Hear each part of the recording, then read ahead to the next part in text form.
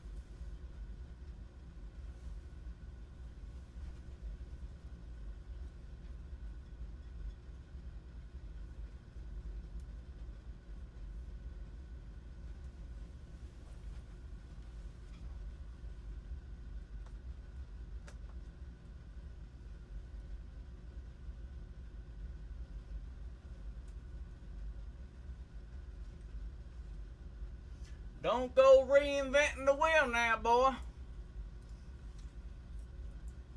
Get yourself a goddamn prostitute. Get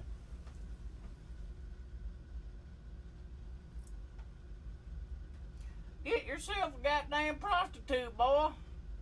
Make you some goddamn more pornos with the goddamn. At least I gotta make pornos with her before she left. Yeah, boy, making pornos. Yeah, boy. Yeah, porno galore. I'm the big porno daddy, you know what I'm saying? The big porno daddy, you know what I'm saying, son?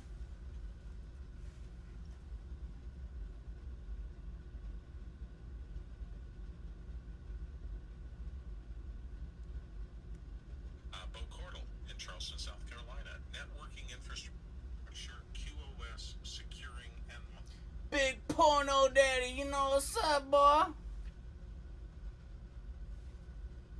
monitoring. Y'all niggas know what's up, man. Start thinking about how to dig into that, understanding VPNs, understanding network monitoring, understanding, like all of those things can be, each one of those is something that we can be talking about at least once a month, and to kind of work through and answer those questions. It's just a matter of finding the right experts for the second hour. Next question. I feel fat as shit since I ate the Taco Bell, man. Leveraging fiber and 5G connectivity for content consumption and creation. Two very different worlds. Fiber and 5G. I think that bringing different vendors in, again, talk about whether they're bonded 5G, single 5G, fiber. Oh, hell no, boy. Types of things. That would definitely be a good one. And as a note for our producers, Be careful with the G necklace. The big G-O-D necklace. The blue cheese necklace. run out of questions.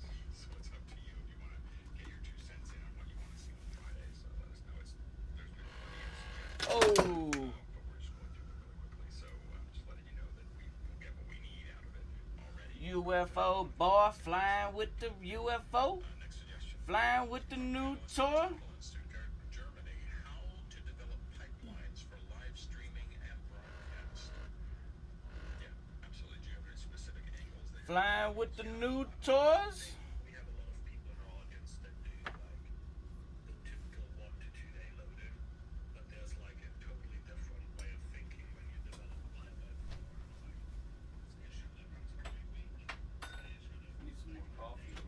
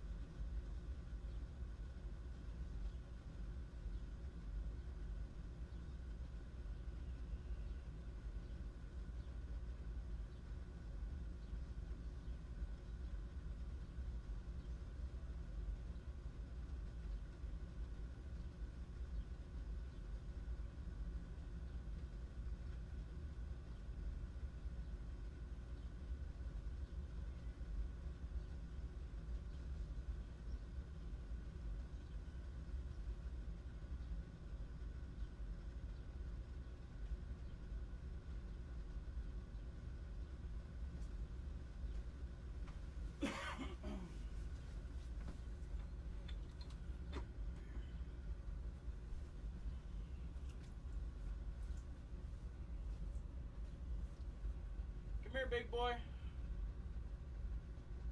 Hi, little man. Hi, big Jun Jun. Hi, little man. Little baby boy.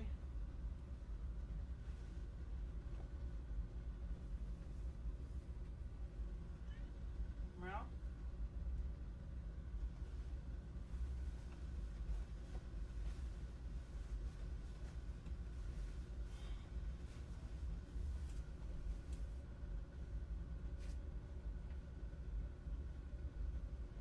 Meow.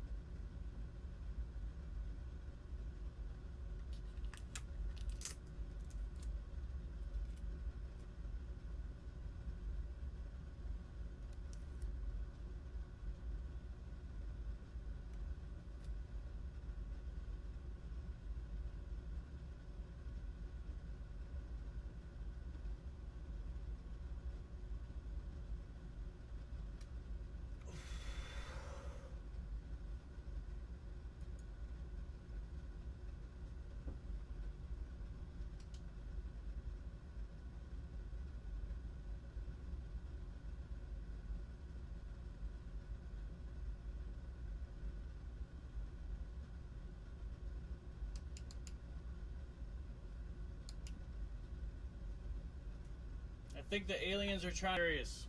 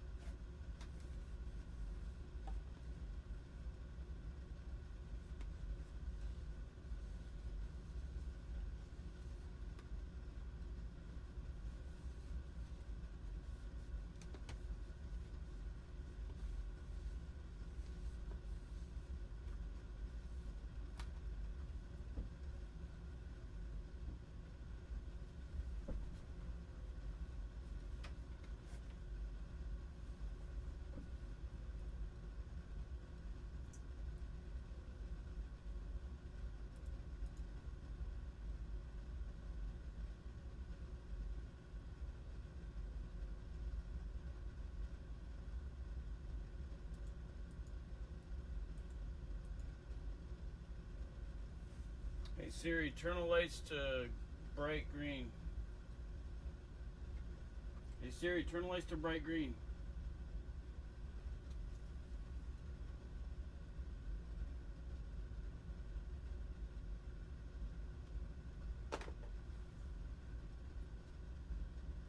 Siri, turn the lights to bright green, dummy.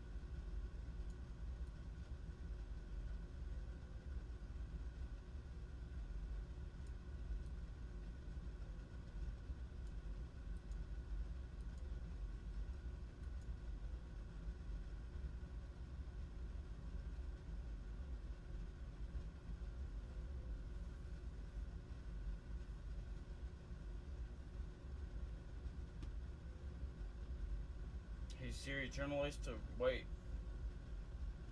There was a problem connecting to my home remote.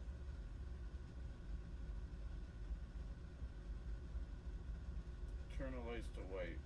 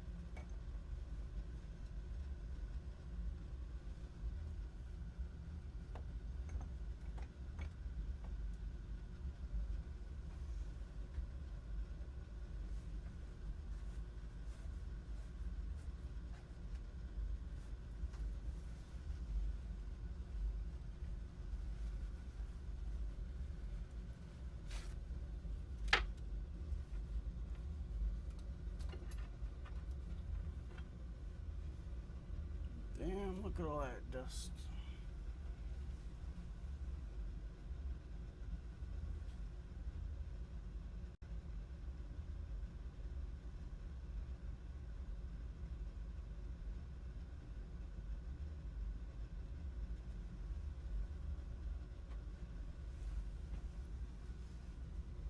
There's some of this stuff is smart dust over here. I'm gonna take this and put it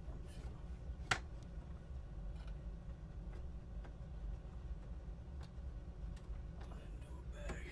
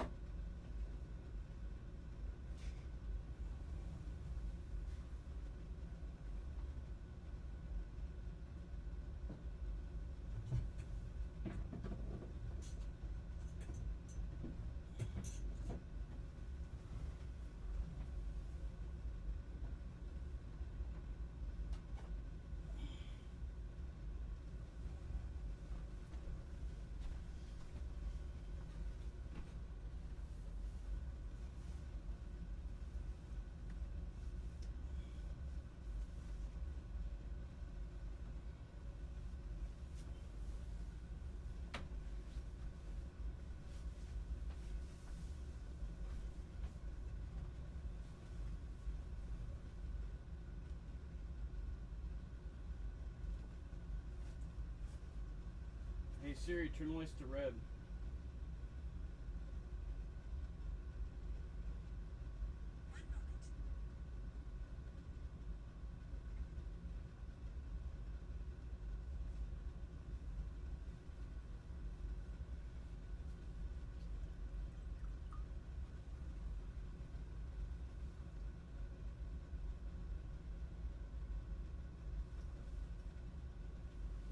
One moment.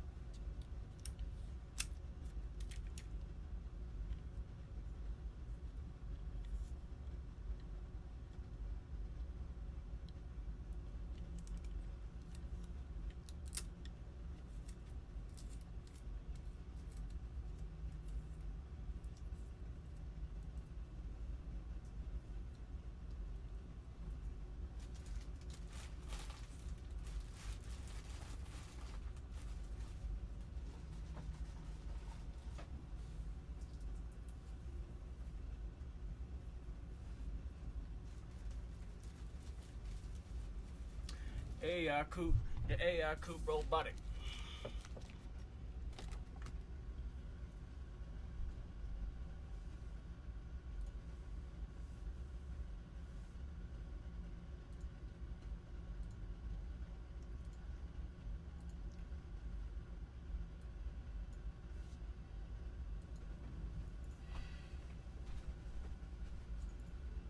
Hey Dad, they're showing the high definition. Thank you very much. Oh.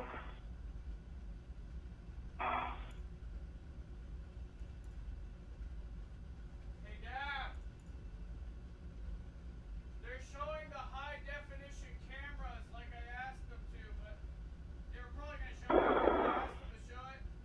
And even on NASA's live stream, they actually have the chat open so you can talk to them and request stuff forever.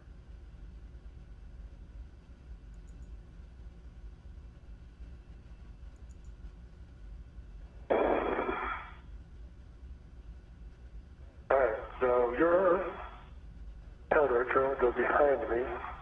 I need to get it up and over my head somehow. Stand by until I come close to you. Yeah. Actually goes behind me.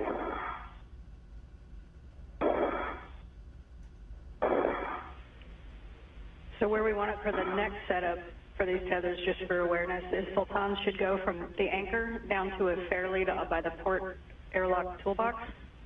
And Steve, you'll also go from the anchor to a fairlead that you're going to put on the lap strut. Yep. Alright, so Sultan. Hey, what's up, Nightmare? The way to solve the How's it problem going? is tether goes behind me, but it's underneath Good to see you. my safety tether.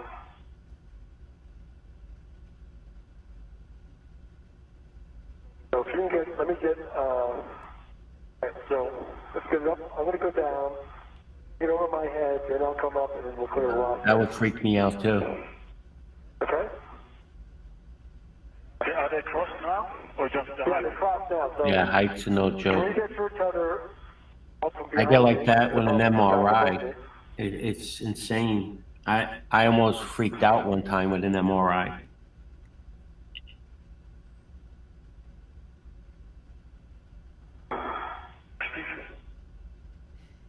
Can you go a little bit nadir as well? What? Yeah. Hey, Dan. Towards me? Just a little bit towards me? Let me see.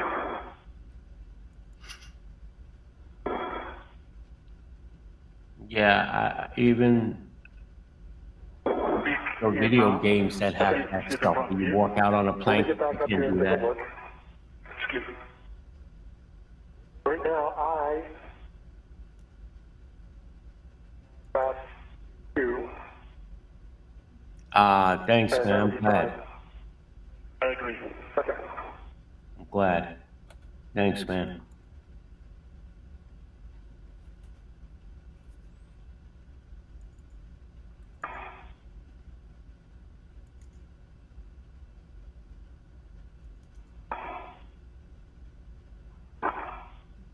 See. Oh, crap.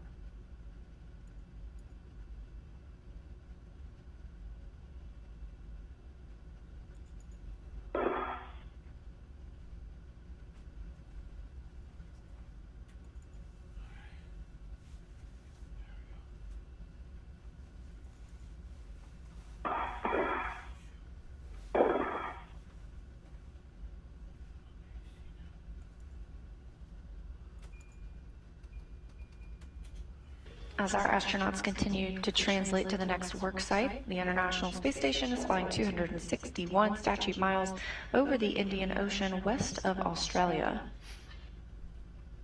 And it just got ordered a small meteorite kit.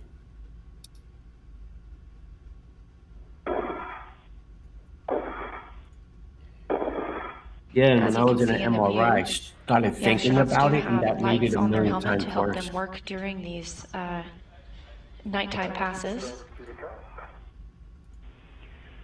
All right, Steve, you're going to go under the MT to the port cedar cart.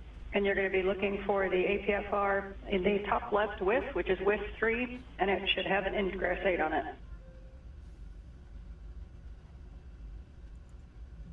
Right.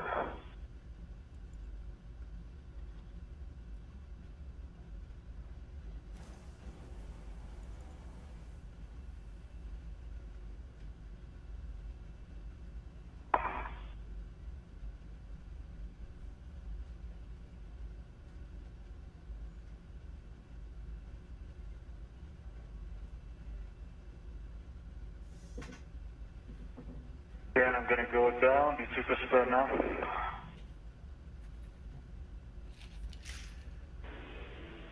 And copy Sultan, yep, you're going to head down the CETA spur,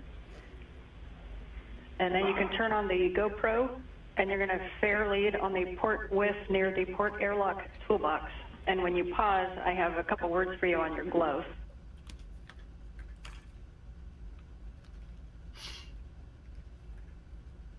Look at that.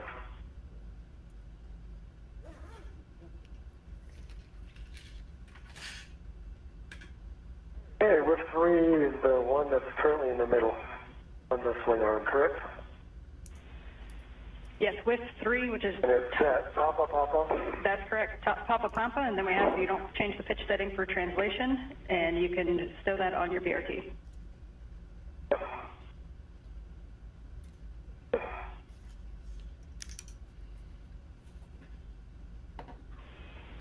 And the final settings for that one are 12 Papa Papa Fox 6 for the R. And do you set at any time hear between here and there. when I talk while NASA's talking, or do I sound real low? Let me know, please. This view from Steve Bowen's helmet camera as he picks up an APFR, articulating portable foot restraint. As overheard, he'll stow that on his BRT, the body restraint tether. He'll then attach it to the Canadarm2, which will be used during the next task when they remove the RFG, the radio frequency group, and prepare to bring it inside the space station.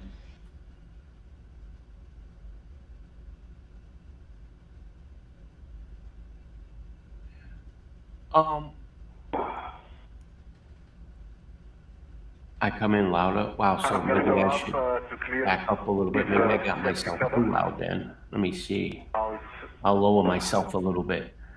Came under my legs.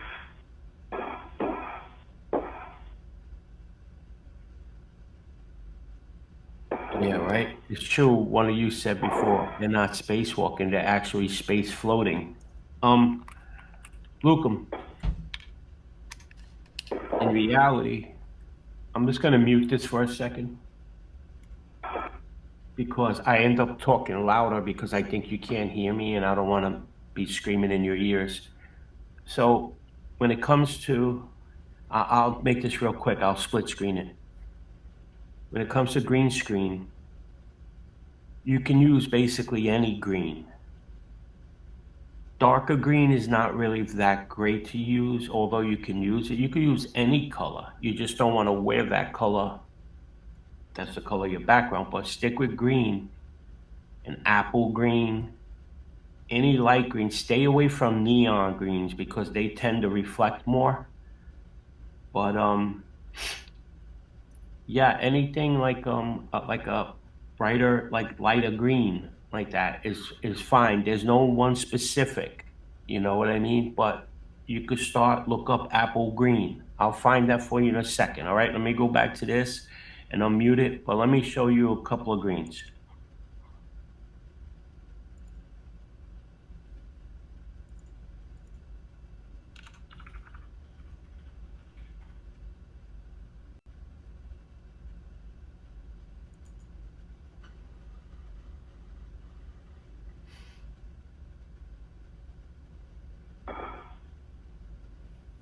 Yeah, be better if I do it on my phone.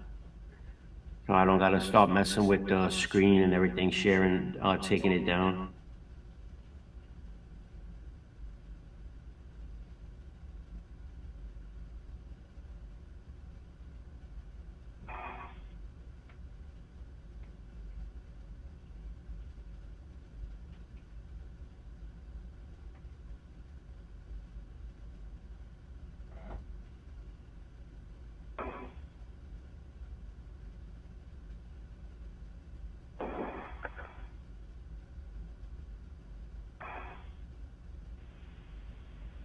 points. Sultan, we see you trying to clear Yeah, that check PGP this out. route. Let us know if you need any assistance. Oh, wait, I guess that's turned on here. Give me a second. I guess green screen is 20. I probably got it on. They crossed behind my place, but I don't want this on, I want none.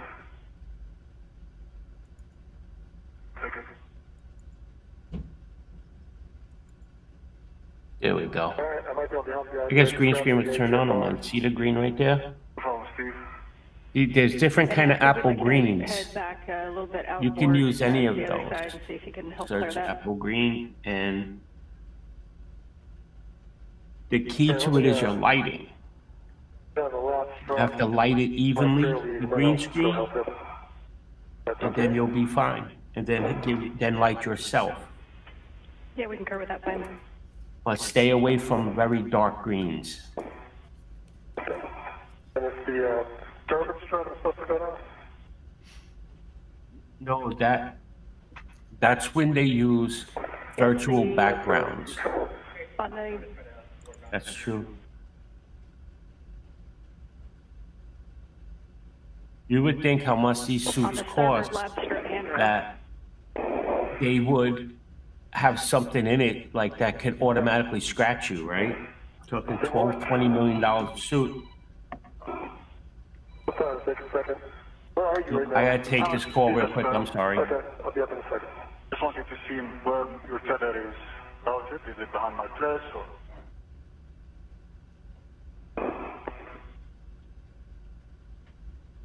Let me get my adjustment.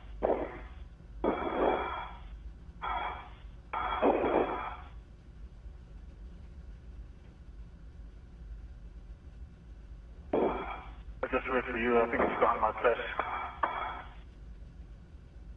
Okay, I'll be there in a minute. Okay.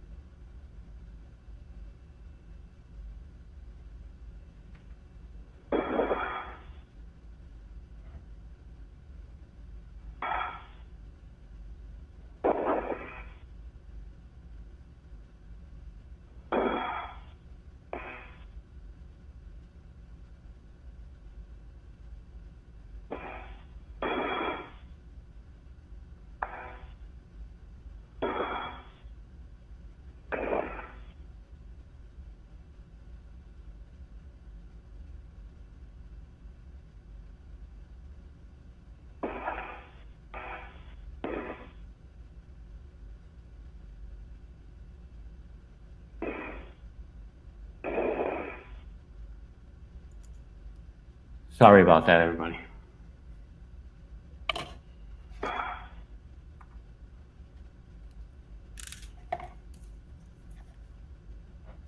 Steve, I think we're clear. Okay, let me check. Let me get my, Yeah, I was right behind my PGP somehow. Alright, so you got it cleared. You see it? Right there. Okay. Then heading down to see the spec.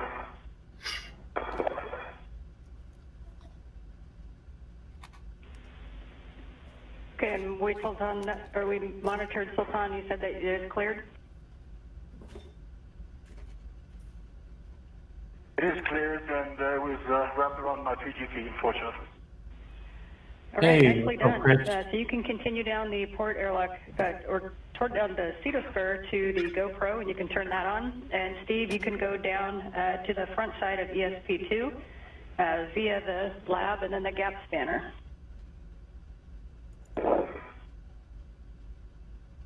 Alright. On my way. Sorry, Chris, I had a quick phone call I had to take.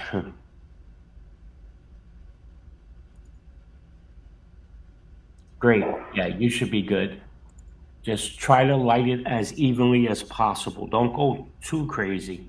And Arlene, just so you know, when you see people doing green screen, you see like their hair goes boom and it looks all crazy. That's because they're only using virtual background.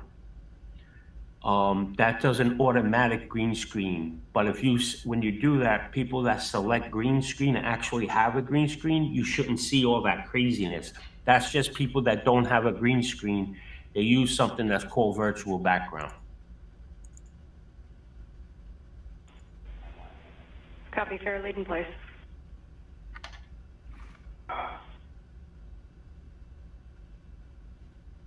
Always good to see you, Chris, my baby.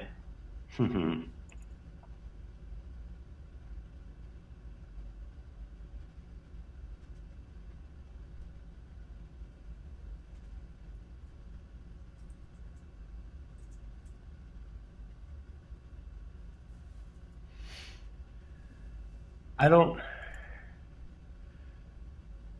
think so. I mean, they always have a little bit of difficulty, but that's because the task at hand. Imagine that. Camera's on. Being dressed in your full winter setup with 3 sweaters on and a giant parka coat with a hoodie and everything, and gloves and mittens, and then have to go and fix your car. Imagine that. Where you stow the coolant back on, and you're going to stow the wire tie caddy. No. Don't apologize. I never pushed the membership stuff. You know that. I appreciate everybody that does join, but I don't look at it like that. I promise you. Like, seriously. I appreciate everybody that does join, but don't worry about it. If you don't, or if something lapses, I promise you I don't look at you as you're a bad person. No way.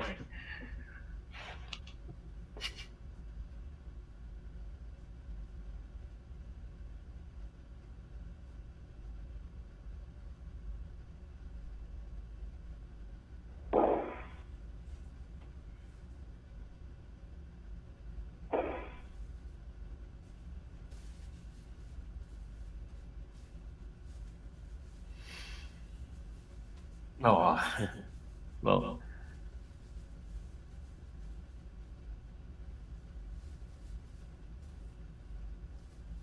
yeah, I forgot. Let me look it up. I believe there's actually miles of cable on this thing.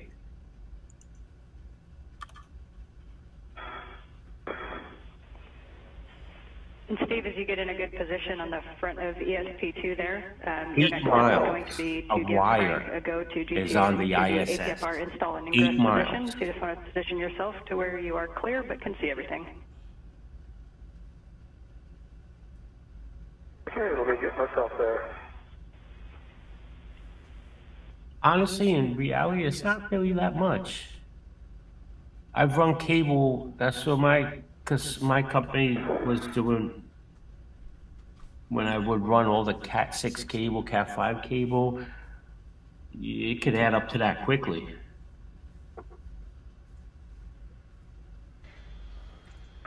Now over 3 hours into the spacewalk today, astronauts are preparing for the next major task on their list. This is to remove the RFG, the radio frequency group, from the S-band antenna.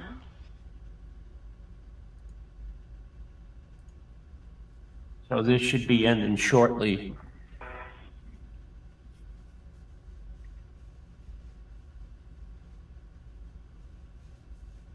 Again, the radio frequency group is the computer and electronics that control the S-band system. And this portion of the system will be brought inside the International Space Station before being returned to Earth for refurbishment and eventual return to the space station.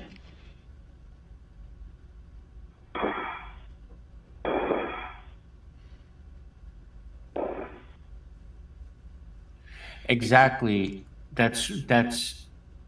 Yeah.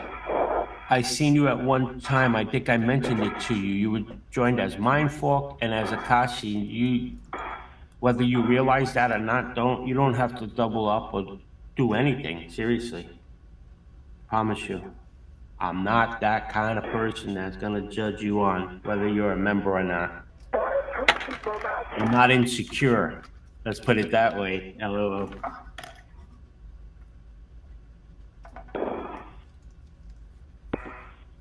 Okay, so that's where we're going.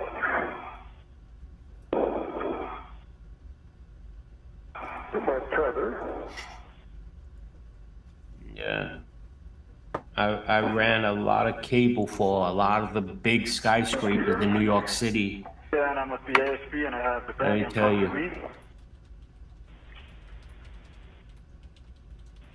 Well, my guys would do all the running. I've installed plenty of cable in my time, boy. Let me tell you. Have time to look at your left hand again.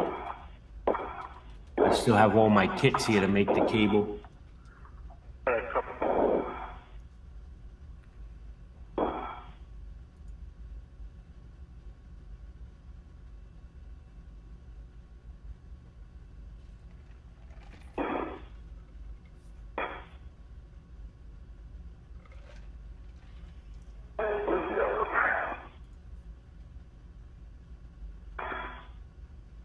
Hey, what's up, GM? And then There he the is. satellite caddy will go into This is my integral dad. bits.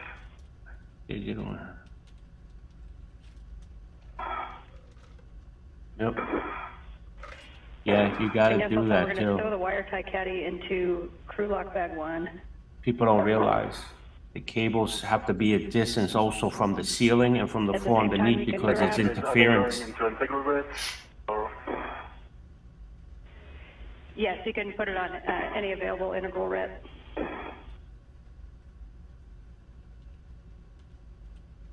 Okay, Frank, you gotta go to GCA to the ingress.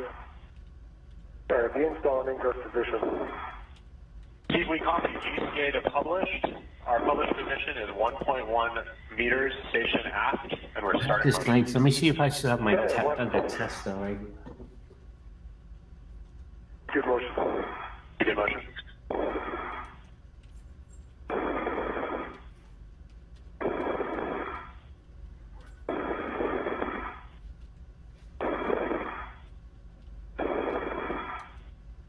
Half a meter to go. Continue to publish. Copy, continue to publish. This thing has proved helpful so many times. Ramping out.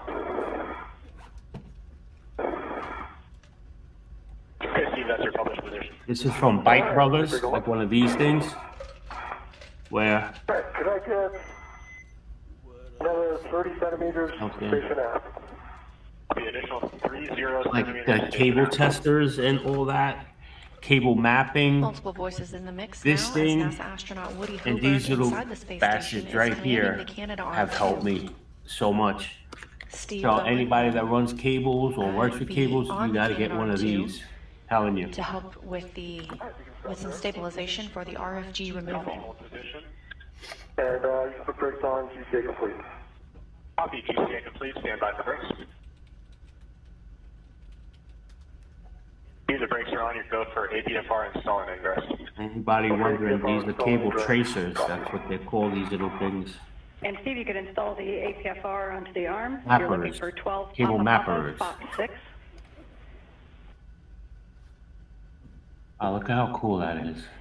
For Sultan, while you have that... Papa Fox 6, okay. Yep, good read back.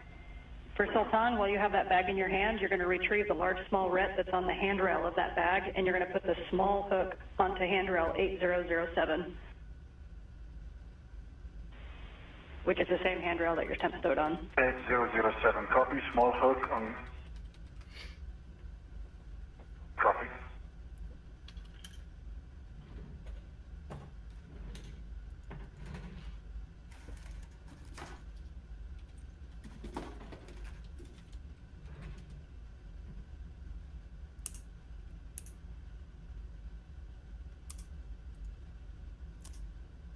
Great view here of Steve Bowen as he handles the APFR, the articulating portable foot restraint, and places it on the Canadarm2, the latching end effector.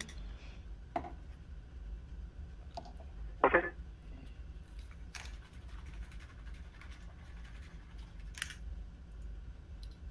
And of course, we have another brief satellite handover.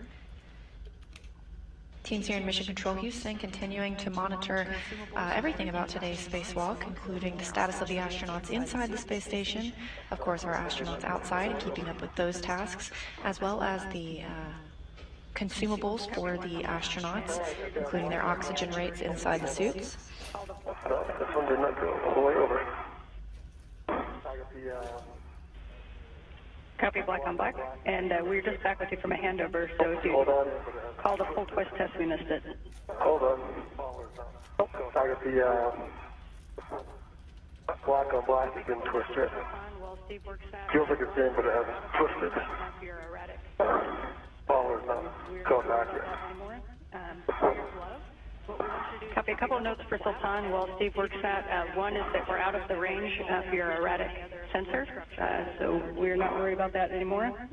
For your glove, what we want you to do is take a look at the flap and see if you can look underneath it and make sure that there's no additional damage to any other of the glove structure other than that RTV.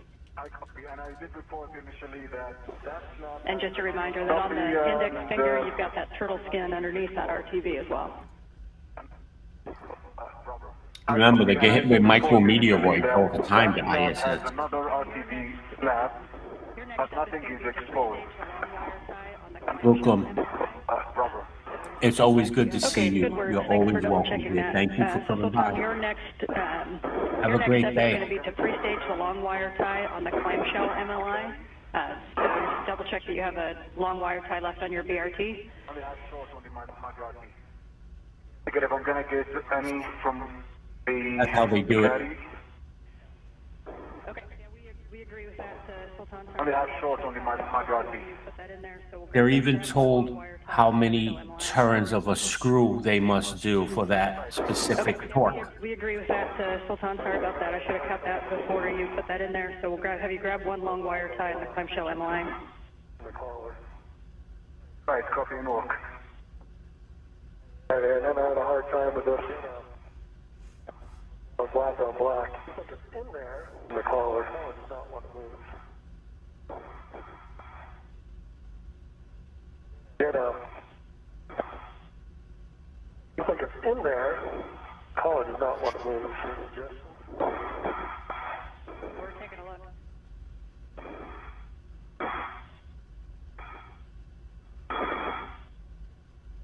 Any suggestions? We're taking a look. That moved it a little bit. There we go. Now it's black again. I cycled but then it came out. Well, cycle it. That moved it a little bit. There we go. Now it's black on black. I cycled but then it came out. Well, Okay, we copy that it might just be on this. okay, now I got 12. Got it black on black, but it's not in. Black on black, gay porno. Okay, we copy that it might just be on this soft capture. It's in soft capture. Alright, now I got a good twist. Hold Wow, on. what a great image that is. Yeah, collar's very stiff. That's wrong. Alright, now I got a good twist. The black on black. Yeah, collar's very stiff. I think that's a big part of this. I'm really glad to hear that. I really am. Okay, Steve. Blocking the 12. Oh, my black on sister's black, here? big I didn't even wiggle see. There she is. What's up, sis? On the ground helping NASA astronauts. And we're checking, Steve. We may have you double check it. Have the install of the articulating portable foot restraint on the Canadarm2. Teams on the ground helping NASA astronaut Steve Bowen troubleshoot the install of the articulating portable foot restraint on the Canadarm2. Give that one more really good pull test, and rather than pulling on the Meanwhile, we saw the International Space Station enter an orbital daylight. just obviously making sure you don't squeeze the power. Okay, Steve, we're going to have you give that one more really good pull test, and rather than pulling on the boot plate, if you could go down to where the load limiter is, just obviously making sure you don't squeeze the paddles and make sure we have a good pull test. All right, that is good. We appreciate the setup. We got a good pull test. Sultan with the RFG. Okay, we're... I got black on black. I got a good wiggle pull test. Okay. All right, that is good. We appreciate the setup. So your next step is going to be to assist Sultan with the RFG setup. So we can have one of you install the wire tie onto the clamshell MLI, and we'll be assessing the clamshell MLI. And then we also need to retrieve the EVA scissors and cut. So we can have one of you install the long wire tie onto the clamshell MLI, and we'll be assessing the clamshell MLI for snugness. And then we also need to retrieve the EVA scissors and cut the MLI strap. Okay, I have the wires here, and I'll install them now. Clamshell. They can't We're open. going to clean up a little bit. Sultan,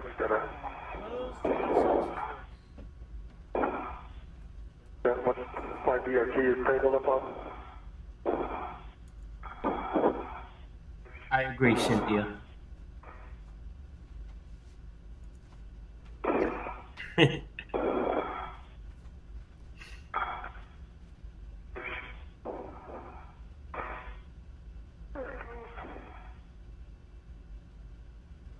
These guys, they know when they're going on a spacewalk. It's not to sightsee, they're going to work, and every second counts for them. They gotta just, it's constant, boom, boom, boom, boom.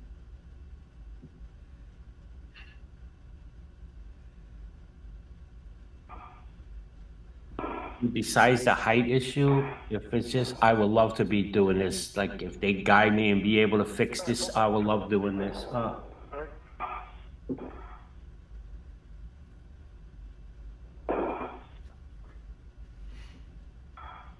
right, Sultan, we're coming up. All right. And Steve, we think what you could start doing is undoing the quarter turn fasteners on the MLI tent. I can do that. And Steve, we think what you could start doing is undoing the quarter turn fasteners on the MLI tent. I can do that. And Sultan, you can move over to that clamshell MLI for the long wire. It doesn't show up on my thing here. I didn't even see your name till just now. I'm just 52 degrees. Can I drop that green hawk somewhere? In the end. Green hawk is Thank you, David. big limit. Can I drop that green hawk somewhere? Imagine that. Attention that the green hawk is, green wheel is big limit. And Sultan, yes, you can drop your... That's fair lead, maybe. So we recommend one method would be to fair lead over by the port airlock toolboxes. We'll check. You can also put your green hooks down. And Sultan, Look yes, at the you can moon drop back your green there. hook. So we recommend one method would See be it? to fair lead over Oh, by wait, the let me port get airlock myself out, toolboxes. watch. But you can also put your green hooks down to get your tethers out of the way wherever you see fit, probably toward the airlock on ESP2. To work. Disregard that, and I think it was We copy.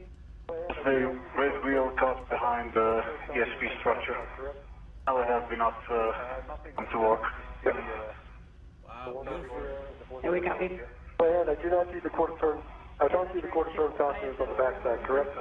And on the Nothing on the deck, just the one over here and the one with the top. yeah. Yeah, that's right. It's just ISS forward and port, and on the high gain side. Starboard side, there's going to be a MLI Velcro. There should be 10 total.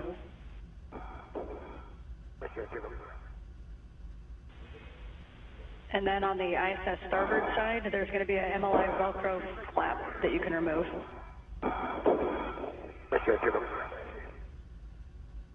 Wow, this is so cool. I love it. All right, let me see what I can do.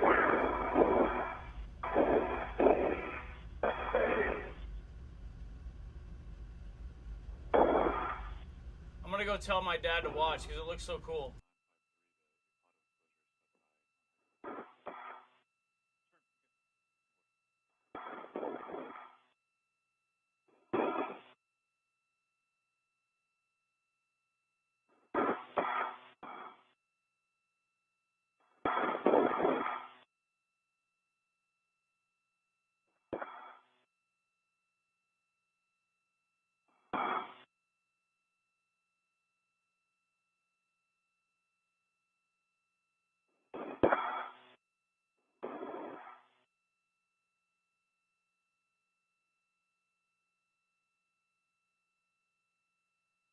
Okay, well, start installed on the once we get through the loops. We copy, Sultan. And just a reminder on the... Okay, well, start installed on the handle we don't want to once we get through the loops. about 7 pounds into the high gain antenna. We copy, Sultan. And just a reminder on the, a couple cautions for you guys around the antenna. We don't want to exert any more than about 7 pounds into the high gain antenna. We want to minimize loads on the low gain antenna. And once we open it up, we want to avoid the white paint on the RFG and minimize loading into the flat face of the clamshell. Think that's enough, Steve, or? All right, good copy. Take one copy. I got to twist it on there. Tuck it back through again. 50.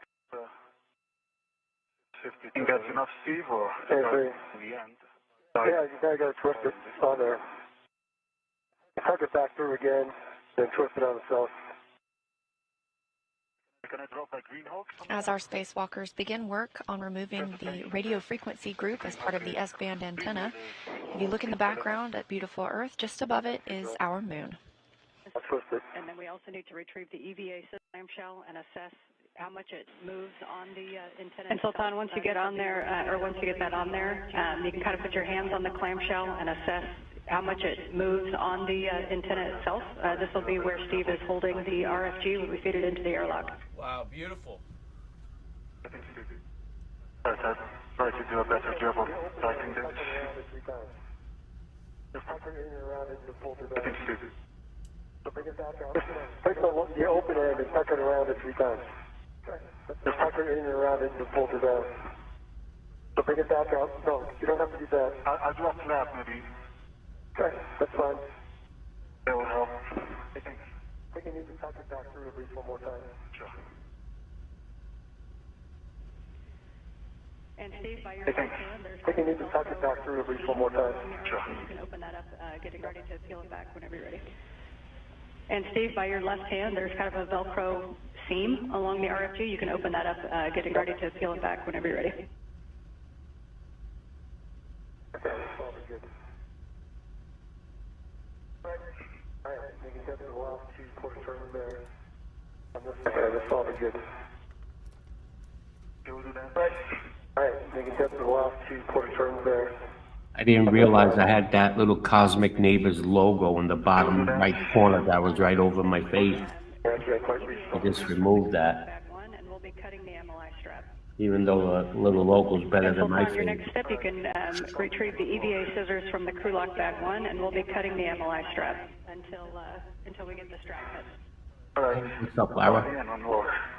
And Steve, we'll have you stand by on the MLI until we get the strap cut. Not sure, but that happens a lot. MLI open. Reminder to both of you that we've seen some MMOD strikes on And the RF. not much, how many times they have to readjust the ISS because it's so much space junk. I'm going to be doing either a video or a show on. Minimize touching any potential. I'm going to be doing a video or a show on that. This week, they're finally coming up with laws. Oh, they're going to put a law in the book or something that, maybe not so much a law, but some rules that start cleaning this crap up. It's about time. There's just too much. You have no idea what's truly up there. It's annoying. Okay, I have my scissors, EVA scissors in hand. Okay, I have my scissors, EVA scissors for the cut in hand.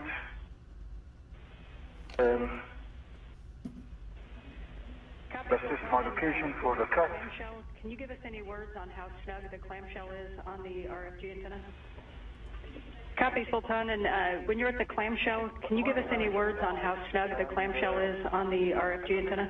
Like a proper grabbing point, but the wire side is tight, and I don't think it's like a proper grabbing point, but it's definitely the wire side.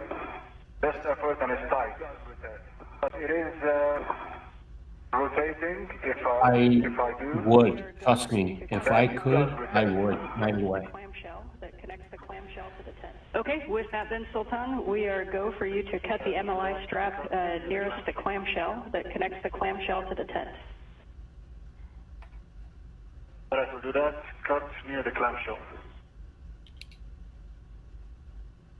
The first step in removing the radio frequency group is to remove the MLI and the multi-layer insulation that has protected the hardware. The first step in removing the radio frequency group is to remove the MLI and the multi-layer insulation that has protected the hardware. That you did get the small end of the large small. The RFG was not designed to be retrieved during an EVA. That you did get the small end of the large small on the handrail, correct?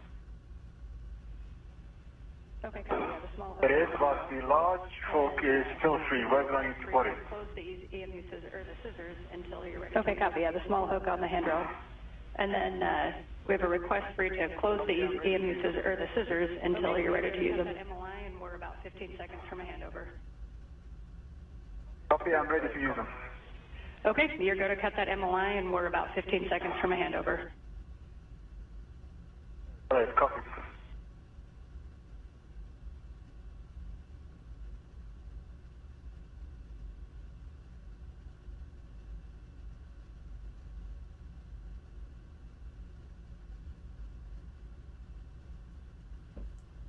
We're lucky to be humans, man.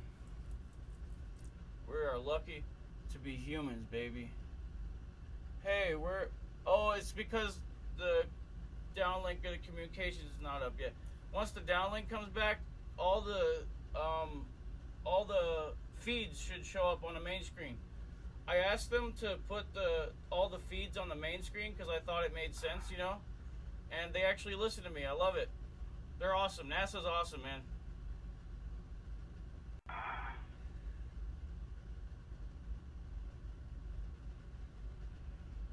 We're back with you on voice, waiting on video.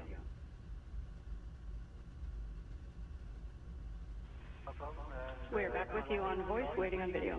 Waiting for words on that. It is no problem, and MLI is cut. Waiting for words on that. It is cut, and with no thought, no residue on the both sides. Just a small slab on the RFG. All right, copy. You can stow the EVA scissors and the crew locks back, and I hope that was fun. We rarely get to cut things on EVA. That's so cool. I love it. And your next step is going to be removing the MLI tent and attaching it to that large ret that you have staged. Right. Steve, we're going to have you move toward the arm and have you start performing your safety tether swap and getting ready for ingress. So for the safety tether swap, you want to make sure you're... Okay, let's talk with you guys real quick. Send me on Facebook, send me a messenger your Discord server, and I'll drop the link in the chat right now. And your first step is to lock your green tether reel. Lock green. Copy, green is locked. Check that your green hook gate is closed and the hook is locked. Green is locked. Copy, green is locked. Check that your green hook gate is closed and the hook is locked. You can now relocate your yellow hook to the... Our green hook gate is closed and locked. You can now relocate your yellow hook to the SSRMS handrail. You sent you a message in Facebook, Blue. Or not? Okay, going on to the yellow hook is going to the SSRMS gate closed. We'll put it on the forward handrail tether point. On the handrail tether point. That's gate closed, slider lock. Green hook to ESP2. Copy, gate closed, hook locked on the yellow on the handrail tether point. Your next step is to attach your green hook to ESP2 handrail 8011. I want to get, 8011. I want to actually go find my own geo. When I go back down to South Carolina, I'm going to go look for them.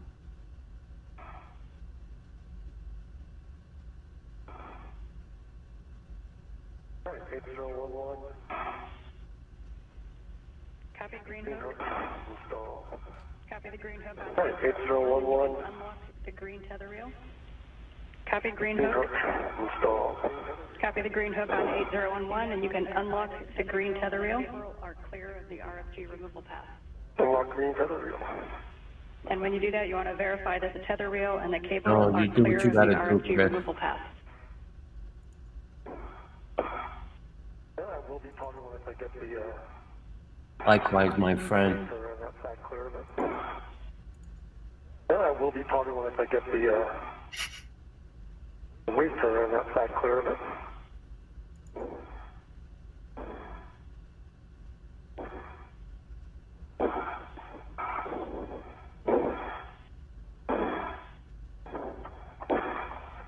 I now have three monitors set up, and it's going to be 4 soon. Because I told you. Let me just do something. This is important.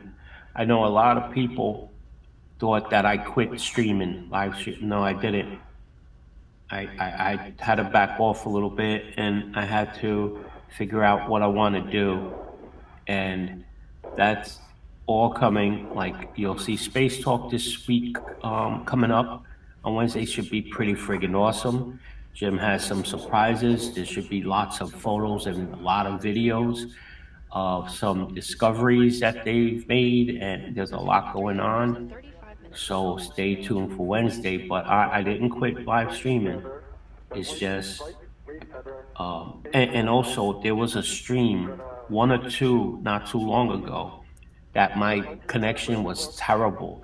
It turns out Fios, Verizon, did an update outside, and we were all supposed to reboot and reset our routers, but they never told us. That's why the connection was so terrible. I was lagging. So hopefully that's all good now. But you know, but Blue, reply to my message in Facebook. Send me your link to your Discord. Let me unmute this. Sorry about that. So basically, I did not quit streaming, obviously, and I'm gonna come with some cool stuff for you all. Trust me. This is gonna take a little time. Got a lot going on, and I haven't been feeling good lately, so. Procedure.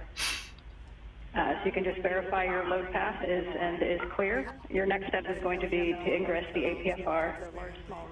Sultan, we see you opening and restraining the tent MLI.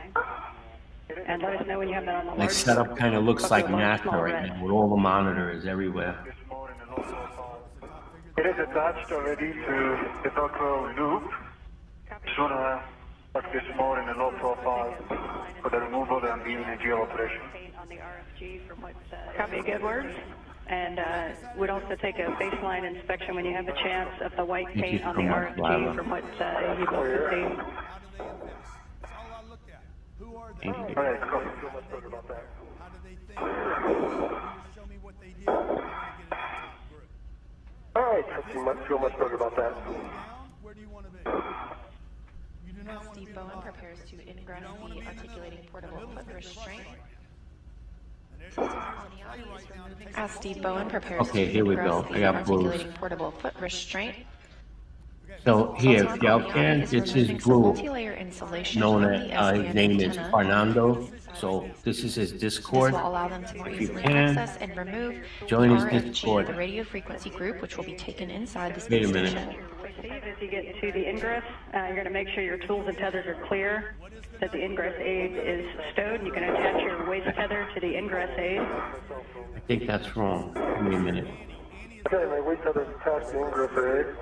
Yeah, that was totally wrong. Detach myself from EFT2 And Sultan, when you're and ingress to the APFR. inspection, we'll take when I got a haircut, when I got Give me a a second. spray, you Copy. gotta do this, you gotta And do that. Sultan, when you're do this complete with the done. baseline inspection, we'll take any words on any Here damage is or flaking Fernando's, and then If we'll she take it. wants to This make is more the money real than link. that, I'm like, here's some opportunities, Annie, to make more money. All right, stand by One anymore. of which I do not want her to do. So disregard that other link that I put up there. If I don't solve this problem for her, she is going to cheat on me at night. How many agree with that? Okay? Let's say I pay her 75 grand a year and it takes $75,000 to live in this town. Tonight, if she's into survival for herself and her family and her fiance, she is going to hustle. That during link the that night says and the Discord, weekend. that's the good That link. becomes a problem for me. Her disengagement or her problem becomes inherently my problem, right or wrong. So what I'm going to do is I'm going to put together, look, Annie, here's the deal, back to this page. Her problems are my problems, okay? We're going to pay you $75,000 a year. It's going to probably cost you $78,000 a year to live in this town. I don't know, maybe not. Maybe she can figure out how to split the rent with her fiance and they split rent, okay? And she's got $17,000 left over. It's still a problem for me. So what am I going to do is I'm going to have a business that builds in bonuses for her so she can earn more money if she is truly interested. Okay, what'd you make last year? She made $220 last year. She made $150,000 in bonuses, not bringing me coffee. Okay, and she did it without having a side hustle. She hustled while she was at the office. That was my job to create that for Annie. So I'm like, Annie, this is what you're going to do, man. Make sure I got my coffee, my egg bites, my x-rays, my schedule, blah, blah, blah. I get my hair cut. I'll pay you X. I'm never going to pay you more than that money for that. Don't come to me and ask me for more money. If you want to make more money, you slide right over here, go into my phone, and start grabbing all these contents and making sure people that are hitting me for this or that or that or this are involved in these things. And for that, I will pay a bonus on your productivity. Everybody with me? Right? So the NBL, the NFL, the NBA, the MLB, you guys that hire people, how many bosses in the room? Just put a boss, put a big B if you're a boss, if you're hiring people. Okay? You guys need to figure out other people's problems, and you need to create products and services that don't solve customers' problems, but that solve Annie's problems. Many of the products we have, including what's in this room right here, you guys are in this room? Okay, we didn't do this because we needed another $15,000 or whatever you guys paid for the ticket. We did it, we do this to create easy things for our staff to sell so they can be paid bonuses. Okay? It makes it easy for the sales team to say, hey, we got 15 spots. They're overpriced. It's ridiculous. You get to spend 3 days with Grant. Very small group of people, and insane people like you decided to do it. Give yourselves a big hand. The ballers. Fucking crazy people. What did you pay for that seat? Oh, somebody else paid for it. This guy's a genius, okay? All right? Okay. So where do you want to be, okay? Where do your people want to be? Now, if Annie wants to be in the upper wealthiest, okay, she's making $220 right now. That don't get her into the club, okay? What is she going to have to do to get in the club? She's going to have to scale herself out of that job. She's going to have to exit the little job and the security, and she's probably going to have to go backwards for a second, go work for herself, start her own business. 70% of them will fail, by the way. Probably 90% within 5 years will fail. Or she could start to learn how to invest like become a millionaire employee and start to invest money. She will start to have to take her money, quit worrying about how good or big her wedding is, and start to figure out how to focus on the wedding's going to last for what, a day? Plan it for 6 weeks or 6 months? Okay, what they should be doing is putting attention on assets that will take care of them when they're having babies, and 10 years from now, or 15 years from now, where, you know, the luster's starting to burn off. They're not as excited. They're starting to have to face the problems of life and the struggles, okay? What class you want to get in? Number one, you will never change your money until you start looking at it every day. You want to take these notes? You'll never change your money until you start looking at it every day. Number two, confront your money and take a moment to look at your money. First thing I do every day, first thing I do every day is I look at what do I have? Also, you could add this, okay? Assets. You could start looking at your assets. Okay, now I want to bring Jared up, and we're going to do an exercise right here based on the first hour of information that you've been given. Jared, go take it away. For GC, guys. Give it up for GC. Okay, so we're going to do a financial exercise here. Okay, so we're going to do a financial exercise right now. Question number one is, what is your current financial class? Just go back to the pyramid. Go back to the pyramid. and look at your class and where you feel like you fit in. List your current monthly finances out. So gross monthly income, investment income, additional flows of income, total monthly income. Number 3 is list your expenses. Number 1 household expense is your taxes. Okay, so how much do you pay in taxes every year? That is an expense. So you have to make sure that you include that. Most people, when they go through and they're doing a budget for themselves, they go through, they do their rent, they do their car payment, their insurance, their cell phone bill, eating out, cable, electric. They go do all those bills. They forget the biggest bill that they got, which is income taxes. So start to list out all of your monthly expenses. If you got alimony, put it on there. We're going to use these numbers later in a later exercise, so it's important that you guys take the time to get everything listed out. Number 4, how much additional savings or investments, debt, or passive income do you have? So how much do you have in a savings account? How much do you have in an investment account? How much do you have invested in your business if you've invested your own money into your business? How much debt do you currently have? And how much passive income do you have? Number 5, who influenced your ideas about money? Who were the people that influenced you most about money? What did they teach you? And more importantly, how much money did they have? Like, my parents never told me, hey, if you want to live the type of life you want to live, you got to get rich. Like, you got to make a lot of money. You got to make millions of dollars a year. But they loved me. They did love me. I had to go to Uncle G for the money advice. Okay, number 6, how has this individual influenced the way that you view money today? What kind of opportunities do you feel like you've missed out on by not having your finances in the condition that you would like them to be? Number 8, what is your target income? We hit on that earlier. Number 9, what would you invest in order to reach your target income? Don't think about money here. Think about time. Think about energy. Think about the things that you would be willing to do in order to hit your target income. And then number 10, this is a big one. What would you be willing to give up? You know, one thing that Grant always says is you need to surrender the position that you're in right now if you want to move somewhere else. So you have to give something up. And that could be habits, it could be people, it could be things you're spending money on, it could be a lot of things. But in order to make a move, you typically have to give something up first. You have to give something up first so that you make space for the new thing that you want to add in, okay? So we're going to take, let's do 12 minutes. Let's do 12 minutes on this. This is kind of a meaty one. We are going to give you guys 12 minutes to go through this exercise.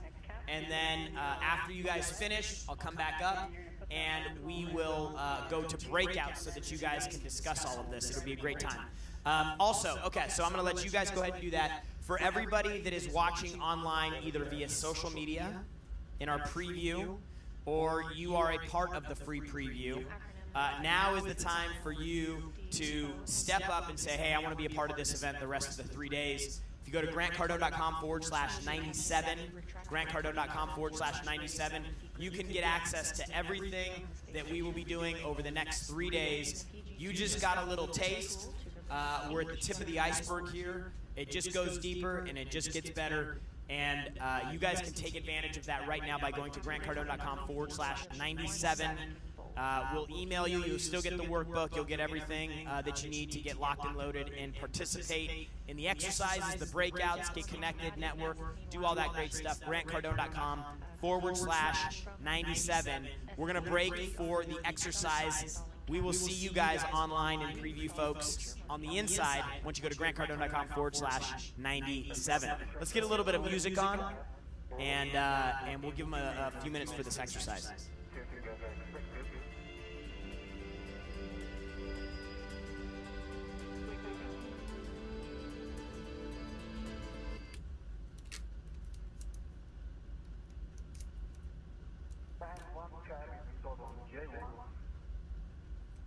The other one is looking for the better language.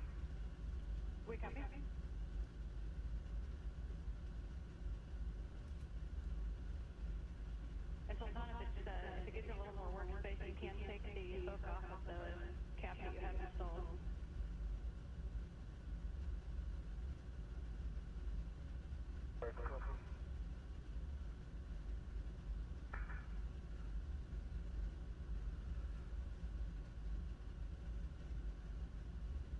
Full scan installed. Full test. Using the hooks. Nicely done. So you can release those hooks, and Caddy's going to go back to the crew lock bag. And then when you're the crew lock bag, you can pick up 2 large small reds, and you'll be handing one of those over to Steve. And we can have Steve start to drive bolts while Sultan continues to tack down the cable.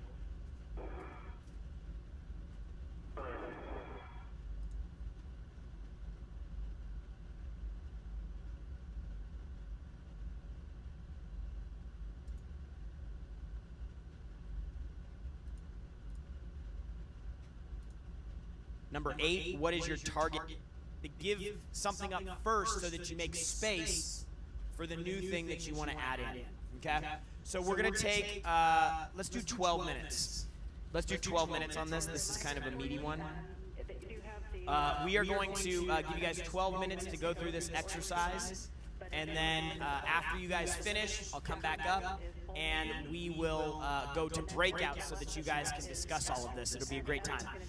Also, okay, so I'm going to let you guys go ahead and do that. For everybody that is watching online, either via social media, in our preview, or you are a part of the free preview, now is the time for you to step up and say, hey, I want to be a part of this event the rest of the 3 days. If you go to grantcardone.com/97, grantcardone.com/97, you can get access to everything that we will be doing over the next 3 days. You just got a little taste.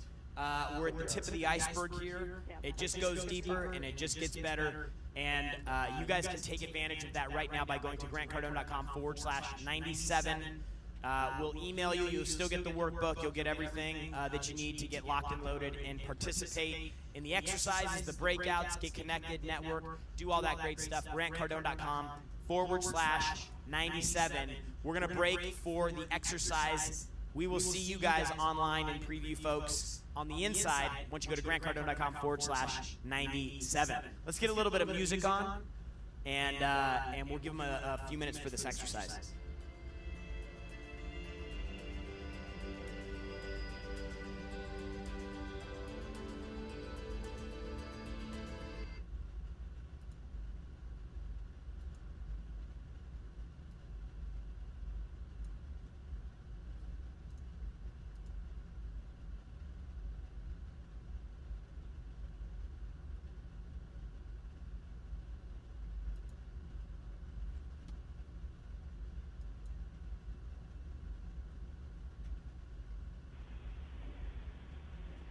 And one more orientation note for you, Steve.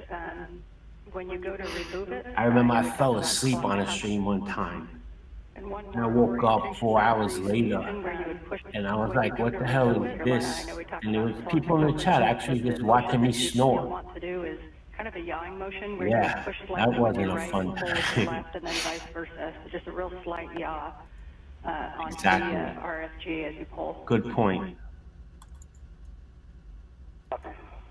Just keep it physically flat. And it's way safer than drunk driving.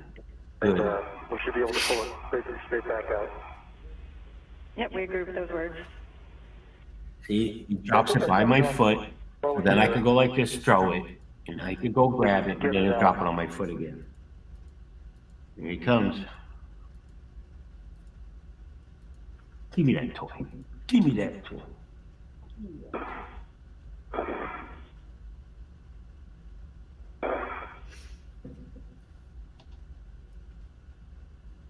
I think you're ready, Steve. Yep, just waiting on the duration, the large swallow. Max, everybody say hello to you.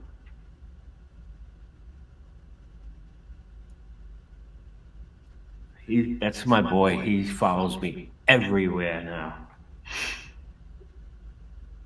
He is literally my shadow now.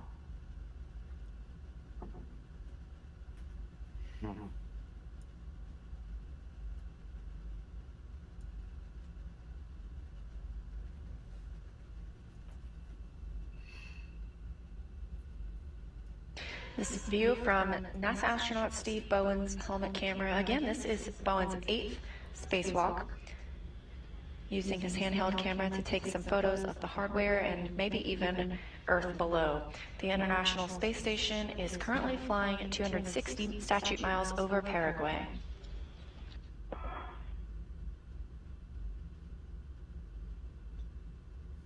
Give you a small hook. Copy. I have the small hook. And now let me get that in place.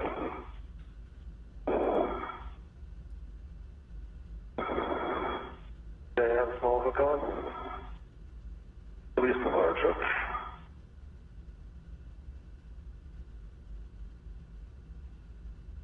So a statute mile, because I need to make The large sure, hook is going on the RFQ. is equal to 1,760 Yeah, yards. we see that the large That's small one is on the statute RFC, mile. so for Sultan, you can move back to the Kulak bag, and actually we need actually not quite yet, so we're going to have you secure the stanchion cables P1 and P9 to the stanchion with a wire tie, and then you can stow the cat keeper there in Kulak bag 1.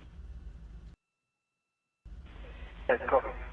And for Steve, we are ready to drive the bolts. Just a reminder around the RFQ to watch for sharp edges. Your PGT settings are Bravo 1, counter 2. Let me get scout check down here. Power is on. Decal. Motor.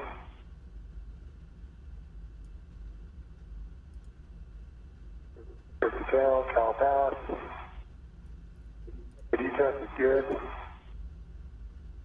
And 41.17 volts.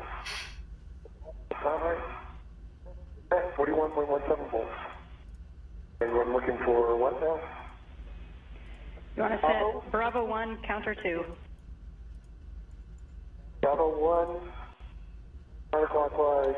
Yes, You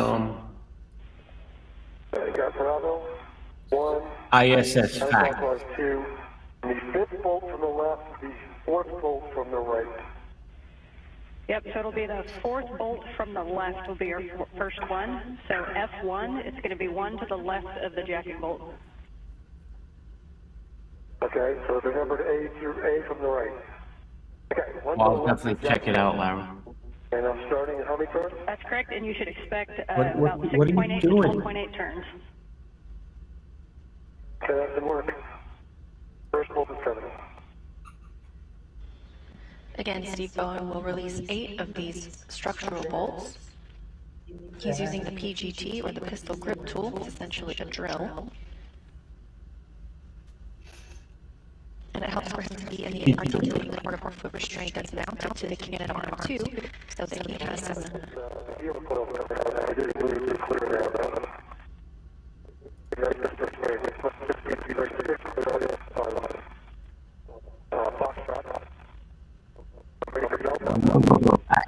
Copy, we are ready for Delta.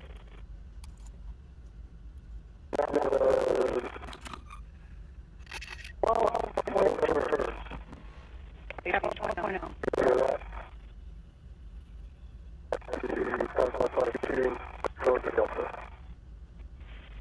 Concur. Having stable footing during these turns keeps Bowen from rotating away. Who comes back?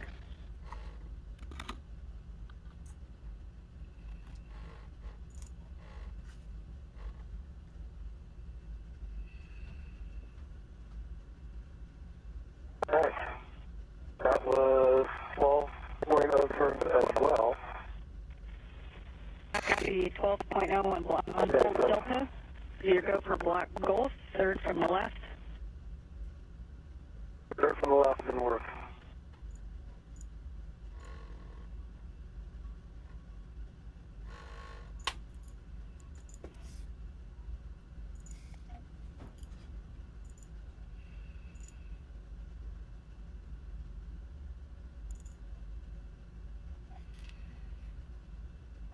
That feels like it's clear as well.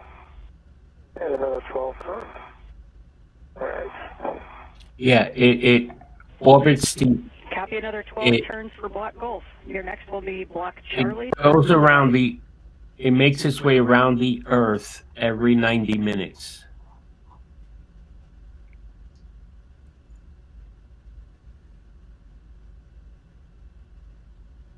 Yeah, exactly, Lara.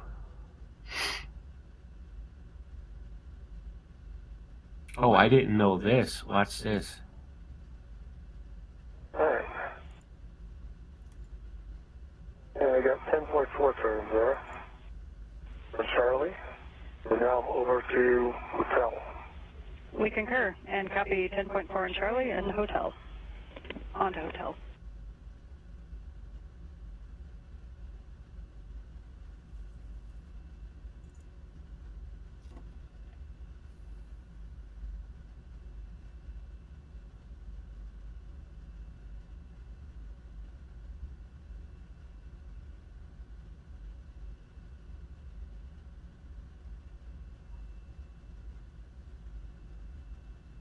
And 10.5 turns on hotel.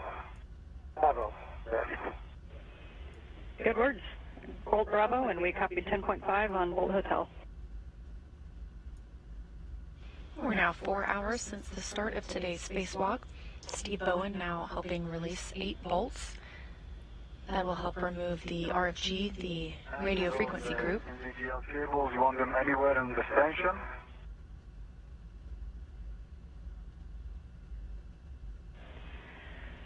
Yes, Sultan, you can go anywhere onto that stanchion so that they're secure and clear of the RFG removal path. Take care. Thank you, Cynthia, for coming by. Get some good rest. And now Here's something with a link for you. This is information about the space station, but also how you can spot it and find it and know where it is at all times. Check this out. And Sultan, just to clarify my last, we want those cables tacked down to anywhere that's on the same structure as the RFG. Understood. It's going to be on the same station that's carrying the RFG. Spotthestation.nasa.gov.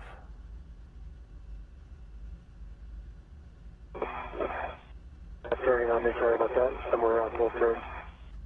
Okay. Alpha.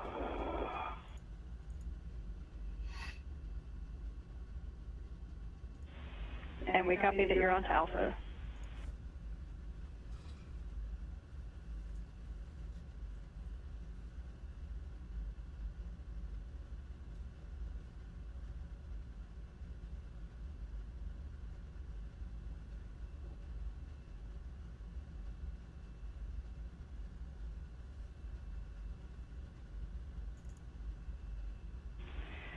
I got 13 turns there.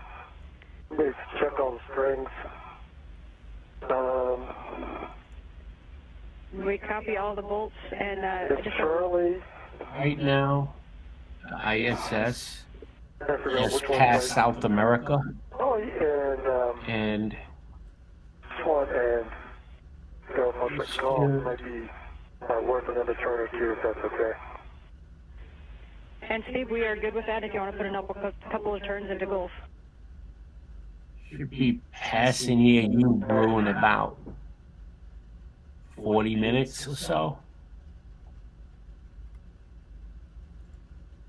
And they all seem run out.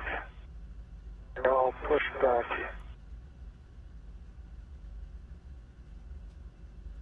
Okay. That's good. I think I'm ready for Echo. Okay, and we're going to stand by one and get Sultan in a position to monitor. Thanks for sharing that. Bowen has released all 8 structural bolts from the radio frequency group. And so, Sultan, we'd like you to move into position to see the aft side of the RFG during removal. Reminder for both of you is that after the center jacking bolt is released, we only want to pull the RFG towards Steve, not up. And to beware of sharp edges on the stanchion mounting plate and the RFG base once that RFG is removed.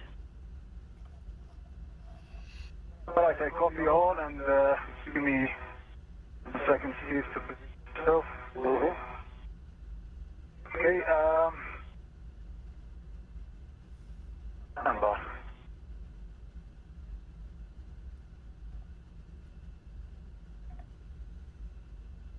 The this view from Sultan Al-Nayadi's helmet camera, who's moving into position to help with the removal of the RFG. Bowen will remove one more bolt, known as the jacking bolt. The hardware will then only be in soft dock.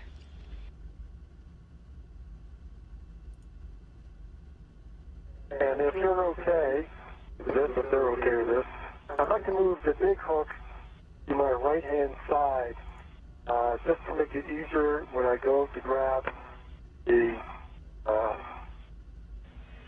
And Steve, you are go to move that. Thank you. Sultan, for your positioning, we specifically want you to look at the aft side of the RFG where that soft dock catch is and monitor it tracking. Thanks. I'm going to restart the stream. I'll be right back. I'm going to restart the stream in 1080p. Probably one counterclockwise to 24 to 30 and a half turns. That's going in work.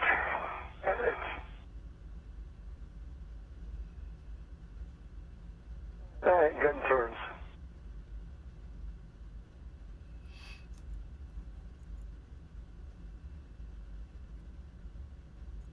Okay, torqued out at 4.64 turns at 12.1 pounds. And we copy, stand by one.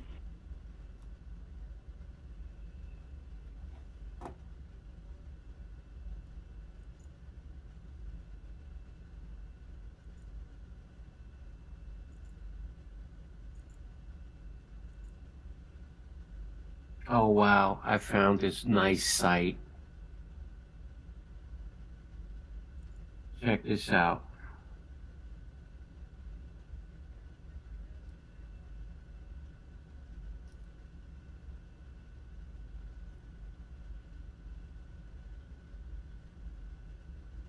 Where the hell? Oh, here it is.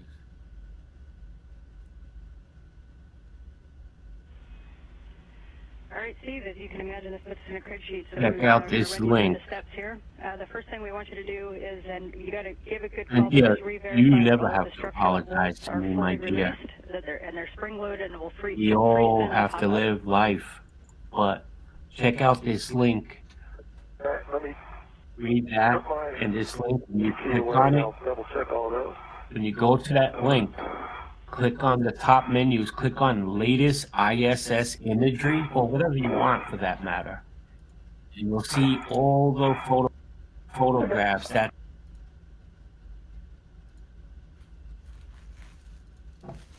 Negative. To me, it was the same, and I didn't see any apparent motion. Yeah, everything seems loose. Yeah, everything seems loose.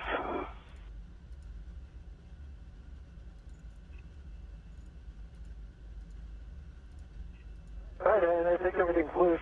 Good spring on each one of them. Obviously, sometimes hard to tell when you can't turn. Yeah, they all seem to spin, actually.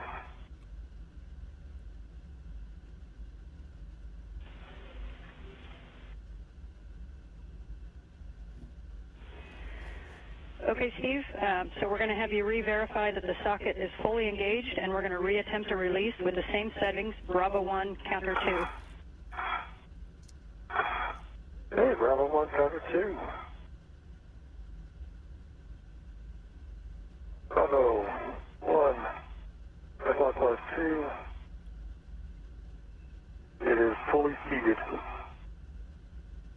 And torque that with a 2 additional turns. We copy it torqued out, stand by one.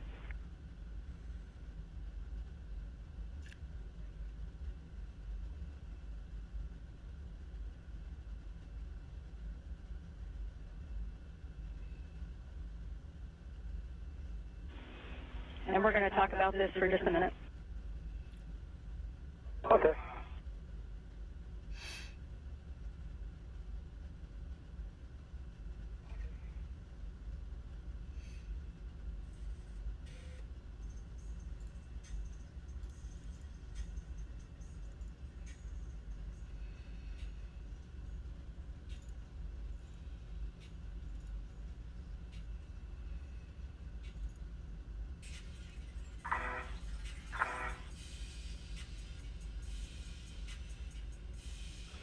NASA astronaut Steve Bowen and United Arab Emirates astronaut Sultan Al Nayati are on their first spacewalk together, the fourth of the year. Still no words for you quite yet, but just for your awareness that we're talking about it because with the low turn count that we did get on the jacking bolt, it tells us that it's still engaged in the aft section. So we were talking about our next steps. I agree. Yep.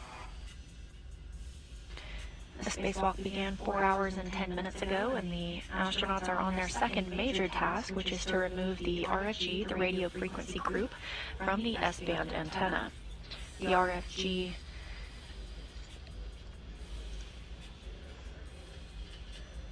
is the computer and electronics that control the S-band system. Bowen just released 8 structural bolts and is working to remove the one jacking bolt.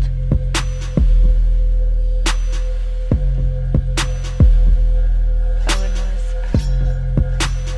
able to execute fewer turns than were expected when using the pistol grip tool. Have you put your PGT on Bravo 1 clockwise too? So we're going to basically drive it in a little bit and then reattempt a nominal release torque. So we're going to drive the bolt only one turn on Bravo 1 clockwise too. Okay.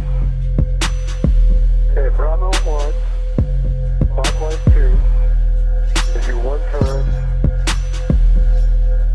Yeah, drill. Good words. That's fully seated.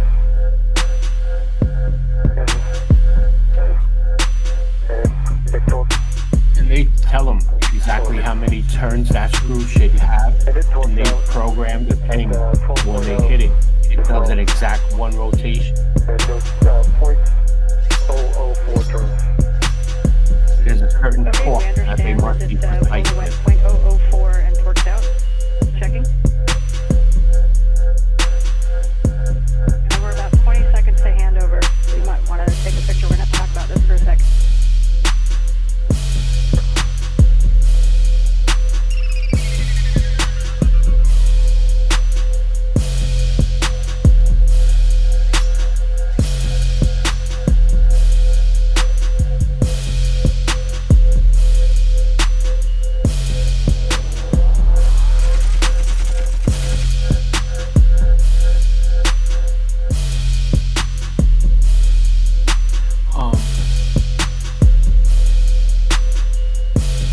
Yeah, back to that.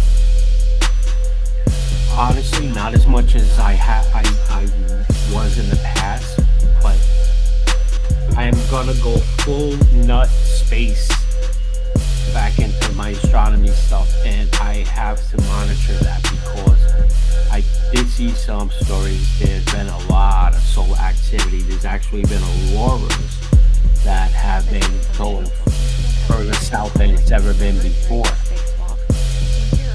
which means those are pretty big CMEs smacking us. The radio frequency group that Bowen is working on is using the pistol grip tool to remove the jacking bolt, and has given fewer turns than expected. Yep. Teams previously have outlined several different ways they can troubleshoot this. They are working through those right now.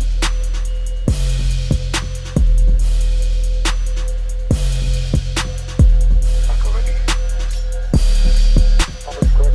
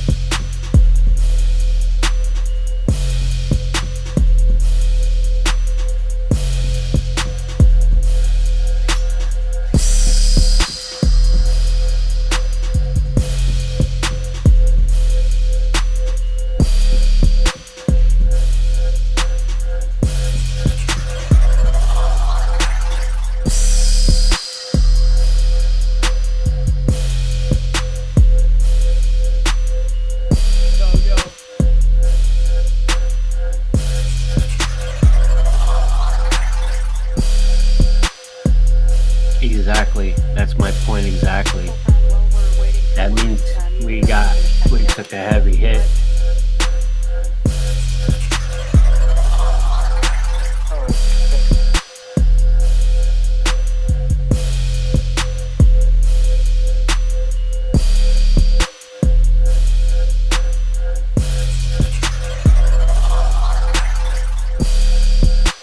So when you're having problems with your cell service at some weird times, or certain things you're doing on the internet and you can't, we right away will blame like the internet company or the phone company or this and that. But there's a lot of times it's actually these solar storms that are causing the issue, because then all of a sudden things are working great again. So it happens a lot more frequently than we think.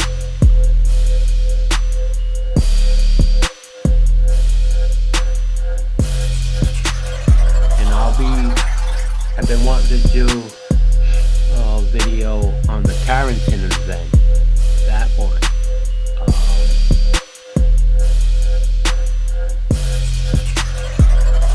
That's huge. I mean, think about it. It fried, when that happened, I think it was in the late 1800s, it fried all the telegraph poles, the wires and everything, so that was that big technology back then. It fried all of those, the Carrington event. So imagine today, we got hit like that.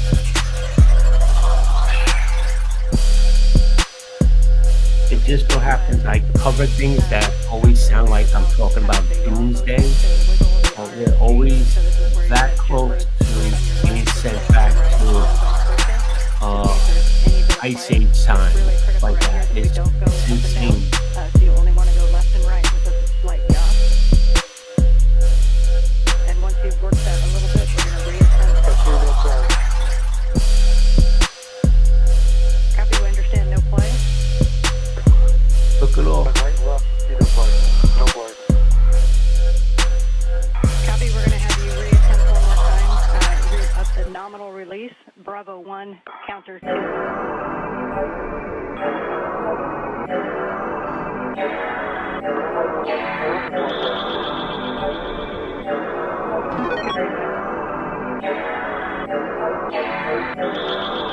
All the stars in the background, and people think, oh, it's fake because you see the stars on top of the equipment, and it looks like, oh, that's reflections.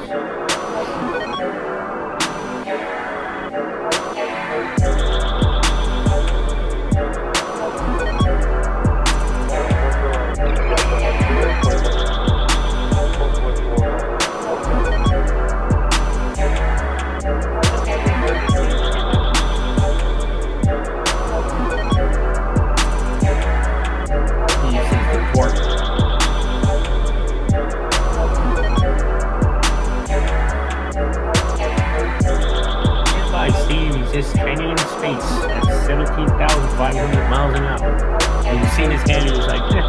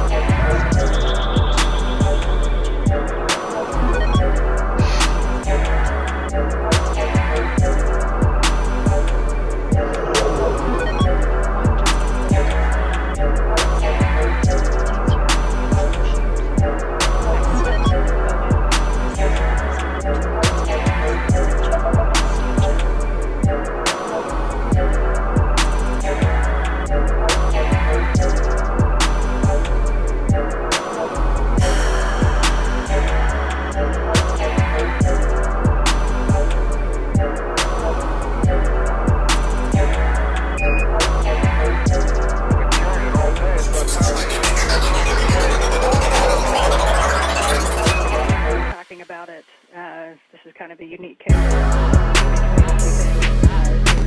Back to you.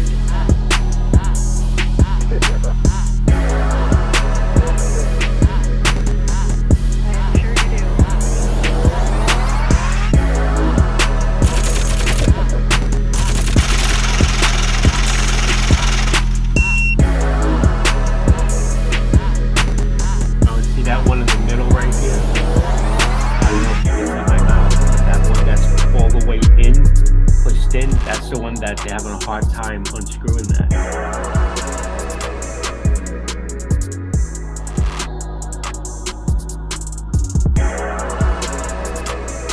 That would be me. I would pull out my Swiss Army knife and go, I got this.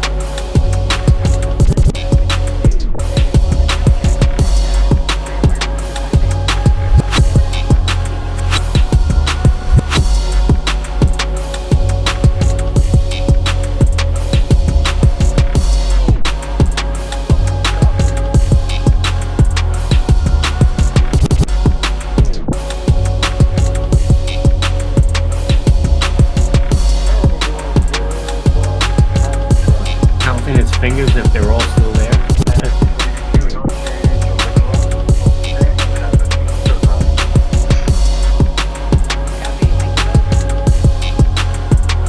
Agreed, David.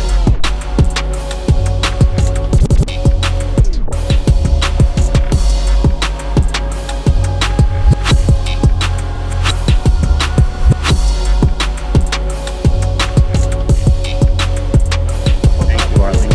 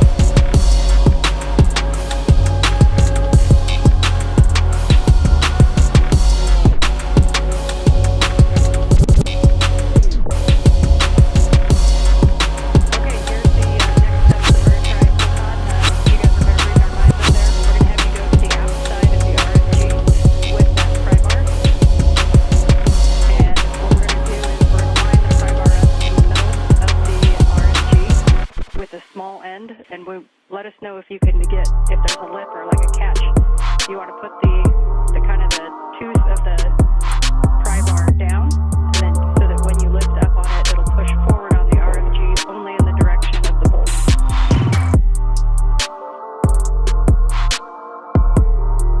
I think I have a small lip here. And myself make this indentation, and then my bot can be positioned.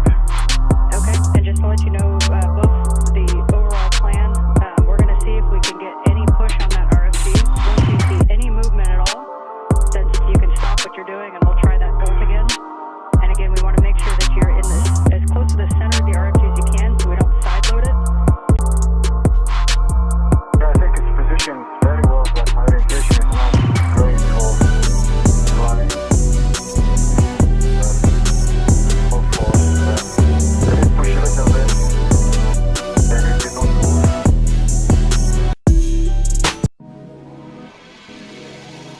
Okay, Sultan, then you can reposition as you see fit to make sure we're getting a good force impulse or press smoothly onto the outside of it.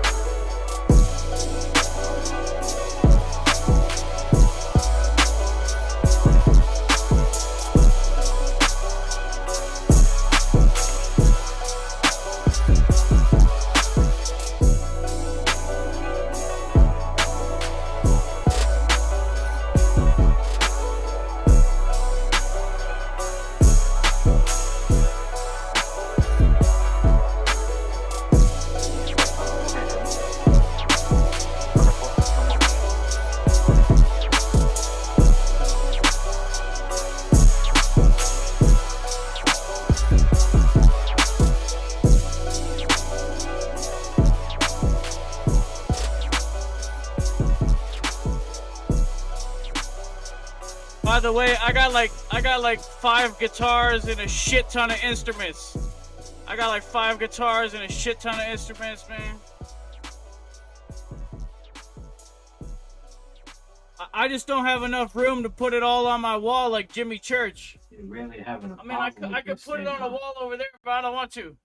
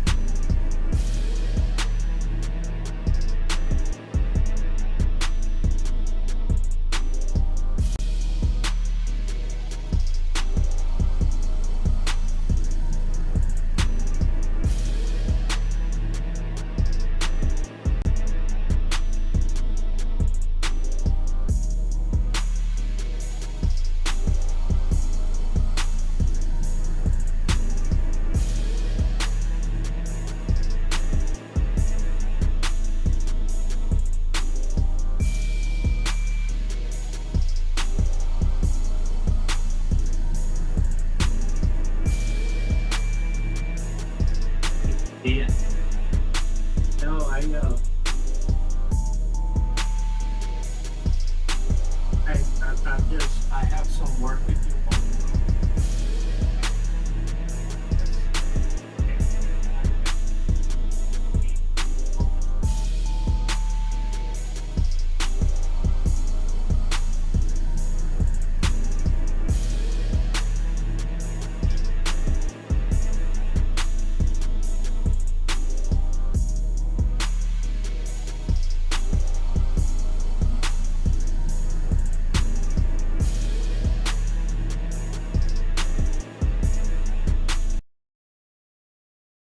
What do they call it? Life. Life kicks in. It is.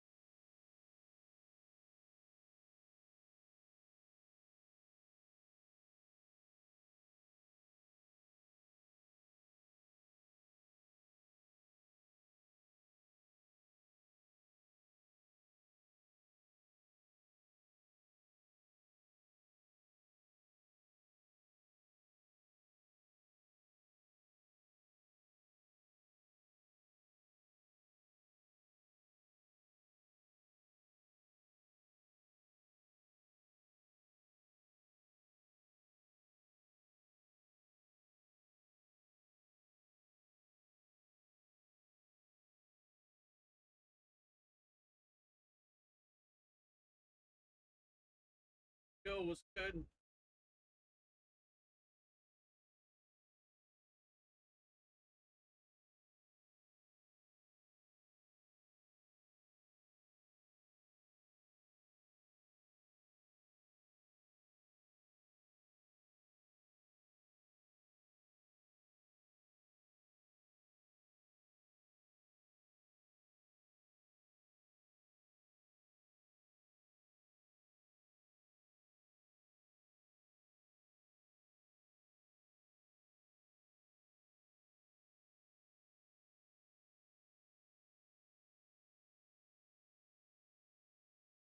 Because I'm a parent, and the connection he had with his family, he was willing to sacrifice him to go into space, and he was willing to for humanity was immense.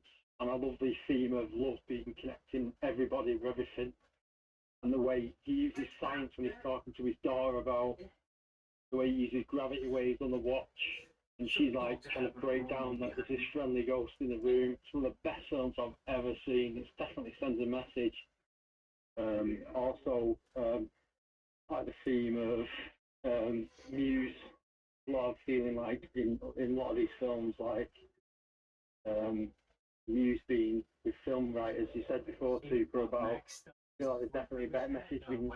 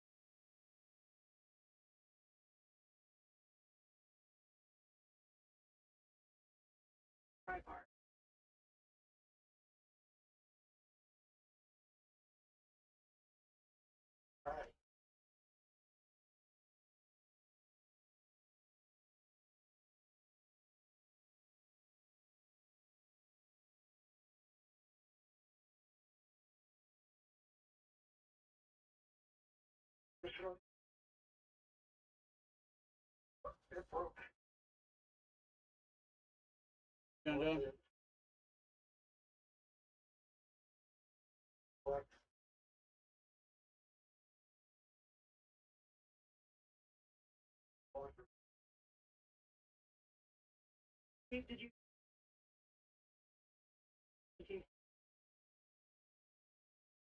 Yes.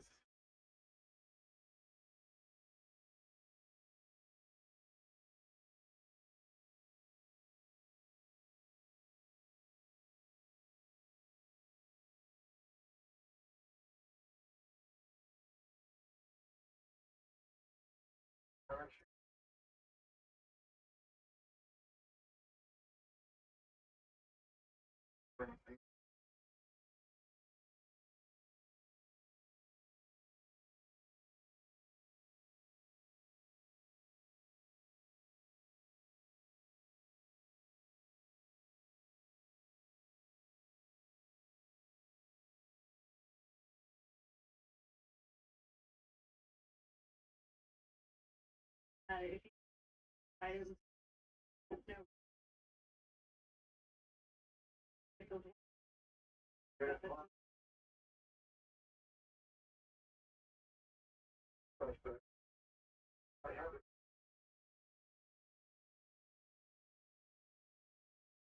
something about it. And so, you know, there was a version of us that got off the rock and did something. And they realized that how they did that was by being given a fucking handout from themselves. That's the paradoxical element, you know. But at some point, because Cooper saved humanity was able to evolve to this insanely high point where they cannot even relate to our primitive selves. They're outside of time, you know? And they would have never got there had they not saved themselves. It was a trick. You know, in a movie where I think they're going to run into aliens, they talk about love. And then the aliens are ourselves. It was a weird kind of reality check while checking out that movie. What's up, Grandmaster? What's up? Just watching a spacewalk. Any bubbles? That's what my dad was saying. He was just playing on. No, there's no bubbles. I asked him to turn on the cool HD cams. Man, they put on some awesome HD cams. Looks dope.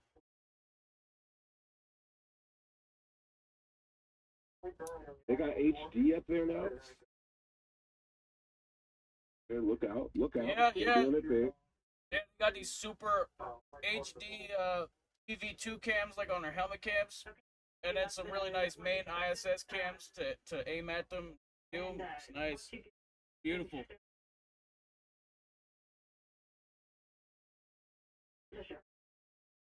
But if I could just quickly bring back to the these movies, like if you think about it, quite a few of the phenomena mimic them to some degree.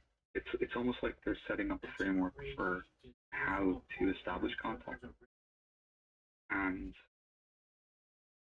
so unfortunately some groups interpret this as, you know, through a religious lens, and yeah, I'm just really curious about this engagement, because I believe the engagement is going on. It's been happening, and just as you mentioned the outside time aspect, that could mean that our entire species has been somehow engaging for longer than we even realize. And I'm always speaking in theory. This is all theory. I don't want to undermine anyone's beliefs, but it's just some ideas. But yeah, it's really interesting. And my personal experience was kind of taking a side route and forcing communication with a advanced alien species, and so it kind of bypassed Prime Directive in a way. I don't recommend doing that, and also I don't recommend trying to interfere with the timeline, because those MIB people or those MIB things are really, yeah, I wouldn't want to mess with them. What do you mean? Like if you try to mess with the timeline, like change things or rebel? Like, what do you mean? Like, what could you do that would get the attention of these MIB guys or these guys that are like Adjustment Bureau? I forget who referenced the Adjustment Bureau. Someone, I think, up top referenced that it was kind of like that, which is another film, a trippy thing. But John, like, what kinds of things would be considered messing with the timeline? Do you think? Oh, well, obviously, I'm just a person, you know, but the other advanced species out there have access to technology, and they are much older than we are. If you think about it, like time travel is nothing to them, because you're not talking about sending physical spacecraft or people, you're talking about sending data. And so they have these 3D printing machines. They can just create whatever they want. So if you want to send something back, you know, 200,000 years, million years, or 500 million years, they would just send the 3D printing whatever they need, and it would be created. And in that way, it bypasses the paradox aspect. And so what from my limited understanding of these MIB things, is that they were very, when I established this contact, it triggered them or something. I'm not sure what, but yeah, they were like saying, we are enforcing temporal compliance and all this, and I was just like, yeah, well, GTFO, you know, leaving the F alone. Not allowing them to remove that bolt broke. Troubleshooting I was gonna procedures. say The teams are now looking through future steps for. Yeah. Okay. And welcome to the space, Red. Thanks for that. I just never would have guessed that's where it came from. I love Bledsoe. I'm currently working on a video project to explain his story. I casted Matthew McConaughey. It's Christopher Bledsoe. He used AI to make these, and I thought it was a good casting choice, and I think it's fucking dope. Flying rod, skyfish. The story is also how we process events. It's how we process information. Putting it through a narrative is the most universal way to get every human on board with something. It's why we have myths, and, you know, it's why we have legends. It's like why, you know, that's kind of like how we pass down generational knowledge. Is through story. It was the first thing we did. You know, we created language later, but there was oral history for, you know, who knows how long before that.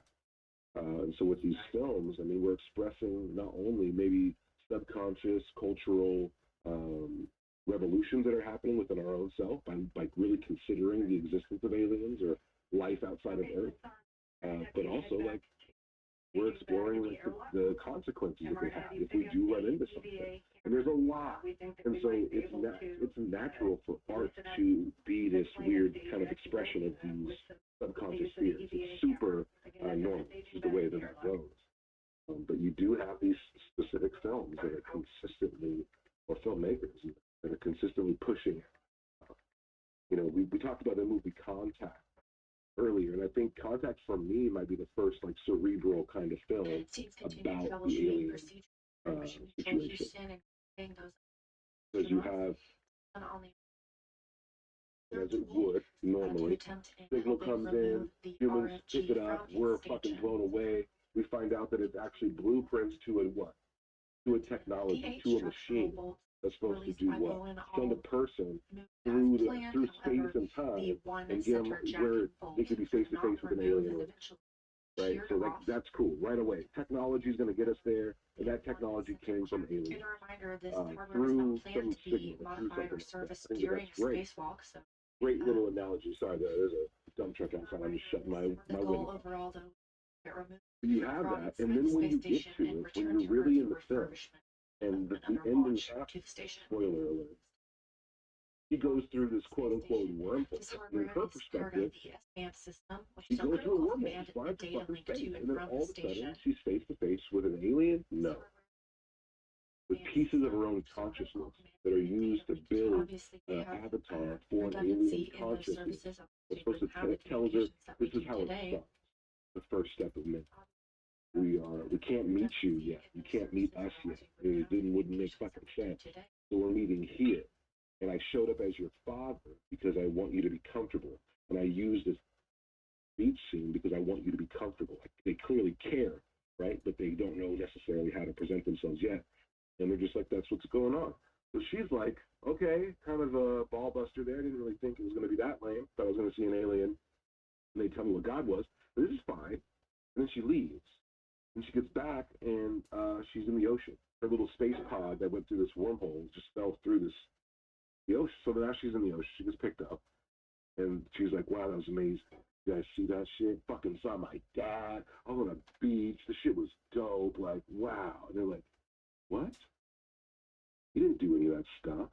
Like, you just fell through this thing. Well, no, I fell through, but then I went through a wormhole. They're like, no, look at the video. And she just falls straight through it. Never goes through any wormhole or nothing. Just falls straight through this thing.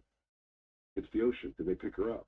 So Earth experiences no time difference. She has a fucking inserted time. In her perspective, she had 18 hours of flight time and talking to her dad and all this shit. But it's all they're saying never happened. Then there's this mystery at the end where her recorder records 17 hours of static or something. Okay, but there's something to this. But either way, that film is one of the first, I think, of these films that kind of starts to get us to think about the aliens in a conscious kind of form. I don't know why or whatever. Maybe it's less threatening. Maybe even if they are physical, that's a better approach. Not sure. I don't even know if there's an agenda. I just know that that film jump-started this other thing. But like now films really get cerebral with it. And if you wanted to go super back in the history, you could say that 2001 Space Odyssey did the same thing, representing no aliens. Or the guy's self as the alien. Or a monolith, a black shape as the alien. But guess whose idea that was? Arthur C. Clarke and Stanley Kubrick are racking their brain. They're working on the film together. Stanley Kubrick's baby, Arthur C. Clarke, is in there as a writing assistant, and he's creating a book, and yeah. So there's this whole thing. So they're racking their brain on what should the alien look like. Right? And they're going through all these drawings. They have concept artists there. They're doing their thing. They finally ask Carl Sagan. And Carl Sagan said, just don't put the alien in there. Just make it not a thing. You know, and they're like, wow, it's amazing, fucking great. Okay, Carl Sagan is the guy who put that idea. Well, Carl Sagan's also the guy who wrote assistant troubleshooting of the RFG. So there's like a little bit of a connection, you know, like he was trying to spit that down for a while. And, you know, he has these segments where he really explores the concepts of flatland. A two-dimensional life form whose experience would be two-dimensional. While we can observe it from the top, we can't really engage with it. We can try to put our hand in there and talk to it, but it wouldn't know what the hell was going on. You know, we can see the flatlander dot moving around. We can see where it's about to go and what it's about to do. But in its own experience, that would come across as like magic or psychic phenomenon to be able to say this is what's going on. You'd come off as a god to this flatlander. But just because you were superior in your dimensionality and your comprehension of what's going on, it doesn't mean that you would be able to communicate directly with the flatlander. You'd still have to come up with a language, right? So get this weird shit. You'd have to come up with a language or a type of game that you could do in order to communicate with this thing, to start off communication. Much in the same way that the character in Arrival did, right? But there's another thing. Arrival's a movie, but we have evidence, just like someone saying this word, but we have evidence of people at Skinwalker Ranch. Robert Bigelow says often that there was a gamesmanship with the phenomenon. That there was a type of game being played. It was a simulation response, you know what I mean, reaction kind of thing. It was trying to figure something out. That's what he said. I found that to be very interesting. The gamesmanship word Bigelow said about Skinwalker Ranch. We still don't have any big answers there. They're flying drones up for some reason. I don't know what the hell they're doing, but yeah, I think it's interesting. Red, what's your take on like organizations? You know, we have these like shadowy organizations within ufology. I don't know if you guys are familiar with these terms, but these are just groups they talk about. The aviary, mythical group within ufology, right? We got the invisible college, myth turned confirmed, right? Through the work of Diana Sokol, right? And also, you know, Jacques Vallée writing a book called The Invisible College might have done it. But yeah, you have these groups who might be influencing film. Right? Could these groups be swooping up filmmakers and actors? Scientology swooped up on Cruise. Could they be getting people on board? Right? David Lynch is a transcendental meditation guru. Right? Gurus are strong words. He just practices, right? But you know, so he's on that team. Very interesting. Want to welcome Taylor in Space. Andrew, pop up here, man. I know you got something to say about this. Tom Cruise on some weird shit. Tom Cruise definitely on some weird shit. You ain't never lied so far in space. Lizard, man, what are you thinking? Are there any other kinds of films or stories that you think are kind of sad? Yeah, I definitely think there was a lot of Spielberg stuff that's very much on the point, especially if you ever watched the Taken series. narrations. I think it's very on point. A lot of script stuff that goes to people. There is a film that's like he got a script that, in a dream. I just can't remember it. It'll come to me at some point. The brief. Wait, say that again? There's a script that, that came to somebody in a dream? Yeah, there's a famous film, and it was somebody had a dream about it, and literally it was a script came to somebody. I can't remember the name of the film, that was going to drive me mad. Have you guys ever seen smart dust UFOs flying around you during?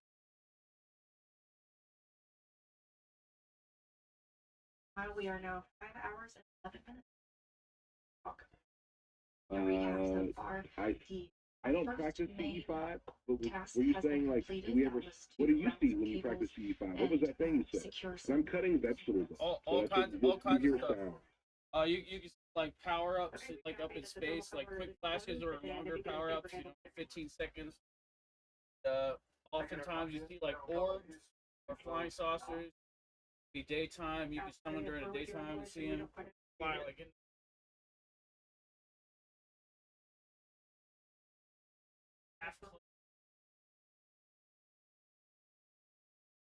Alec.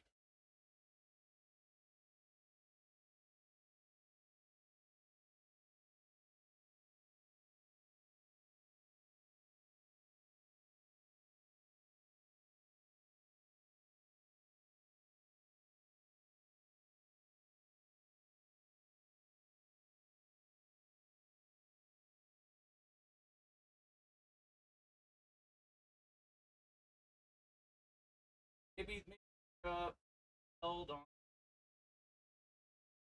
microwave.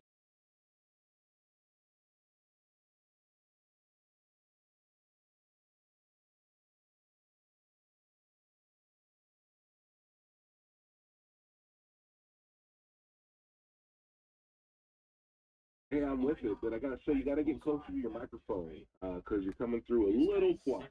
Andrew, welcome to the It's space, probably man. because I have a Bluetooth speaker plugged in. That's why. And I can hear your TV hell in the background, but Grandmaster, I appreciate your input. Andrew, welcome to the space, man. How you doing? Hey, good. It's great to be here. I'm enjoying the conversation. When you were talking contact, I seized upon that point where I love the footage on the camera. I love the way that they get the primer, whatever. I just love it, and how they couldn't figure it out until they started to use, I guess it was the fourth dimension or maybe the third, depending on the point of view, but they had to see the data from a higher dimension. As we say sometimes, you can't always appreciate, it's like you can't solve a problem upon the level on which it's been created. So I think we have to kind of break through that next level. And I love the fact that she's talking to her father. And I think that's such a significant point, because of all the people they could have chosen, you gotta think about it. You start out the movie that way.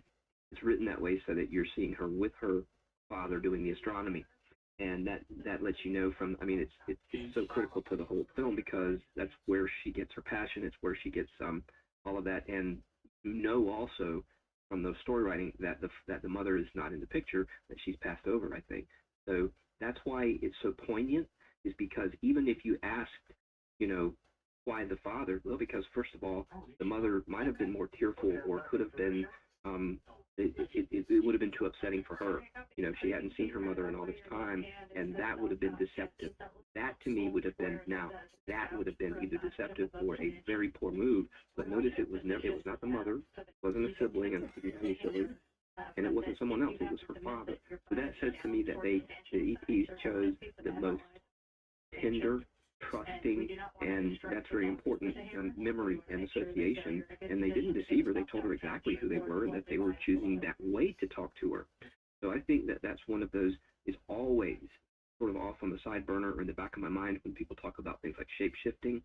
And then they talk about, okay, if you have these experiences, you have to, you question them, and you question your motive and all of that. But what I love about the kind of the seamlessness of the contact film is that it's like you're not left with the possibility. The way it's being presented, that it's real. We know as the viewer that it really happened. And even, is it James Woods, who's like, yeah, that is odd, when she says the 17 hours of footage of the static. But we know but you can't come away from that feeling like, I bet they're trying to deceive us, them demons and stuff like that. It's impossible. You cannot walk away from that film feeling that. At least I don't think so. Now, if you've had those experiences, it makes me wonder, would that film help for you to balance it out? Might you be asking, why the hell didn't they do that for, why didn't they take that friendly approach, that kind of thing?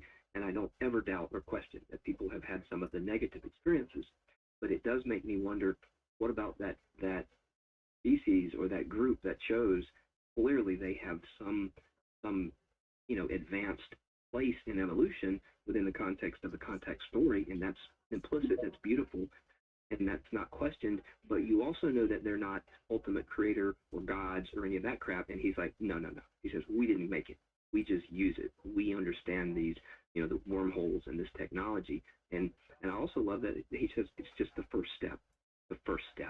And it doesn't give you all the answers. In fact, all it really does is open the book to question. But he comes away from that experience and knows that it's real, and it's such a powerful, not metaphor, it's such a powerful connection with all experiencers, since after all, how many of us, or how many of them have gone through us, I say, and had to say to someone, well, yes, it really happened, whether you believe me or not. It it happened, and that's real, but you also know there's a lot of people that's probably not going to believe you. So to me, that's a lot of the power there, is that Sagan and the film creators, they're able to contact or connect with you on several different levels, whether or not you've been an experiencer. Also, I see Andrew, a lot of beautiful. hold on, Grandma, I just energetic wanna- orbs. Okay. Before I get lost here,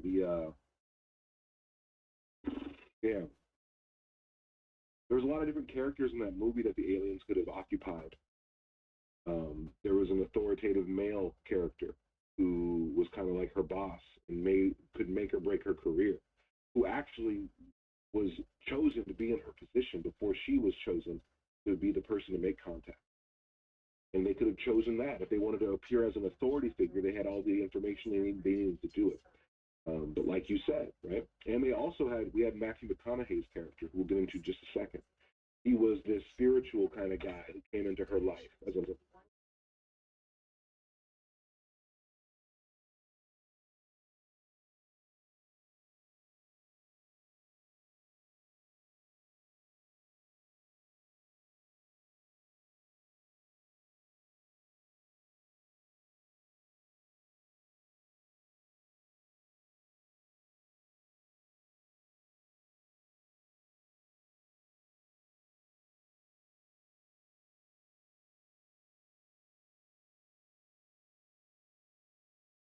experience, okay?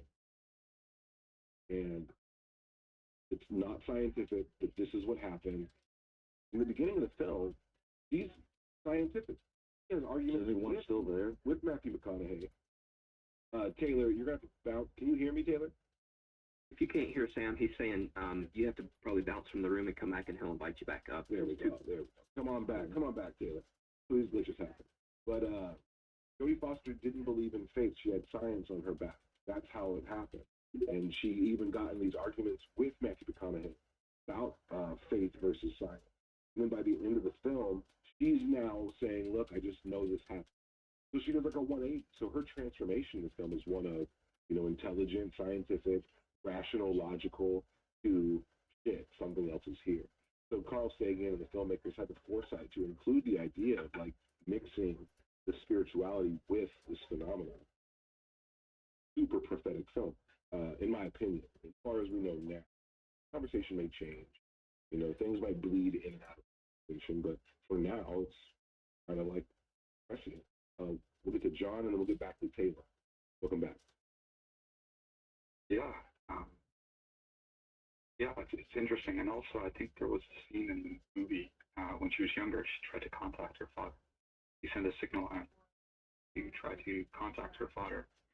And I don't think people realize just how dysfunctional we are as a people. Like, not us personally here, maybe in the circle. I'm sure we all are to some degree, but like just society in general. I mean, just earlier I was listening to people foaming at the mouth talking about demons and quoting random verses from the Bible, and I mean it's just so insane.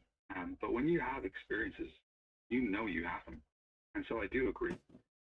That it was great that that this movie kind of shows. And in my personal experience, at least it seems that the intelligences are using these as a framework for establishing contact. And so I have that right now. Like in my head, there's a garden, and there's the water, and all that. It's right there, and that NHI is there, and it's like being connected to. It's like that end scene, you know, and yeah, if you talk to a psychiatrist or something, they'd probably call you crazy, except that, you know, it's real. I believe so. And I don't believe I'm crazy. I just have amnesia and stuff, but that's not, you know. But yeah, good, very good points. Thank you, John. Thanks for, well, I almost dropped my phone. Thanks for being here, John. Sorry about that. Appreciate you. Let's go over to Taylor and then back up to Michael. We got Grandmaster. Guys, I want to thank you all for being here. We're talking about films and UFOs, the cultural effect, as well as any kind of ideas that might pertain, not conspiracies, but are these filmmakers making these films for a reason? Yeah, if you guys could like the space, retweet the space out, it really helps. What's up, Taylor? Yes, I believe that these filmmakers are making these films for a reason, and I believe there's a lot more aspects to the films. Like one person said that there was a director who had a dream, and then he wrote this script for this great sci-fi film. I think Avatar was one like that. Avatar, I think, is like a really great example of like a channeled script that because everybody thought that movie was going to tank, and it ended up one of the biggest movies of all time because everyone gets that sense of familiarity. It's almost like we are our own avatar being projected, you know, from some other planet. This is like freaking, like, how do I say this? Earth is like time dilation, like that game Roy in Rick and Morty. Yeah, and it's like, yeah, that's what I think. I've always been about like our directors, and especially Spielberg. You know, I think he got all that. Like knowing what I know about like deep meditation, and especially when you start writing and you get in the zone, you can't help coming out with things that's like, that's not me. This is not all me writing here. Philip K. Dick go on a lot of conversations, like speeches and shit about this, about how his stories. A lot of them were turned into movies. These are very well thought out worlds. But he claimed he was remembering them. He wasn't like imagining. He was like, I'm remembering. Coming to terms with the fact that these are my own memories. I did these things at some point, somewhere, somehow. He's like, I might be living concurrent lives right now. Some of these things I'm thinking, some of these ways I'm thinking. The trip. For those who don't know, some stories that Philip K. Dick wrote, fucking Total Recall, Minority Report. Honestly, the list goes on. Did he write Blade Runner, dude? Like, the list goes on. Futurist. He wrote the music. He wrote the movie with Nicolas Cage, which is probably not one of Cage's best, but it's a really good story. The guy can only see 2 minutes into his own future, except when he's with this woman, and it's like then he can see farther. It's pretty cool. Jessica Biel. Nicolas Cage maybe took on too many roles at one time, but you know, he had bills to pay, mansions to buy, cars to buy, memorabilia of Elvis to buy. He's cool. But yeah, good point, Taylor. All right, who's next? We got Michael. We got Grandmaster. I want to welcome Tool Live. Go ahead, Michael. Thanks, brother. Been listening. Planting the flowers. Let's go to the other side, the television side, and Chris Carter and his fantastic run with the X-Files. A lot of people don't realize that This is research led him to write the stories that him and his team wrote. And as fantastical as they are, most of them come from his research. And a couple of them are based right here in New Mexico, some of them in the area where I live. And I think also,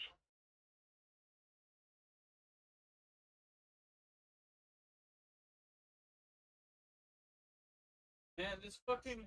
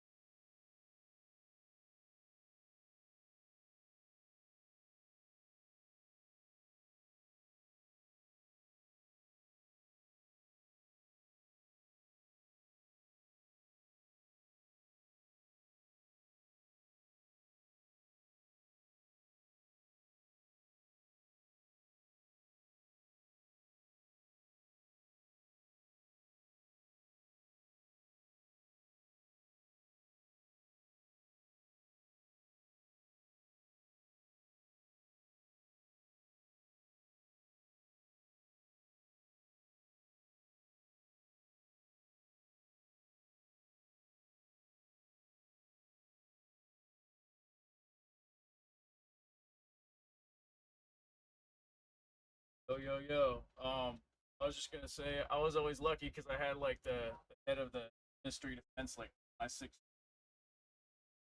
behind me, Prime Minister of Defense Paul Hillier behind me, heads of military intel from for Congress on the aliens, electrical robotics, high tech, classified. And I wouldn't think that the psychiatric, let's say, always been like really intrigued. I've told them that stuff, and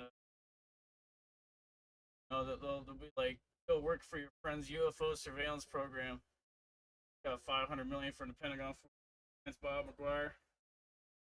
By Science Bob.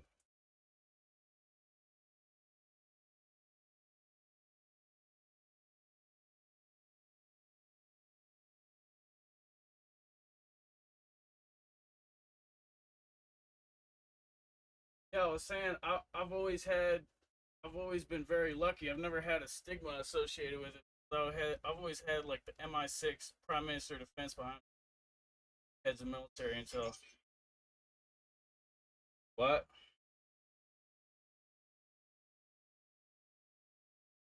To back up the evidence of UAP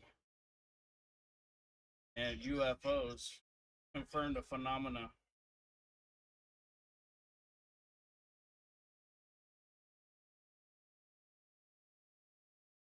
Yeah, I picked him up from the airport, bring him to Congress to brief, and we made the briefings too.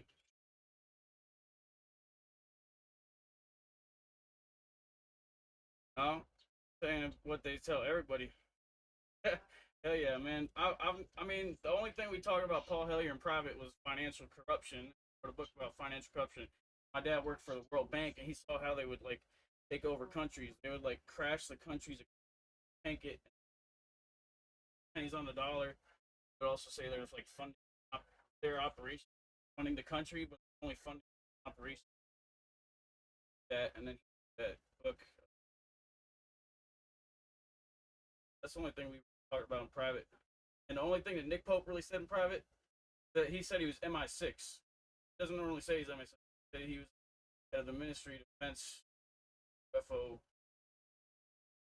public gathering program.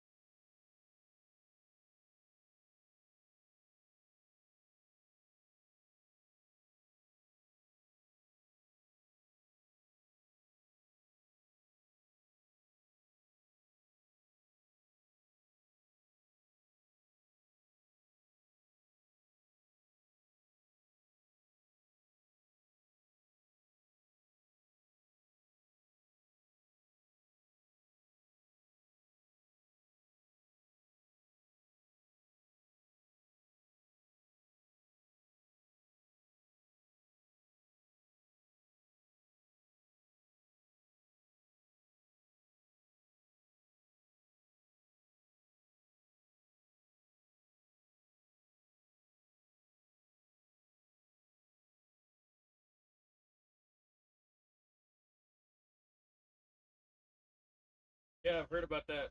That's interesting. My dad's been to Antarctica too.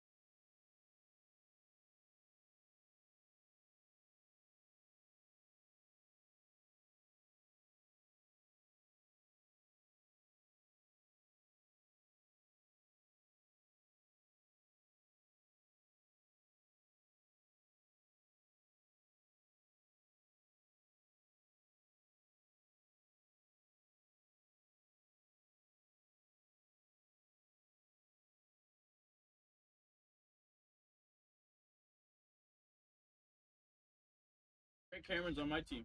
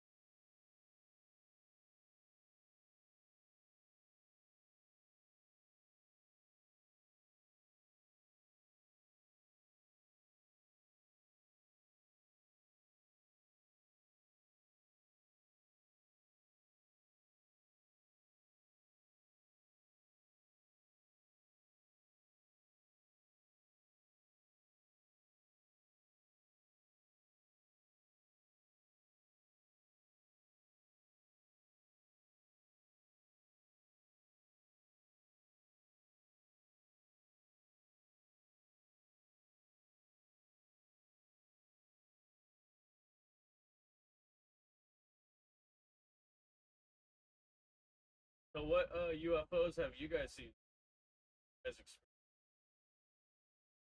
for your friends or anything?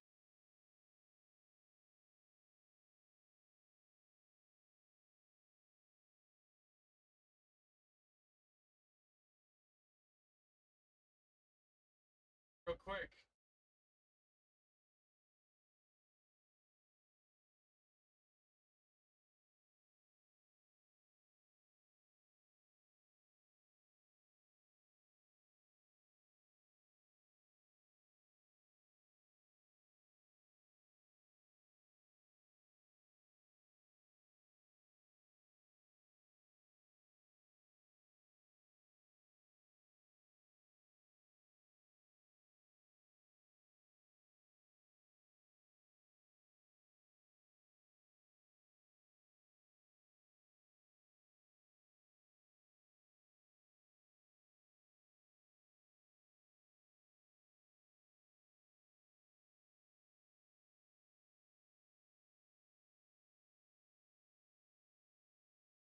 Yeah.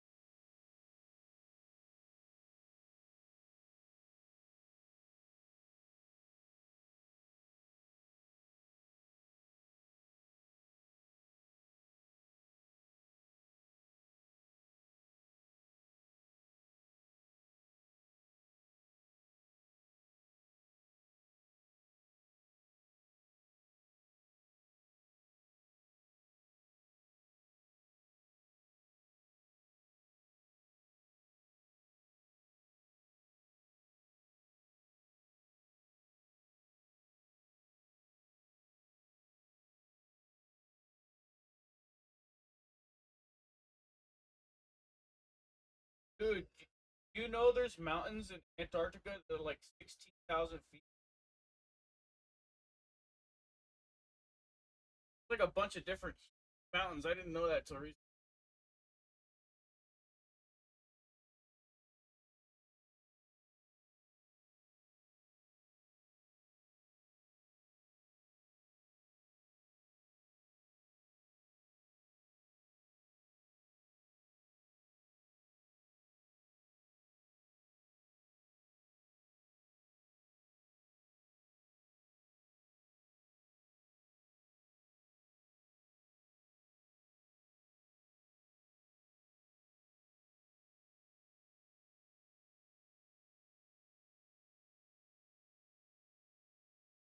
Tallest mountain in Antarctica.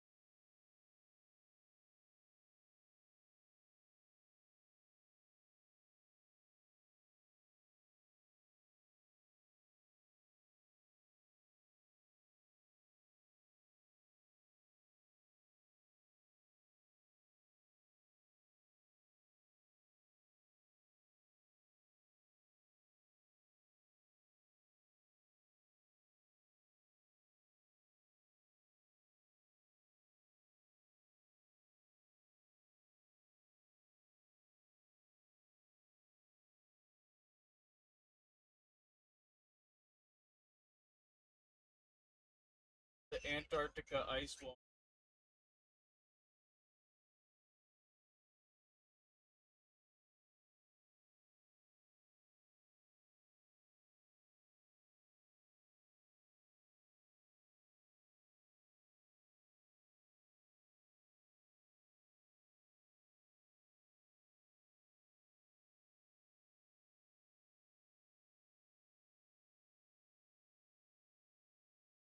All the mountains, Antarctica, and their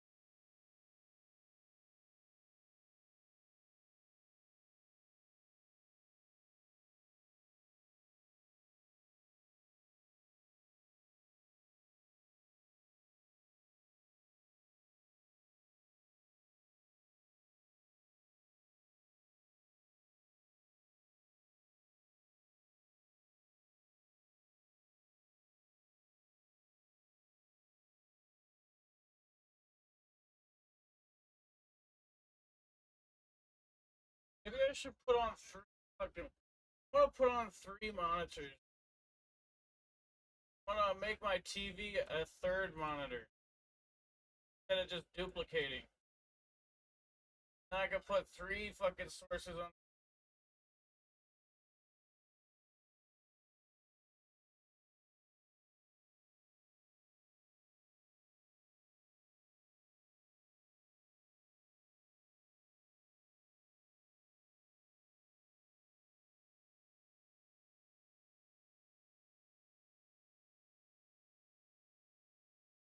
I got 3 fucking windows, and I can put another one up in this bitch.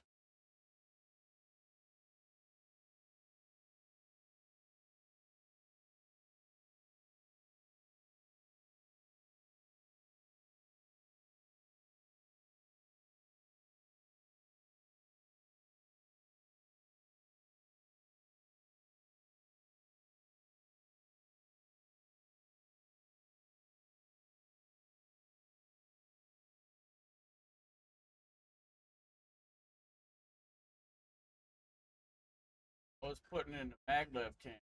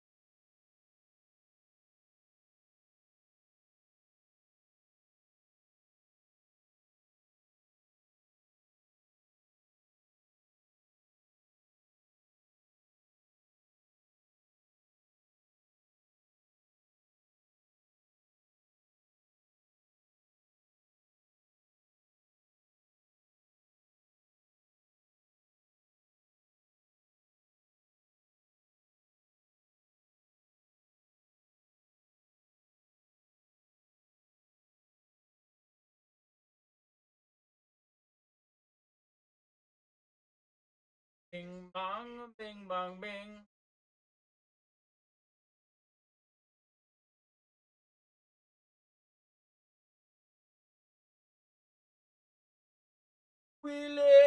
Willie, yeah.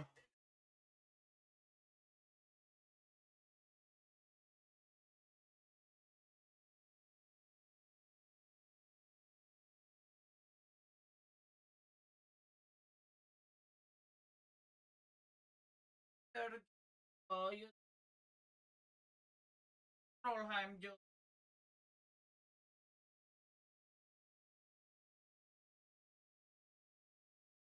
Eto go to Trollheim, Jojo. Brother. Yes, my brother.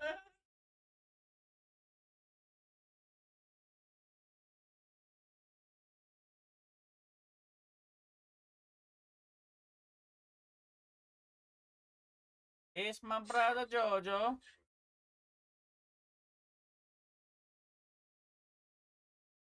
Where is my audio? Oh, here it is.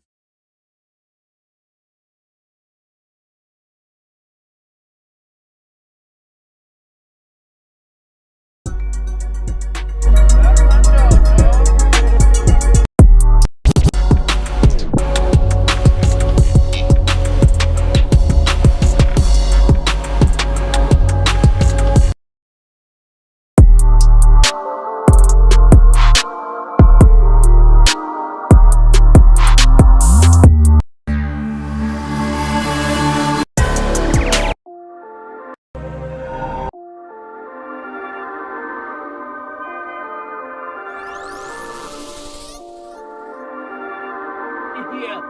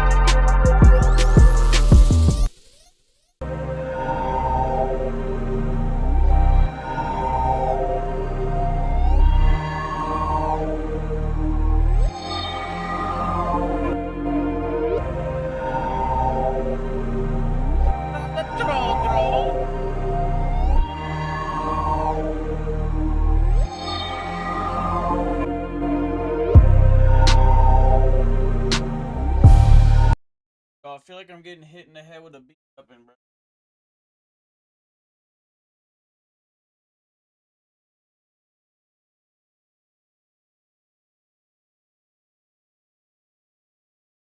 All of a sudden, I got that fucking brain experience.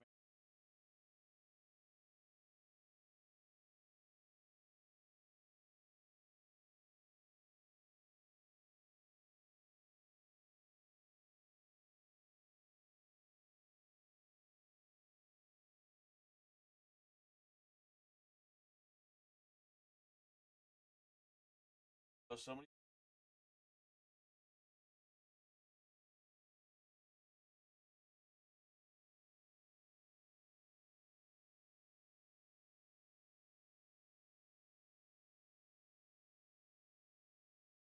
Straight us, huh? He's shooting the goddamn directed energy. He's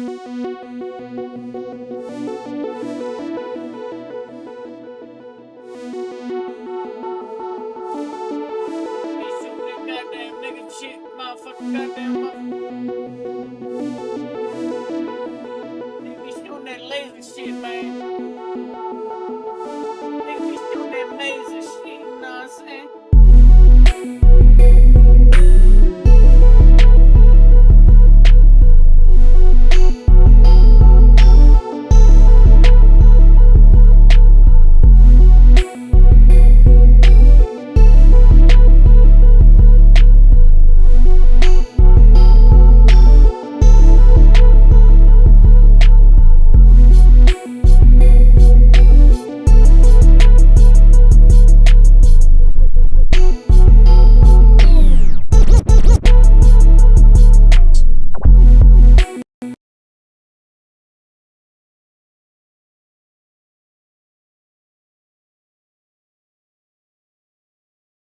You need pee-pee, you need big pee-pee.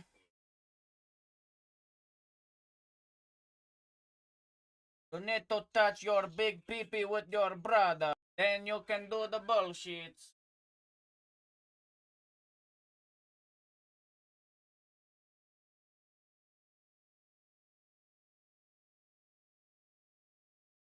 My brother, my brother.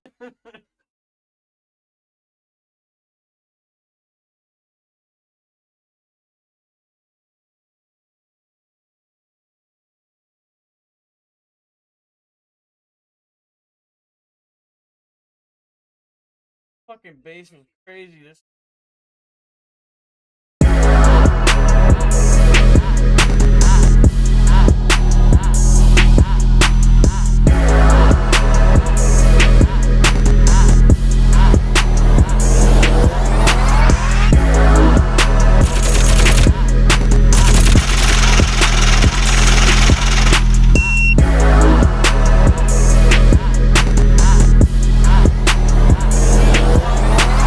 Yeah.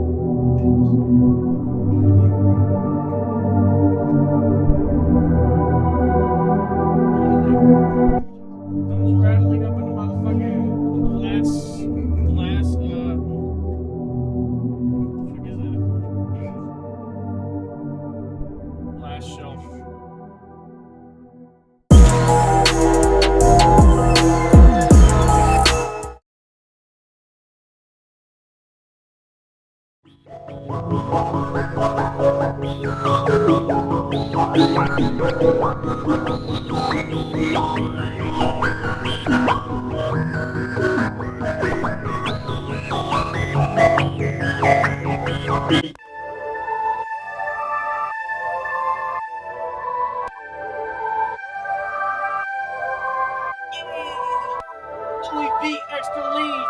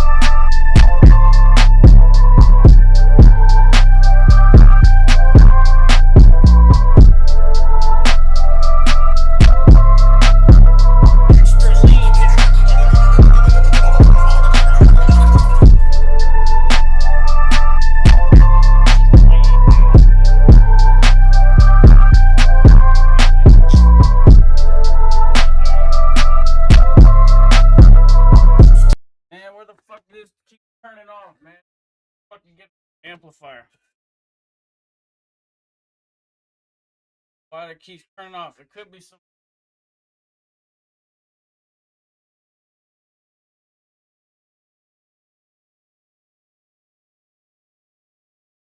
Fucking restart my iTunes. Every time that shit turns off, I gotta restart my iTunes.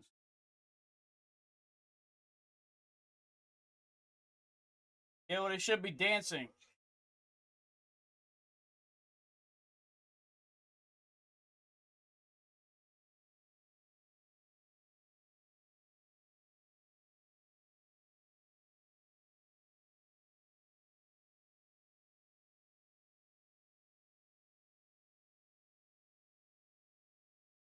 Este es un rollo comando.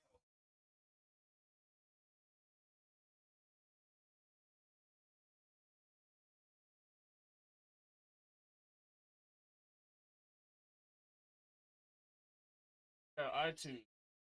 Oh. Tripped on my fucking socks and sandals, man.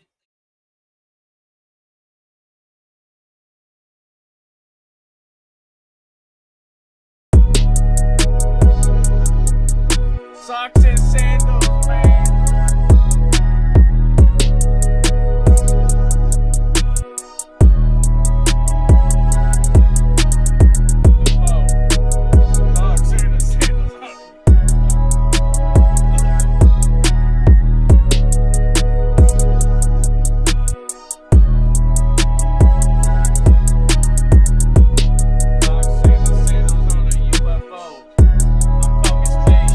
Electro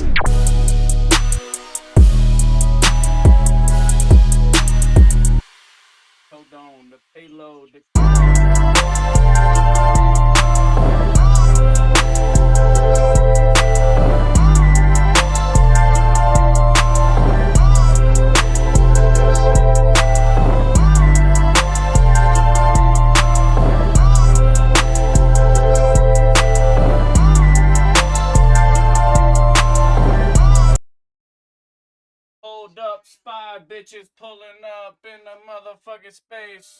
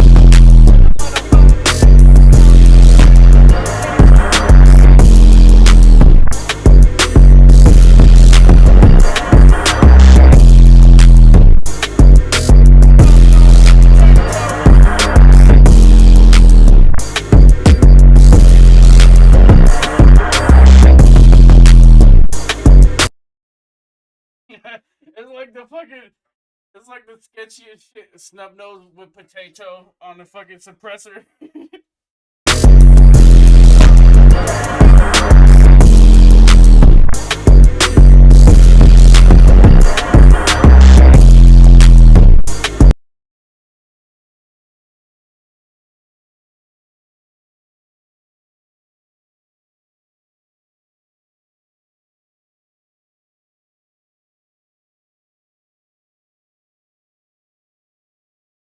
Snub nose with potato. I got that from the Migos. Snub nose with potato. On the way, Chapel Diego. On the north, got Diego. Hasta luego.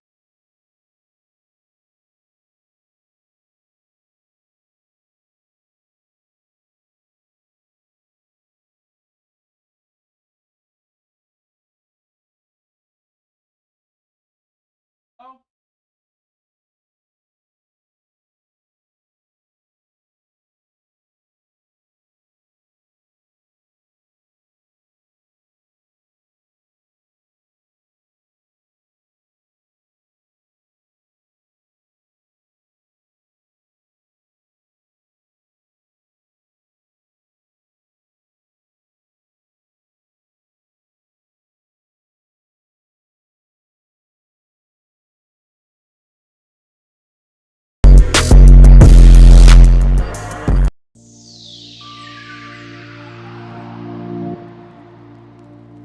Motherfucker, drop low like fucking twerking hoe.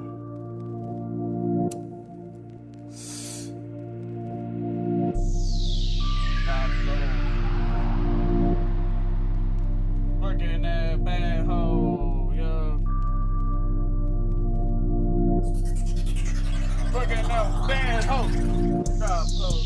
That bad hoe. Grabbed up commandos. Ice froze. The North Pole.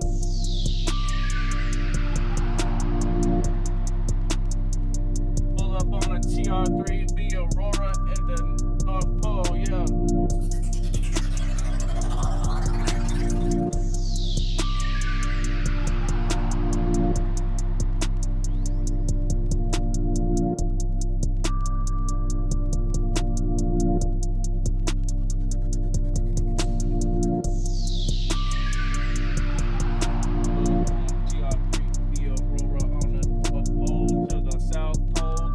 bitch get on the stripper pole.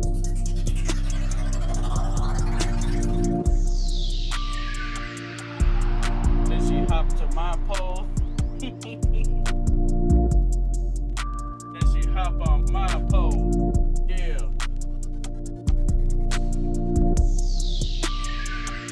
Pull up on the north pole. Pull up TR3. Drop on the north pole. South pole. Take a picture on the stripper pole.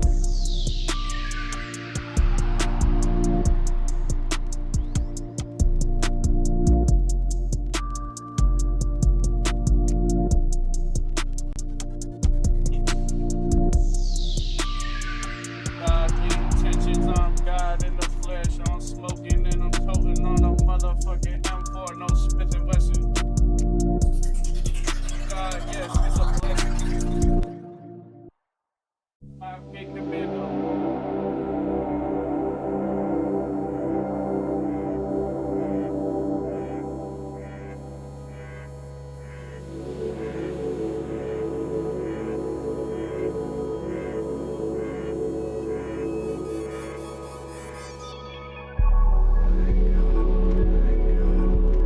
It's a blessing like Elmo. It's a blessing like what's her face, Oprah.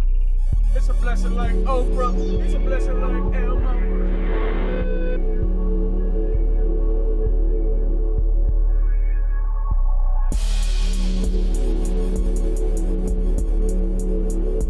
Blessing like Oprah. It's a blessing like Obama. It's a blessing like Obama. Oh.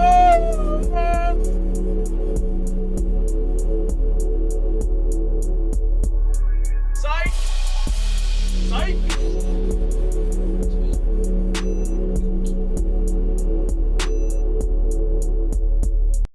Blessing like Obama. Phone, Obama phone. Skiff phone, banana phone, Obama phone, in the skiff room in the throne. You are not getting a sales day losing loser life. Now what I did when I was starting out, I needed to get in front of I literally just I still use it, I still pay the track. But what I would do is I would literally have to read. You gotta be a human being on the block, motherfucking turn up.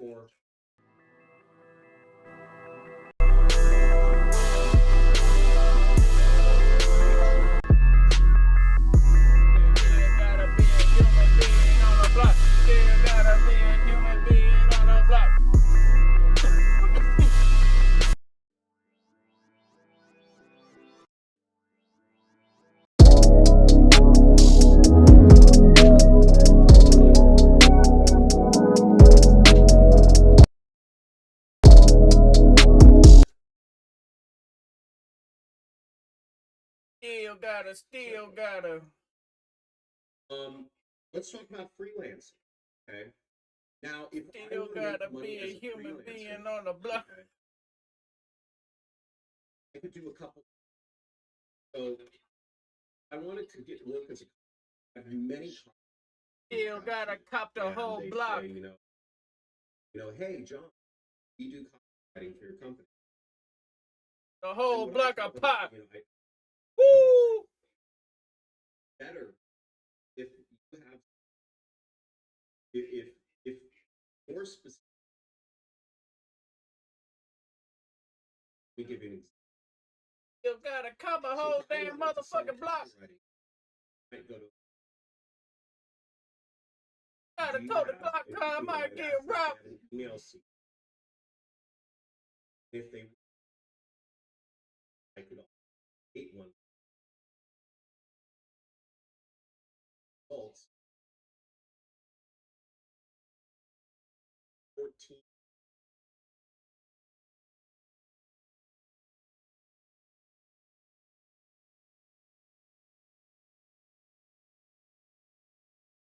Gotta tote the woo. Gotta tote the woo. Business. newsletter. Would love and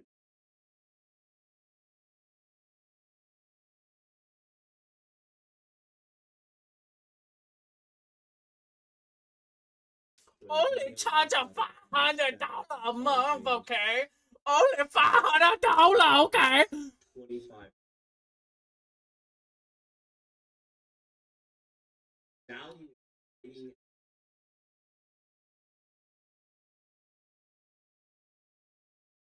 whereas writing a NSA, bro. You got fucking NSA. Who's this guy? You want to be some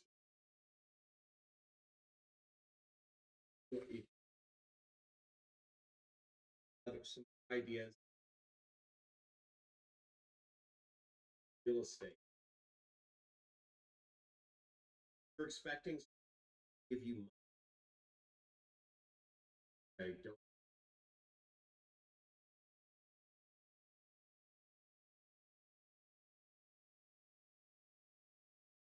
You have to sell your butthole to the black people.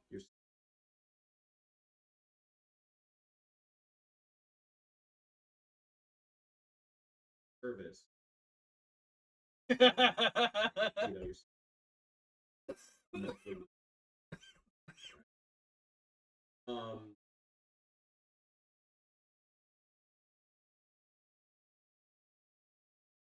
Yes. Other things I. Yes.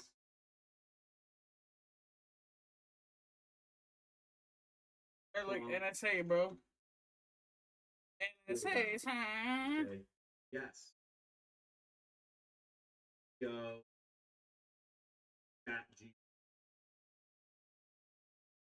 Strategy.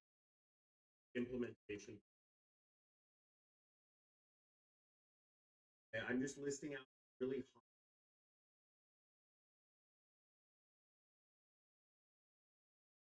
hot lubricated services. Hitting up Hot lubricated services. You know, really anything. Affiliate marketing. Underneath. Other one is trading, stock trading, single stock. If you're doing drop ship it, Amazon, right? Right. And I'll show you guys. And my buddy started.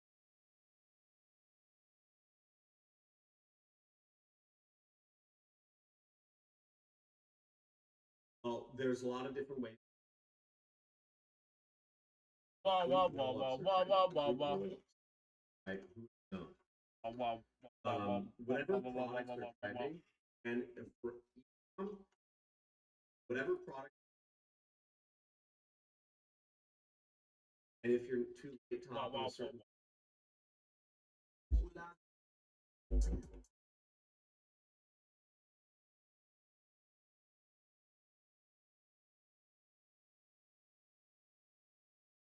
Wow,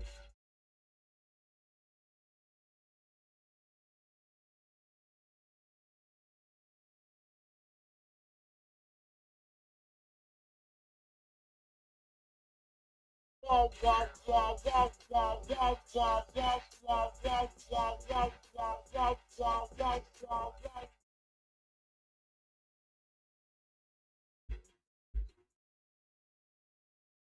Yeah. Wow, wow, wow, wow. Wow, wow.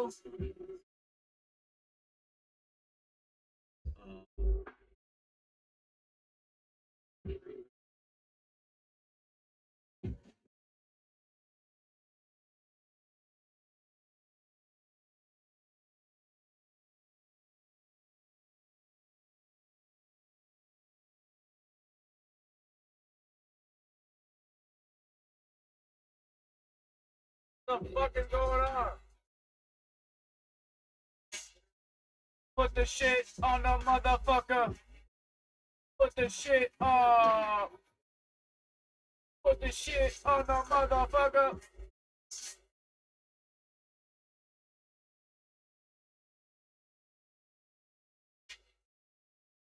What the fuck? They shut off my goddamn audio capture. They just want my microphone so the NSA can listen to my voice without a motherfucking music.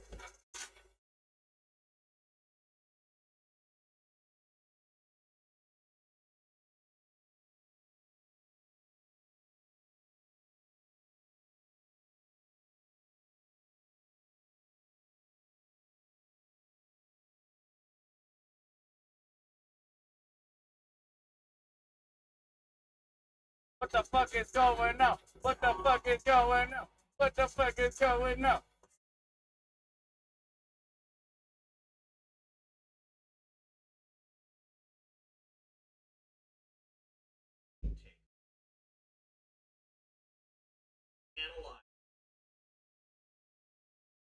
What the fuck is going on?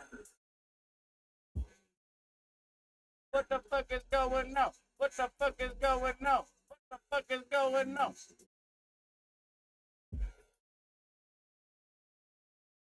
Yeah, I don't.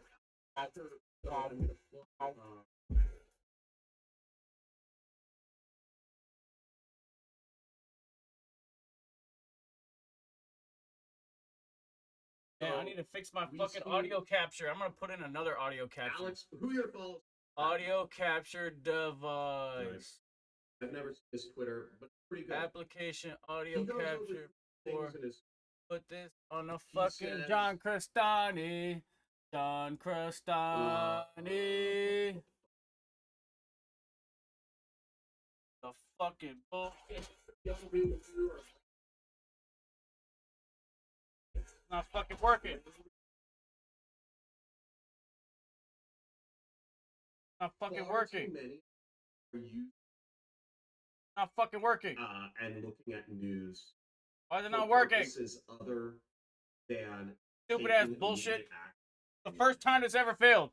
The first and time it what ever is failed. What the fuck is a this? lot of folks addicted to synthetic dog.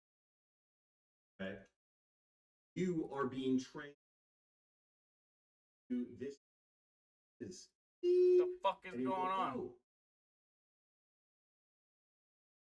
Bullshit. You know, oh, somebody may have said, "Bing, bing, bing, bing, bing." Oh, let me see. Your brain is literally thinking in small and short. God damn. Turn off all Fuck audio. noises, notifications. Fucking go. This dog have notifications. And that's a brain deficiency. It's bad for becoming an entrepreneur and thinking long term. You are not going to be able to get ahead in life if your brain is trained, if you are trained to be a reactionary dog. Okay? The other thing is he talks about brain addictions. Brain addictions is, just whatever, like that's an example of a brain addiction, but other things you do instead of work. Okay, if you find yourself just lost when you get done with the day, so you go, just, have, I don't know, whatever you do, like drink or play video games, you have to get rid of that stuff. And then life over complexity.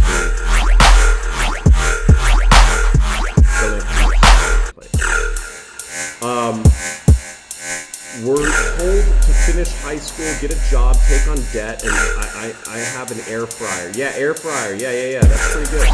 CPA marketing. Air fryer accessories are pretty good too. I read that waveforms. What are you gonna do? Shoot us all? FBI. Talk with people on Dread. Talk with people on Dread.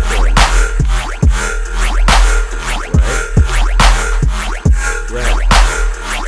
Forum. It's Reddit or the dark web. Right? Go there. Right? Talk with people. Get on the dark web. Right?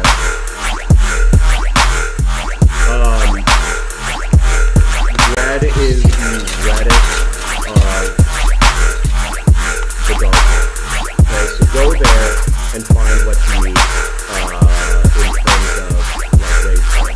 Raid forums is on the creator. So you're not going to have publicly accessible.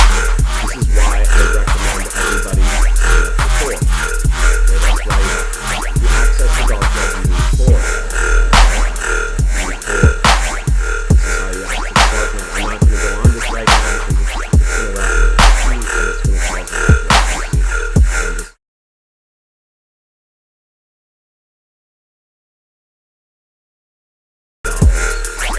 there's an earnout, so I'm not sure how much money he actually received, but I think it's safe to say that Alex Becker has at least $1 million.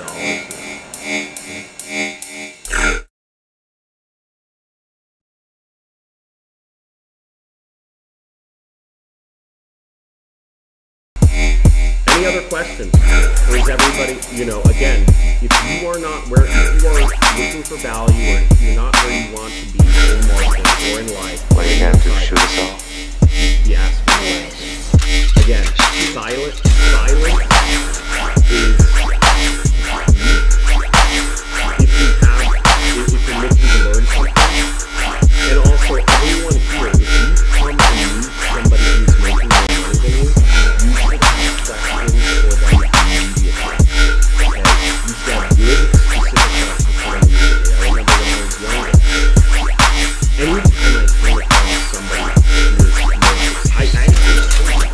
anytime I came across somebody who was more anytime I come across somebody who's more successful than me, I ask them,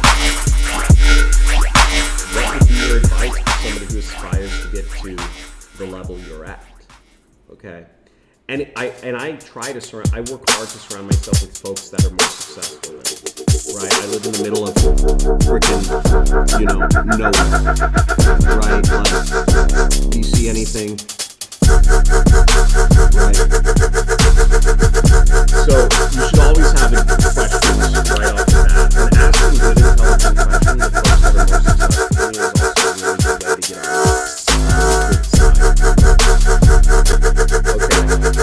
John, can you answer my question? I didn't see your question.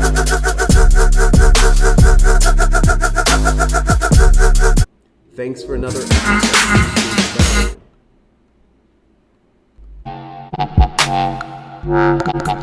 Yeah, I don't see your question. If you're including links, I can't really see it.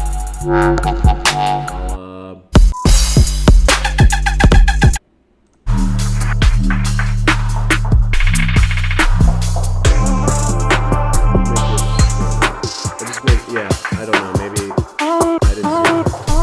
Okay, so let's go over some AI tools. Okay?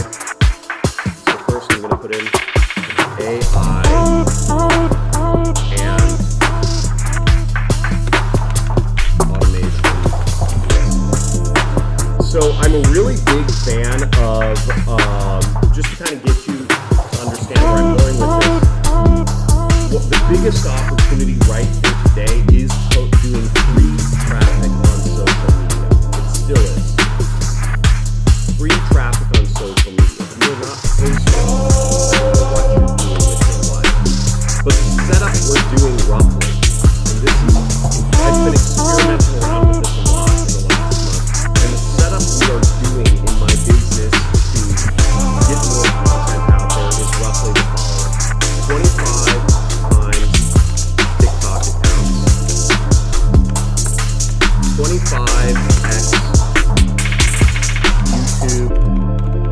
YouTube accounts, 25 times Instagram. 25 Instagram. Don't use a social media. You use a social media too much. But make a 25 TikTok account. Make a 25 YouTube account. Make a 25 Instagram account. Make a 25 Twitter account. I'll post it 3 times a day. Make sure go all the way.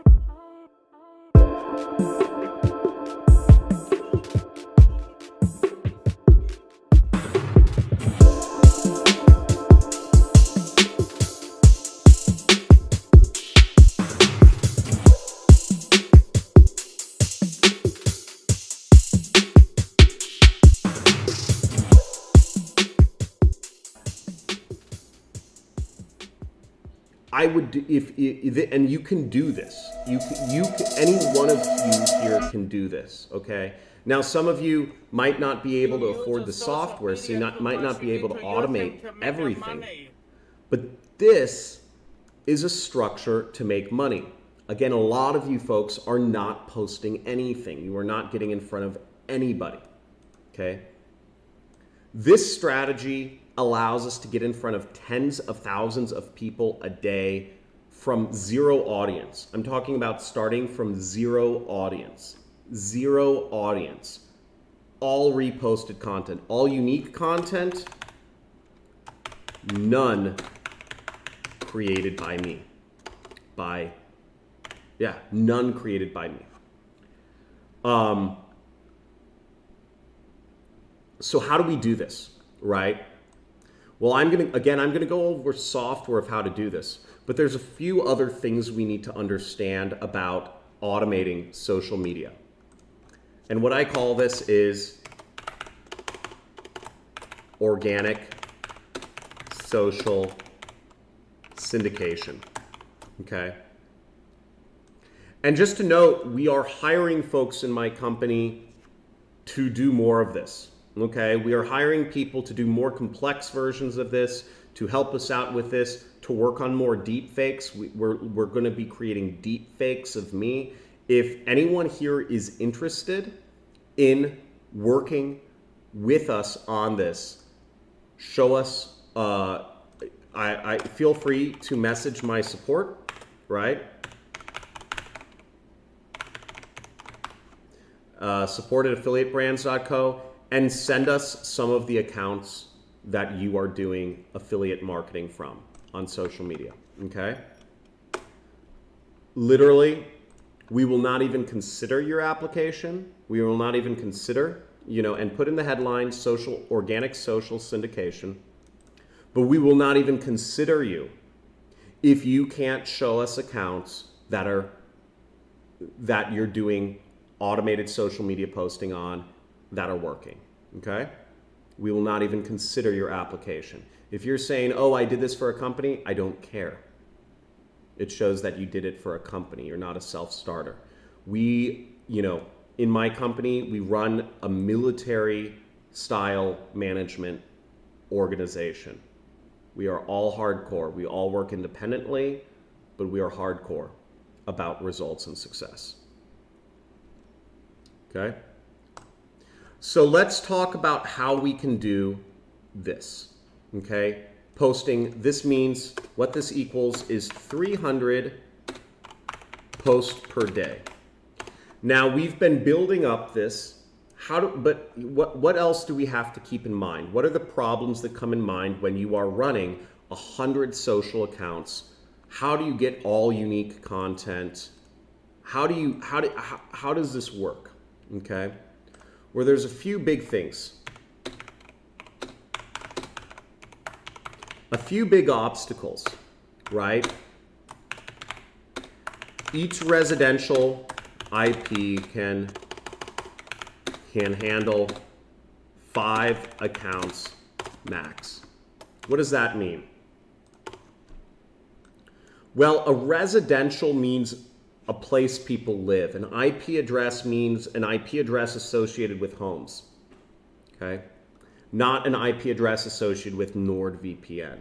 So you need to have a way of actually seeming like these accounts that you're using are posting from people's houses. You can't have more than 5 people posting from the same house or IP address, okay? There's another big obstacle. Where do you find content? Where do you find content, right? There's another big obstacle. How do you find a ton of content, how do you find content is already in there. How do you find content to repost, right? And the last obstacle is how to automate, okay? So let's go over this, right? Oh, the other big obstacles are, I'd say going deeper into these residential IP things, you do not want to show up as spam or be blocked by the social media networks. So let's go into some tools that can make this happen. Yeah, Kamal, yes, I can teach this, but you guys got to do it, okay? I go over this stuff every week. And a lot of folks, I don't know if I don't pump things up enough, but we know what we're doing. I make 6 figures a month, right? I know marketing, but let's go over into some tools that can make this possible. So first off, you need what's called, so let's see, the solutions. The solution. Okay, so one solution is unique browser fingerprint. Okay. What the heck, John? Okay, this is very important. If we are doing this, we need a unique browser fingerprint for our activities. Okay. A browser fingerprint means if TikTok sees that right here, me at this computer is posting like 3 times a day at the same time of day to 25 separate accounts, nobody's going to view my videos. Nobody's going to view whatever we're posting because TikTok's going to say, oh, this dude, this dude somewhere is, he's just auto posting. It's going to be low quality. We don't want to show auto posted, like AI generated, like spam to people. So we have to make them, the computers, TikToks, Twitters, computers think we're unique. And you do that using an anti-detection browser, okay? And unique browser fingerprints, okay? So use that using something like this. This is, as you see, there's a lot of software programs around affiliate marketing now. But if you don't want to pay for a program like this, just set up 5 accounts. Don't set up more than 5 accounts. Again, if you don't have any money, just set up 5 accounts on TikTok, 5 accounts on Twitter, 5 accounts on Instagram, 5 accounts on, whatever, and just post, post from those. Okay. Now, the next level that you need to use is you need to work with a proxy. As you see, we need to make it seem like our computers are actually showing up from people's homes. Okay. A lot of times when you're using like some of these VPNs, the VPNs will show that your location, your IP address is a data center. Okay.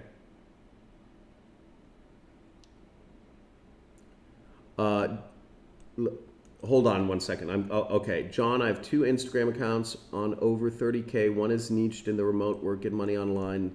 Would like to sell to at least 10% on each account? Any advice? Yes, I'll go over that in a second. Great question. Winners Club, great question. I got you. Okay, I got you. So we have to work with a proxy. Okay.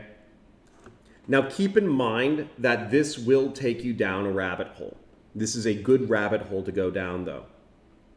Again, a lot of folks that message me or email me literally do not get out of the starting gate. They don't even have intelligent questions to ask. Once you get out of the starting gate and you start implementing strategies, then you can ask good questions like, oh, can I save and reuse my SOC 5 profiles? If you are asking questions like this, it means you are this close to success. This close to success. Winners Club asked a good question. He said, how do I get, I have a Instagram profile in the Make Money Online niche and the spirituality niche. How do I get my, how can I get 10% of my audience buying products? How can I reach them? That is a good question. It's specific. Okay. VPN service. So good question, Chris McDonald. VPN services, the IP addresses will be in data centers. Okay. TikTok does not, and Instagram and YouTube do not like your content and will not push it if you show up, if it shows that a data center based location is posting the content. Because all they think is, oh, it's a data, it's some sort of automation, it's spam. What you want to do is you need to have, if you're using NordVPN to log into your TikTok profile, they're just going to see the same person, the same IP address is logging into 25 TikTok profiles. And TikTok will link all of those profiles together and throw them all away. Does this make sense? Does this make sense? If TikTok sees your virtual, some data center like NordVPN, or even just your single home computer logging into 25, more than 5 profiles, 25, then they will say, this is automation, this is a botnet, and you'll be shadow banned. Yes. So you need stuff like this. Okay. Now the next step is getting a proxy. Okay. Unique browser fingerprint. Number 2 is residential IP address.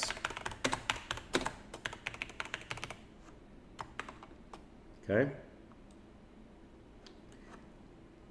I just explained this one, so I won't repeat it.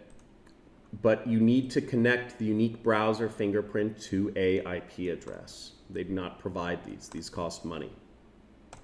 And use something like Hydra proxy, right? Residential IP addresses. Okay?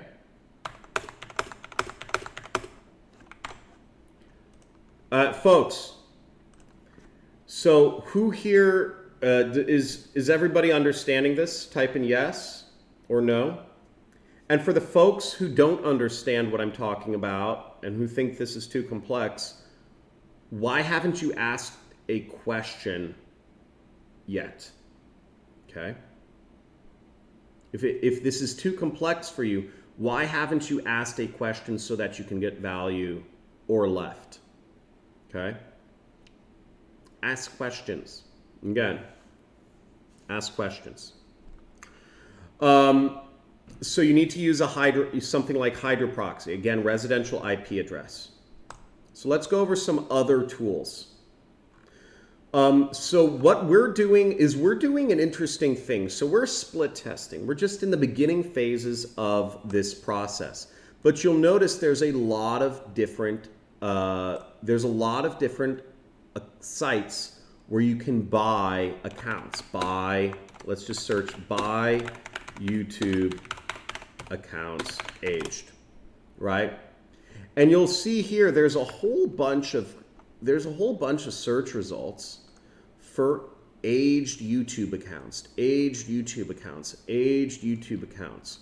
3 best sites to buy YouTube channels, buy PVA Zone, buy high quality fresh YouTube accounts. Why are there so many places selling YouTube accounts? Why are there so many? Why is there even a market for buying and selling YouTube accounts that aren't even making any money? I don't have a step-by-step, Abdo. I don't have a step-by-step. I'm working on this as well, but it works. Okay? But I'm giving you a free traffic method, and I'm giving you probably something more advanced than anybody's ever talked about on the entire YouTube before. Actually, the entire internet. I don't think anyone's ever gone this deep into social syndication strategies. Okay? No one's gone this deep on anywhere on the internet. Yes, good job, Falal. Yeah, aged YouTube accounts are aged accounts. The reason there is a market for this is because it works. And the social media networks, we can basically show if we can have an old account it has more trust than that was just created yesterday. If I create 25 accounts today, it's going to see, even if I have unique browser fingerprints and stuff, it might not work as well. Okay? All about the bing bong high tech. Yeah, bing bong high tech. That's it. It's old school sales. It's just getting in front of people. We're just trying to get in front of people and not spend any money to get in front of people. That's the point, right? We just want to be in front of people. We want to deliver a sales message without having to spend any money. Unfortunately, now, you know, I'm showing expensive software that can help folks do that better. But the point of this is you don't need money to create create a YouTube account, to create a social media account, to create a TikTok account, get other people's content. So we're doing a mix. So what we're doing is with my own social media syndication efforts, we're doing about 50-50 new aged accounts. Okay, we're actually testing this. So we have about 12 accounts that are new and about 12 accounts that are aged, and we're just going to see what works the best. We've been having thousands and thousands of views a day from new accounts. We haven't had any problem with that. We're getting about 10,000 views a day with new accounts. So both work. Next is, let's see what else. What other softwares do we have?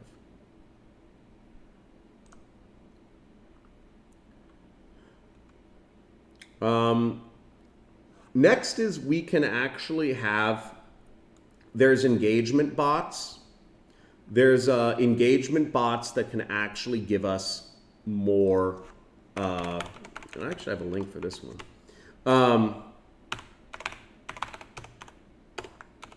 So there's engagement bots that can artificially boost our videos' presence on social media networks, TikTok, YouTube, Instagram, Twitter. This is one of the sites we're using, okay? Engagement bots. Okay. So we're using bots to boost our own engagement. Now you can artificially boost your own engagement, having a group of friends that you say, hey, can you help me out on social media?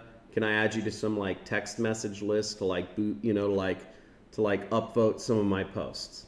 Okay, you can do this yourself if you want. You don't really need to. I don't know many folks who really need to do much with engagement bots. We do it to help our advertising. Nobody dislikes an ad more than an ad that doesn't have any comments on it. Okay.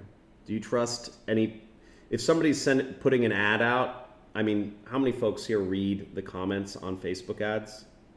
Right? A lot of people do. And if a Facebook ad has no comments, like, why should you trust it? Okay. So you should always create engagement before real people have a chance to see something. I'm just giving you more tactics.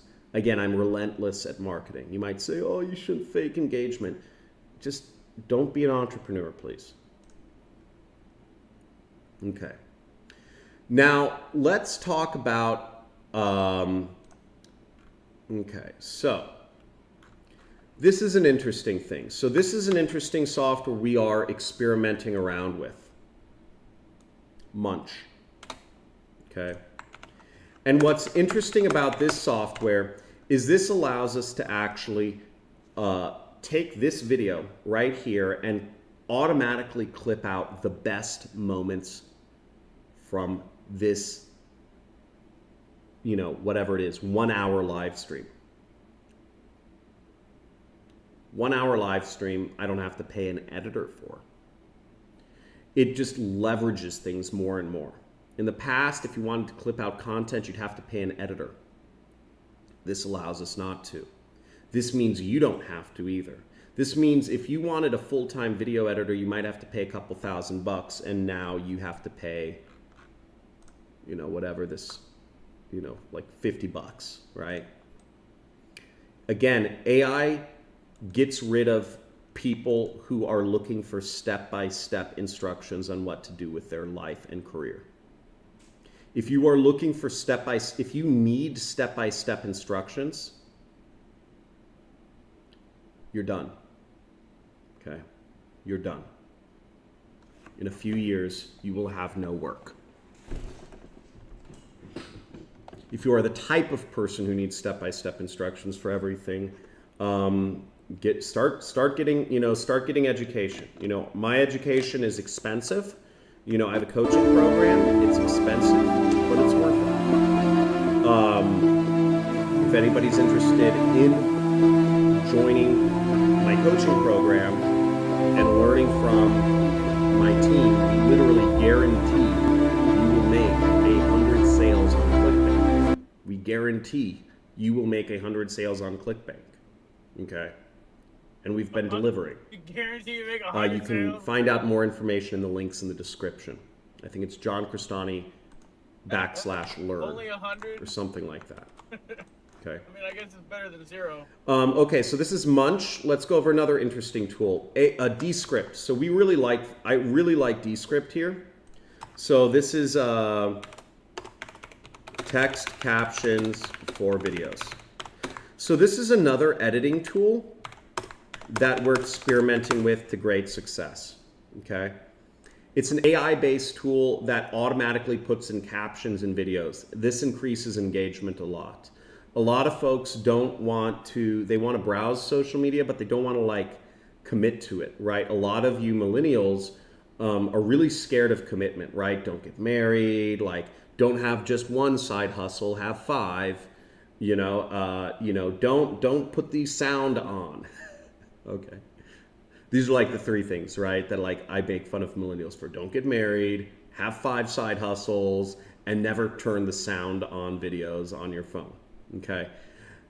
Turn this, and because so many folks are not turning the sound on because they're commitment phobic, what we can do is we can actually put captions over our videos, and we're gonna have an advantage in terms of engagement. So that's really good. And we're using Descript to do this automatically. Again, I remember I used to hire editors to literally go, I used to hire people to literally transcribe 2-hour-long webinars. 2-hour-long webinars. I'd pay these people like, whatever I was paying them, like $25 an hour to just write the words out, every word I was saying in a sales letter or a video. And then I'd pay an editor, whatever it was, $25 an hour to write in each line and place it where each word should be. And now we're doing this automatically for free. Absolutely amazing. Highly recommended tool here. Okay. Microworkers, good site. Hire some, hire small people to do, hire small people. This is another AI video editor that we've been playing around with. Okay. AI video editor. Again, suggested. I suggest you play around with some of these tools because right now there's such a big opportunity for posting content on social media.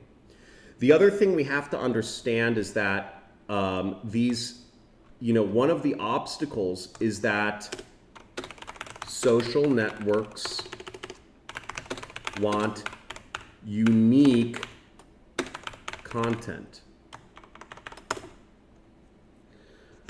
So what you might be wondering is,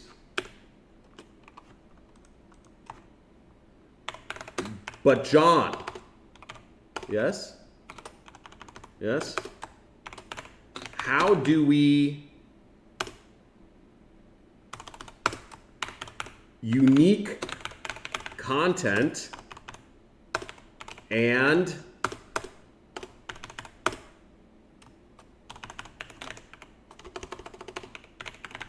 everything is reposted content. Okay?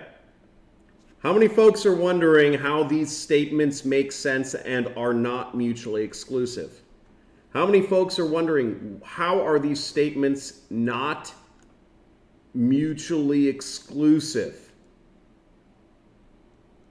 In my opinion, bypassing duplicated content is impossible. How do we do this? Right? Okay. Yeah, so we have, so Grandmaster UV says, you know, like, wow, you know, you can, you know, well, you know, AI is generating a lot of unique stuff. Yeah, rewrite. There we go. CPA marketer, you got it. So how we do this is one, you know, we could have an AI video editor. You know, we create a prompt. Create a prompt. Okay? Generate 25 variations of this video with 1% different contrast. Right? Okay. Now the video looks a little bit different. Just the coloring is slightly different. And now we have 100, we could have, you know, a bunch of different variations of the video. We can do the same thing, slightly different audio, etc. Okay. So we can change very slight things in a video and have a completely unique file 100 times over. Yep. And what it is it's a unique video file on TikTok, on Twitter, on LinkedIn, on Instagram, on YouTube Shorts, right? This way, we do this with audio, we do this with the color blue, we do this with the color red, we do this with the color green. We do this with slightly different audio volume. And suddenly we have 100 variations of a single video that are all unique. And it can all be done. Now they still detect, they can still detect in the same platform. What are you seeing they detect the most? Because I've seen other folks doing this very successfully. I mean, we have examples, but what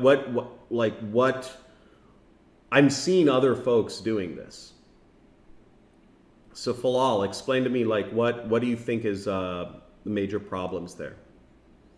We looked at one of the students' accounts we looked at the other week is purely using reposted content from my channels, and this guy's getting thousands, hundreds of views a video. He got almost 1 million views. In Russia, there's a saying, nobody talk about how they make their first million, because usually people make their first million kind of bending the law.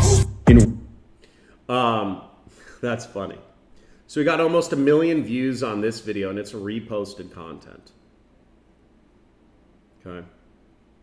So yeah, definitely open to discussing that further. I know there is a lot of detection stuff, but this is, you start with experimenting. Okay. Now, let's go over more AI video editing tools. Okay. Let's get rid of this. Wise cut video. Another video AI video editing tool is that we are experimenting with is Runway ML.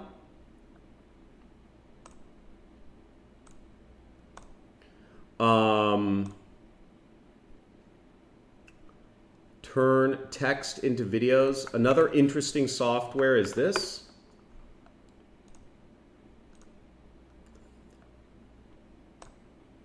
This is another anti-detection browser.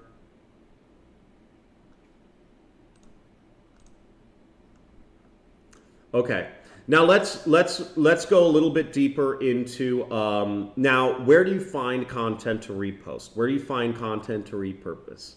Well, an easy way that we find content to repurpose, I mean, it's super simple. I mean, Así que, ¿qué piensan ponerse mañana? I mean, what we do is we just search hashtag passive income on TikTok, and what we'll do is we'll repurpose these videos, or we will straight up just we'll contact you. We just script out their video and we tell somebody else to shoot it for $15. $15. That's one way we do things. Another way we do things is I look up what videos are getting good engagement for hashtag passive income. You know, I see 2.6 million views there, and then I just reshoot the video myself. I just literally like write down whatever she said on my notepad, and I just say it, right? I just say the same things. You know, I point to the different, you know, places they want to point. This is all I do, and it crushes. It crushes. Right? I have like 50 TikTok accounts. We mainly use them for advertising. Right? So we're mainly running our stuff as ads. But I would literally just, you know, if I want to get big in a niche, I literally just script out whatever the top videos are saying, and I just copy them. You could pay others to do it if you want, but I'm just giving you free methods here. Okay? Just don't try to be creative or original. Okay? Don't try to be creative or original. If you're trying to be creative or original, that's your ego speaking. Okay, don't be an entrepreneur. Just, you know, go, you know, be creative. But I don't think you'll work out as an entrepreneur. Now, what's a better way? What if you don't even want to do research? Well, if you want to promote my own programs, if you want to promote the make money online niche, if you want to help people find ways that they can actually make money for themselves because their jobs are going to be taken by AI, awesome, excited, because guess what? I have something special for you. We give away all of our clips right here. So, let me just, we have tons of clips for people, and you can take all of these videos and you can just run them, okay? Just take these videos and run them. And the links to all of these Telegram channels are in the description. So we give folks a lot of videos. Here's videos from my live streams. We give you music that you can download and use with any of these editing tools and create different variations of.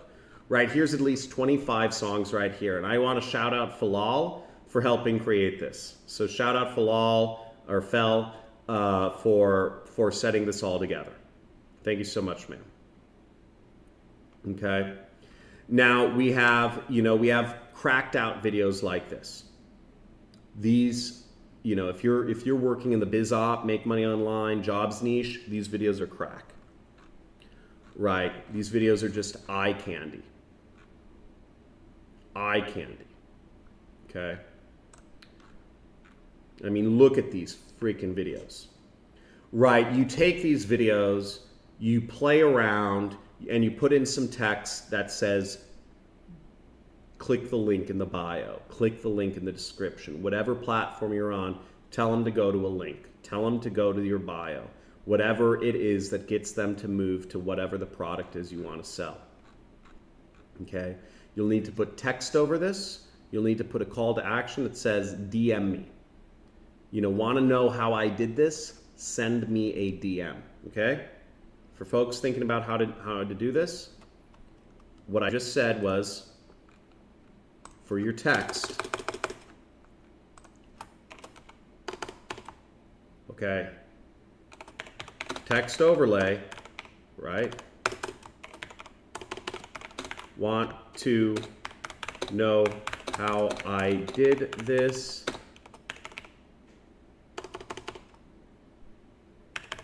DM, you know, something like this, right? See how I did this, you know, see how I earned this, okay? DM me for more for free trading. Something like this, right? Doesn't get too complicated. Don't make things too complicated, right? You overlay that over a video like this. See how I did this? Oh, this is Adrian Morrison. This is great. This is his house. This is in Mississippi. Oh, that's cool. We'll go out and visit him. Does everyone understand what I'm teaching here? How to get free traffic from social media. Can I say hi to Joe? Joe Lachlan? What are you talking about? Use Canva? Hey. John, I have a couple more questions after you answer my first one. Oh, sorry. Yeah, let me get to your social account. So, Winners Club, you were saying, how do I get people? So, okay, so Winners Club Q, how to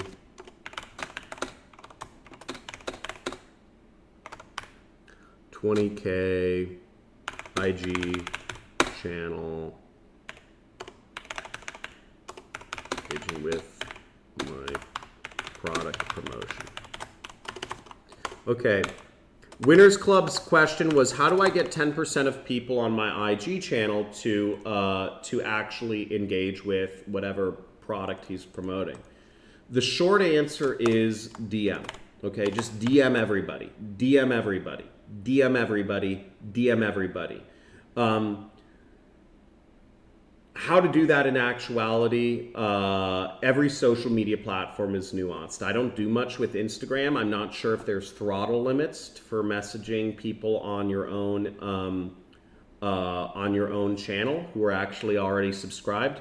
But I'd look into what sort of throttles or what sort of spam things they put in. But I'd say DM everyone, right? And you might need to set up automation to send, like 25 DMs an hour for, whatever, like 10 days or whatever it is, right? Whatever, what is, 25 times 24 times 10, so like, yeah, maybe you have to run this automation for like 30 days to DM everyone, to do 25 DMs an hour. Okay, does that make sense?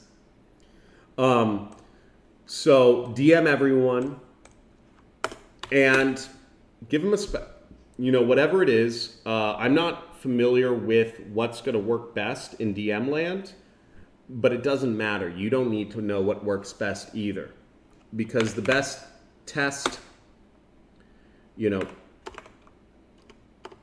test your messaging. And this is what I teach in the super affiliate system. It's all about split testing. My secret to marketing and why I have a system that works every time is because we split test. That's it. We just split test, and if something doesn't work, we just always take the things that work best. So we're always improving, right? It's almost like constant improvement. If you're constantly improving, you can't ever go backwards. You're eventually going to reach your goals. Okay. Listen to Falal. Falal knows more about this than me. Yeah, I'd say DM everyone, test your messaging 20 times, right? Falal is saying stories, right? I've seen a lot of success where folks put up like 10 stories that, it's kind of like,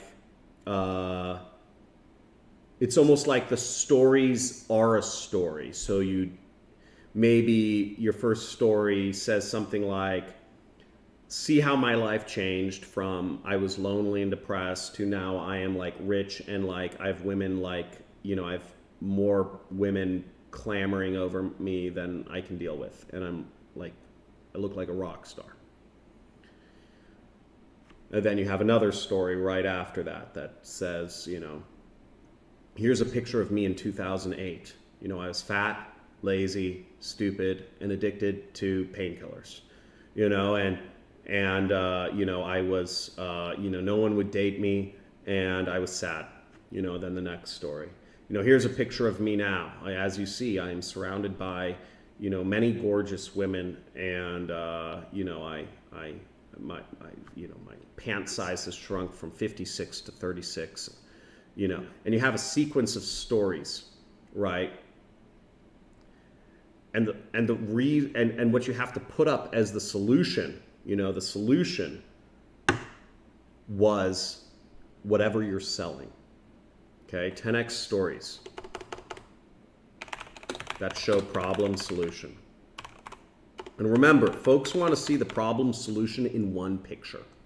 One picture. Now, one thing I used to use a lot of for, you know, weight loss is liposuction before and afters, right? Because these images are freaking fantastic, right? They tell a story, okay? Like, look at this image, right? Before and after, right? This shows the whole story. This is where I was before, this is where I was after. You need to be able to show a story like that. Because again, people's attention spans are going down the drain. The good news is, if you know the basic principles of marketing, people are easier to sell than ever. Okay? Oh, that's awesome, sweet digital studio. Cool. Examples of messages. Examples of messages, join Winners Club. And I'm going to tell you the same process that I use for advertising. Find a gazillion channels in your niche and DM them. Or follow them.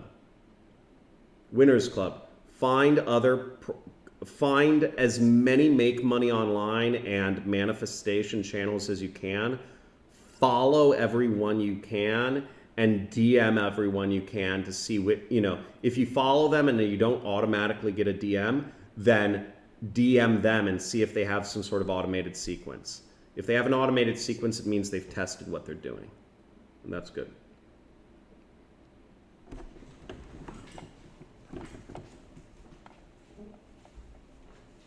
Oh, gosh. That was gross. Oh my God. Sorry, I just drank some old Thai iced tea. What you say on household products, I have no idea. I live as simple as possible. Like, get the stuff you need. Do not spend money. Remember, if you're spending money, you don't get rich spending money. Okay? Just remember this. You do not get rich spending money. You get rich saving money. Okay? No one's ever gotten rich spending money. Yeah, Falal knows what he's talking about here. So test DMs, test story-based promotions. I'd have the same story-based promotion run every week. And I'd just find a way to DM everyone. Okay? But push it, and spy on your competition. Hopefully that helps Winners Club. Okay, let's keep going. Let's go on more tools. We're going to talk about more tools here. Okay, so AI automation tools. So getting your tools talking to one another is also very important. We can have a number of tools. We can have a tool to post videos. We can have a tool to download videos. We can have a tool to edit videos. We can have a tool, you know, ChatGPT or whatever, writing descriptions for videos. But how do you bring everything together so that you don't literally have to lift a finger after you set up the system? Well, you need to use what are called, you know, like APIs and stuff. Okay, one, social automation. One is Make, okay, that we're experimenting with. Another social automation tool that we use is Zapier. Zapier is a very common automation tool used by a lot of businesses. We use it a lot.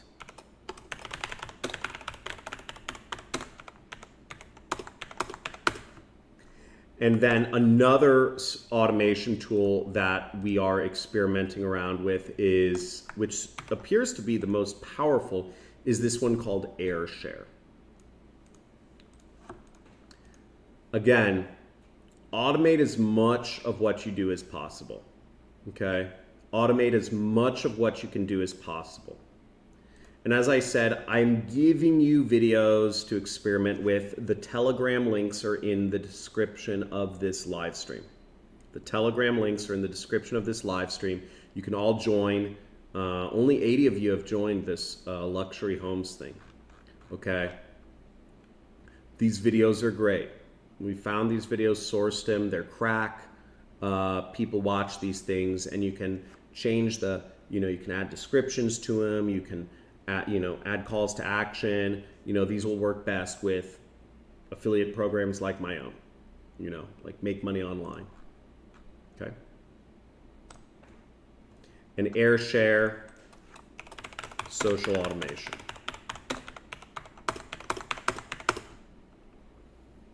Now let's look at some more tools.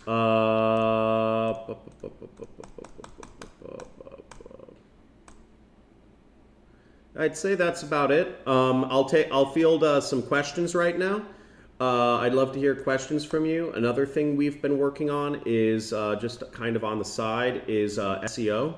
My SEO strategy has been increasingly positive. We went from getting 100 impressions a day to, it's taken a while, but now we're, in a month we've gone from like 100 impressions a day to almost 800.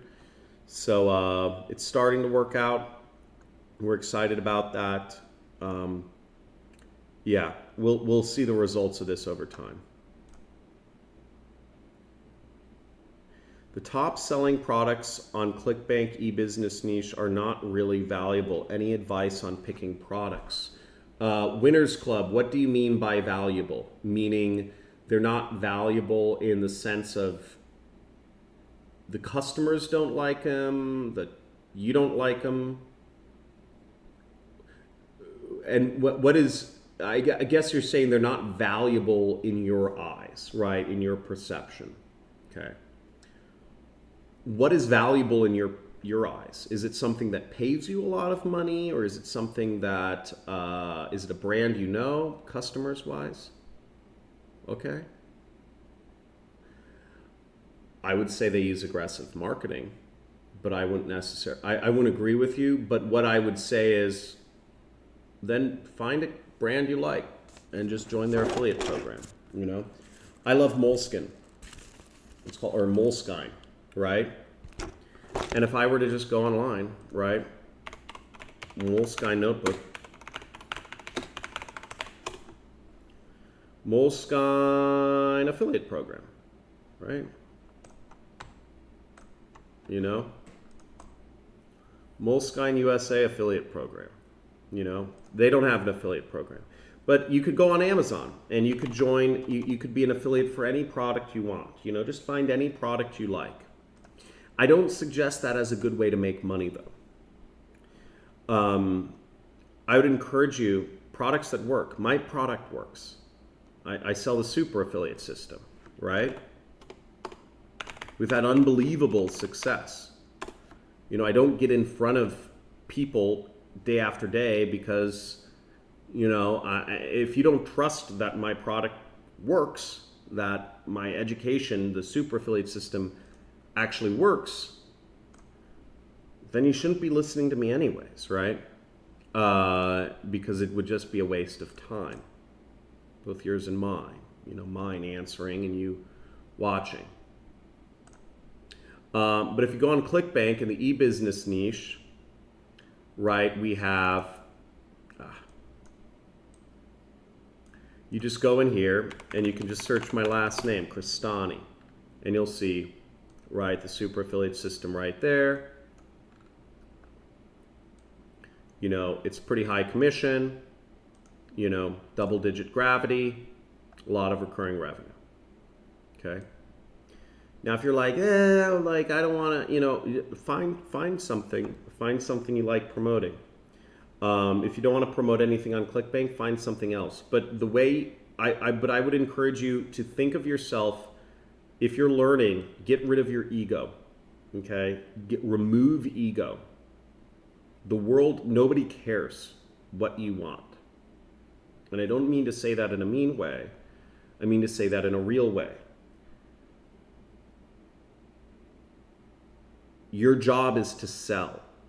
When you're doing affiliate marketing, your job is to sell the product. Period. Okay? It doesn't matter what you like.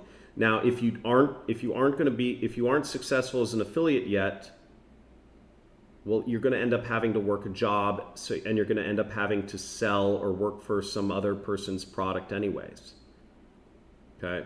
I'd encourage you to remove your ego. It doesn't matter what you want to sell. Just sell whatever works best. Just don't overthink things. Your job, you have a job, you have a mission. It doesn't matter. Your personal opinion does not factor in to how much money is in your bank account. Money will flow to your bank account if you sell products. Do not put your ego into money, into this whole thing. Just sell.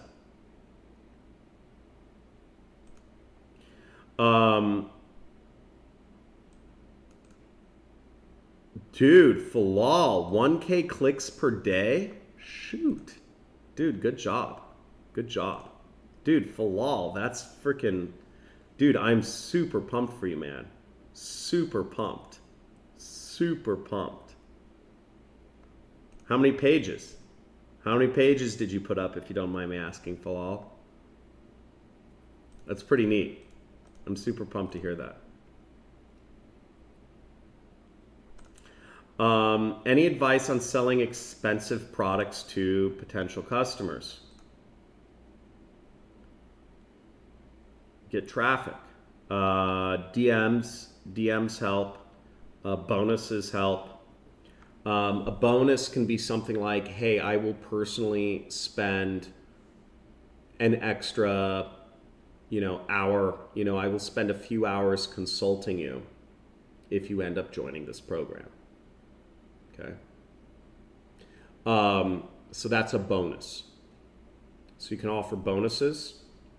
That's a great bonus. If you're let's say you're selling a program about stock trading education. Stories. Maybe the program costs $25,000. And if somebody purchases the program, you get $5,000 as an affiliate. Okay, that's about normal.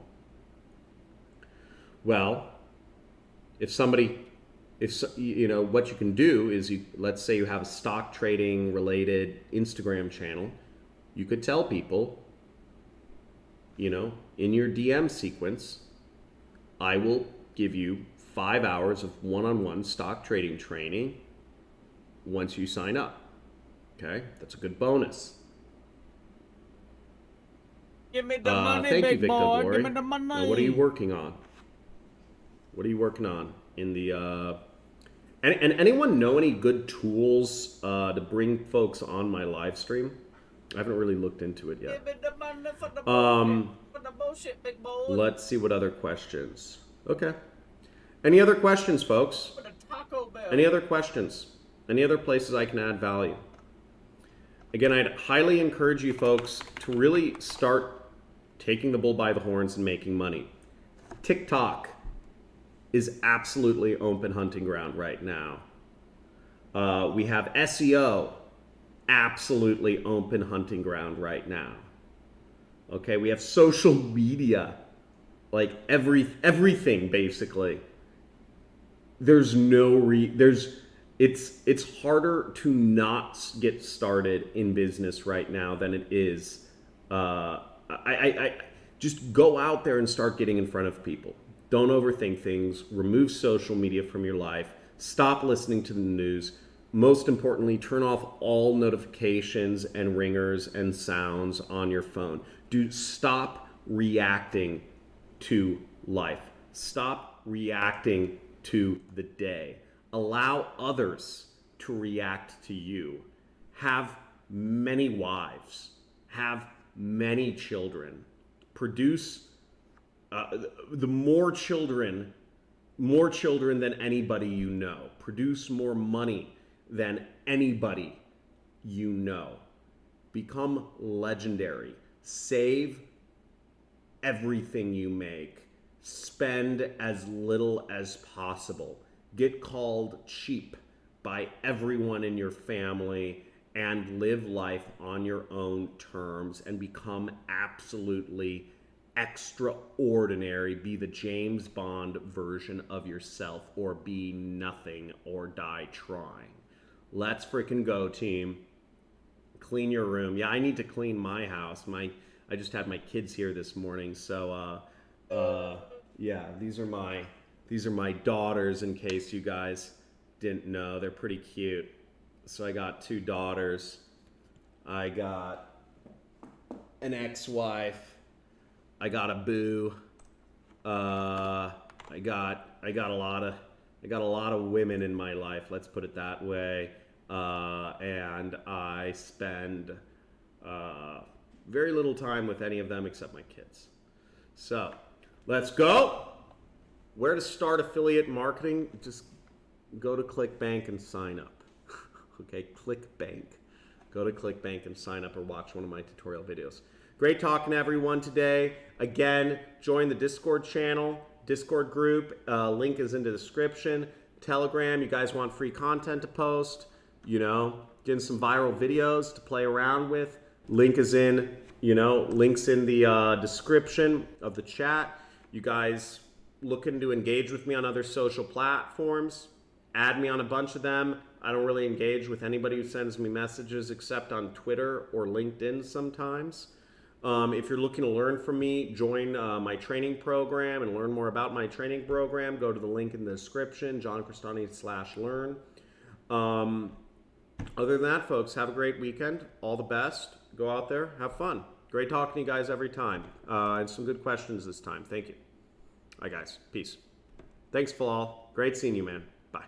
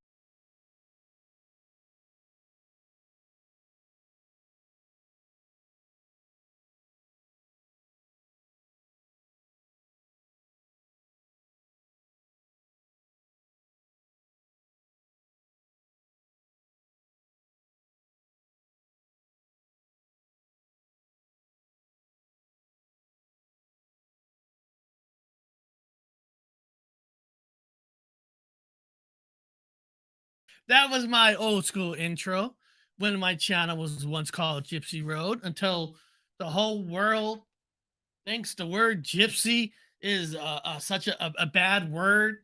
But to me, Gypsy Road was never meant to be a disgrace kind of a word. Gypsy Road is that saying about taking that journey on that road, discovering the unknown, never, ever looking back. That's what the Gypsy Road name was. But unfortunately, I was kind of forced to change it, so we went to Paranormal Highway. We're more above the name of a show anyway. But a lot of people who's been with my channel for a long time will know the word Gypsy Road, and it's still in my heart. It's still in my heart. And I'm gonna play that intro one more time. We'll get right into it.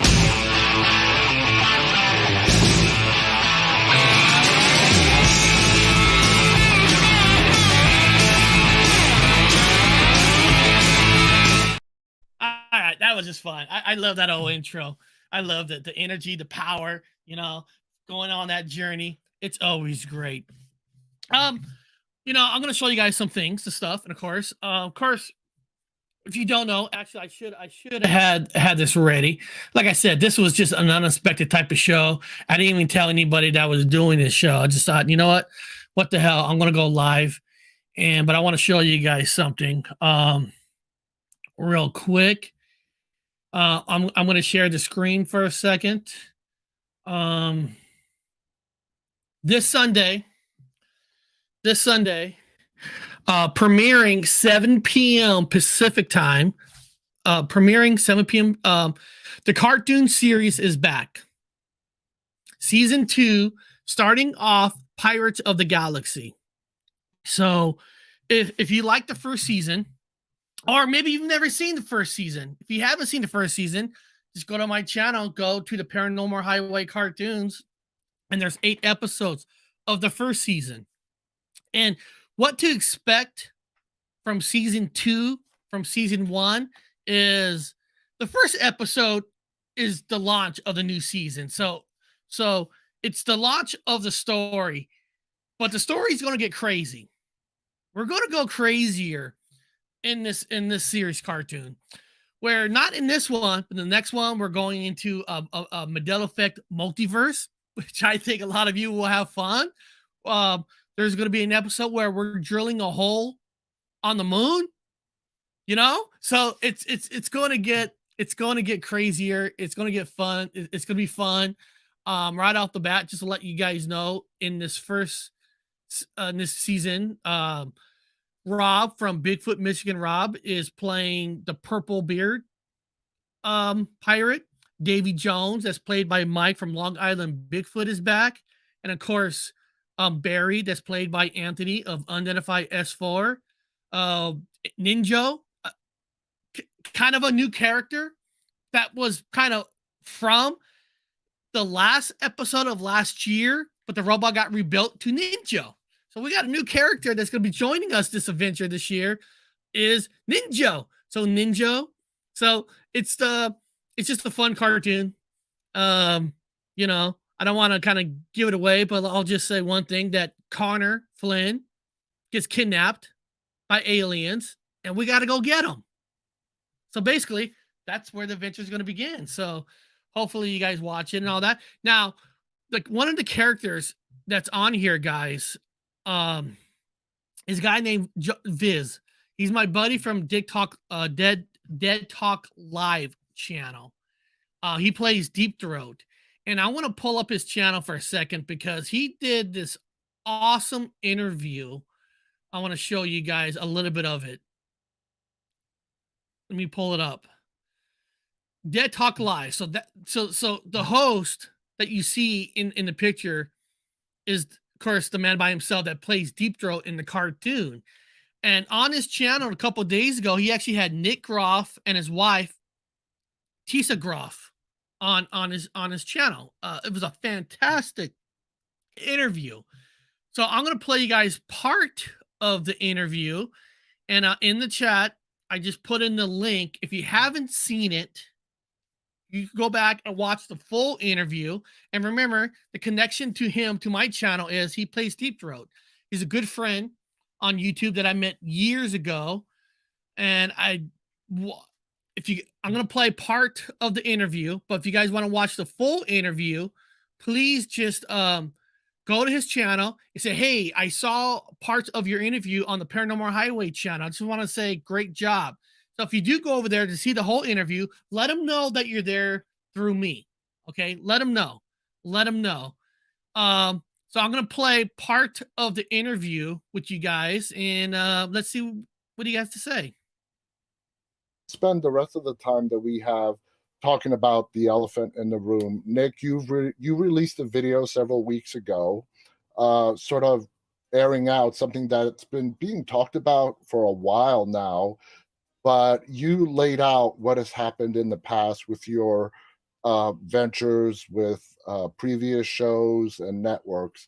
My first question to you is, what prompted you at this stage to make that 7-minute long video?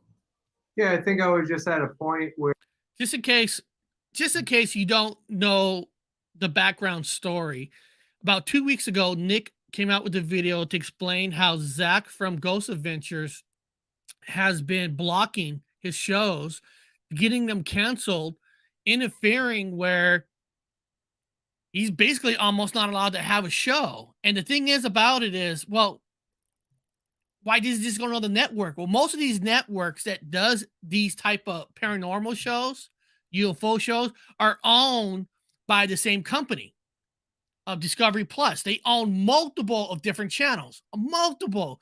So they actually run the channels that runs these type of shows, but he keeps getting blocked by Zach, basically saying it's either me or him. You give him a show, I leave Ghost Adventures. And of course, that's such a big ratings thing for Discovery Plus. Of course, they're going to go with him versus Nick. So if you don't know that background, just giving you a little bit of the background, what's going on. And my friend Viz, unscripted, not scripted at all, you know, are asking him the questions. So here's part of the interview.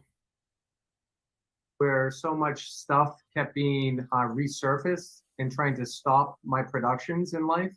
And what I mean is in a business. So when I keep my head up and I keep going, which I was told to do multiple times, twice throughout my life in 2 different projects, from Ghost Ventures to Paranormal Lockdown and so on, I did that. I said, all right, I'm going to be the bigger person, move on. And I'm not going to continuously feed into negativity, and I'm going to keep making something better. I know what I can do and what I'm capable of, but I'm going to drive forward, because sometimes there's, sometimes stuff just needs to be let go, you know, and don't hold grudges, don't move on. Like, people can have differences of opinions. People don't have to agree.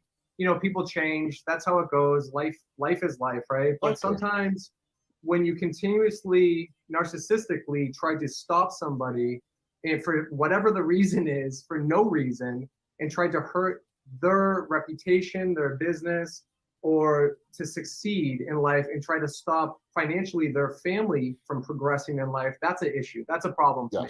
So this was brought to my attention very recently by Dakota. He called me and he told me some stuff, and Dakota shared stories with me, and I said, enough's enough. So then I basically said, I told Tessa, I gotta put this video. I should have did it years ago. And of course, guys, I don't get involved in beefs, in people's beefs, because we all know there's channels that hate certain people. I mean, by God, there's a lot of.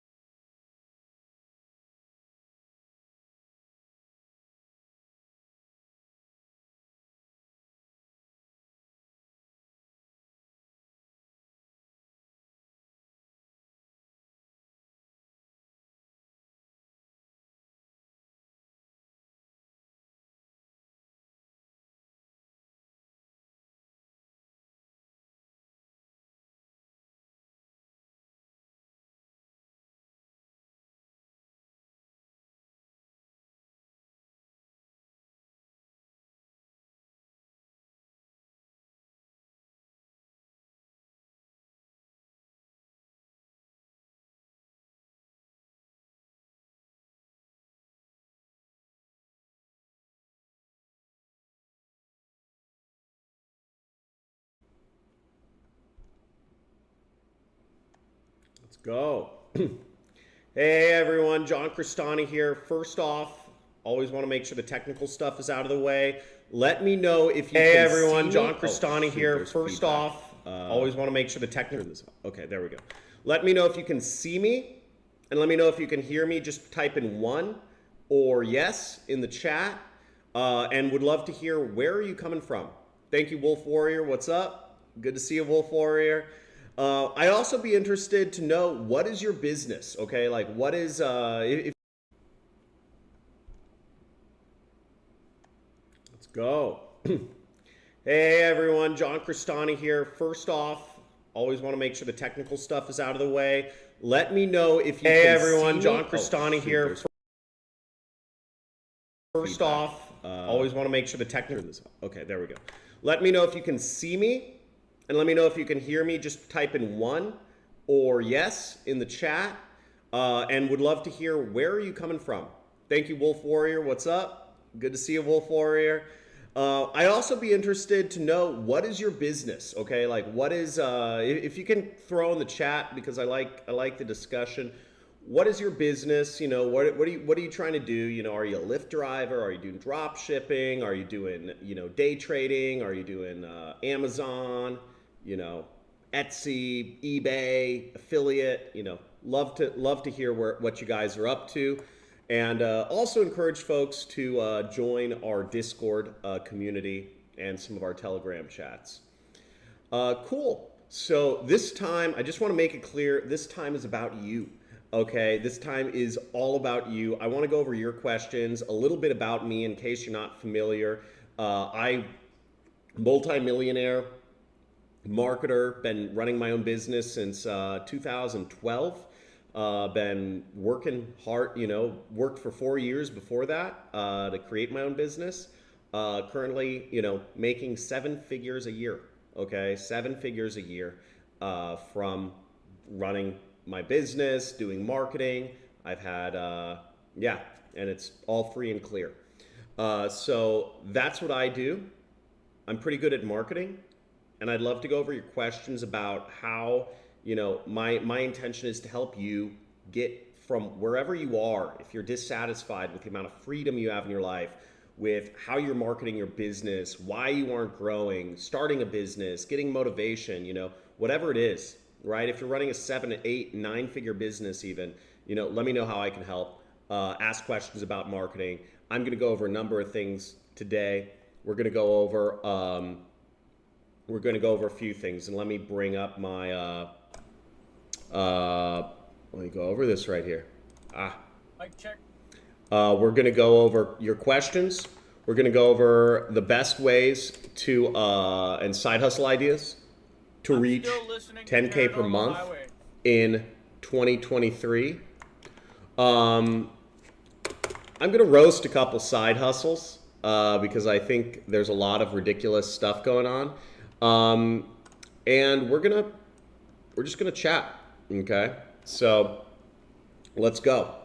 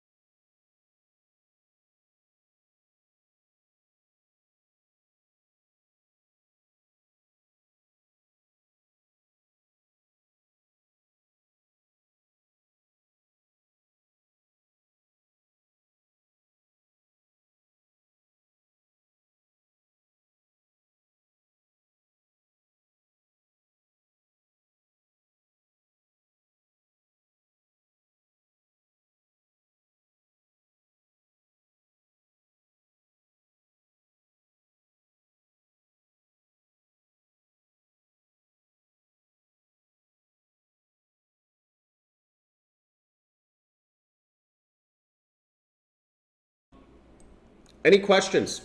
Hey, good evening from Gambia. Colonize Mars in our lifetime. I actually think colonizing Mars is not necessarily a good idea. I'm a huge supporter of Elon and everything he does, but I believe we live on heaven. You know, this Earth is the best place, at least we know of, in the universe. So the goal shouldn't be to settle, to have permanent type of colonies, I think, on other planets. I think it's more about taking resources from space and bringing them back home. I believe Elon's doing a sort of PR play, right? You're ants to him. He's focused. He plays just like the government and the education system and the media plays your mind like a fiddle to get you to believe things that you may not necessarily have cared about, like Ukraine. I mean, who here thought it was crazy how like all these Americans who like never even knew where Ukraine was suddenly came out all in support of this country in Europe, like overnight, right? All these YouTubers supporting Go Ukraine, all these gamers, you know, raising money for Ukraine, all these other people, you know, saying we support Ukraine, stand by Ukraine, and nobody even cared about it the month prior, right? So it's getting thoughts implanted in your brain is a big problem, and it's very getting a month prior, right? So it's getting thoughts implanted in your brain is a big problem, and it's very common. I think Elon uses people the same way.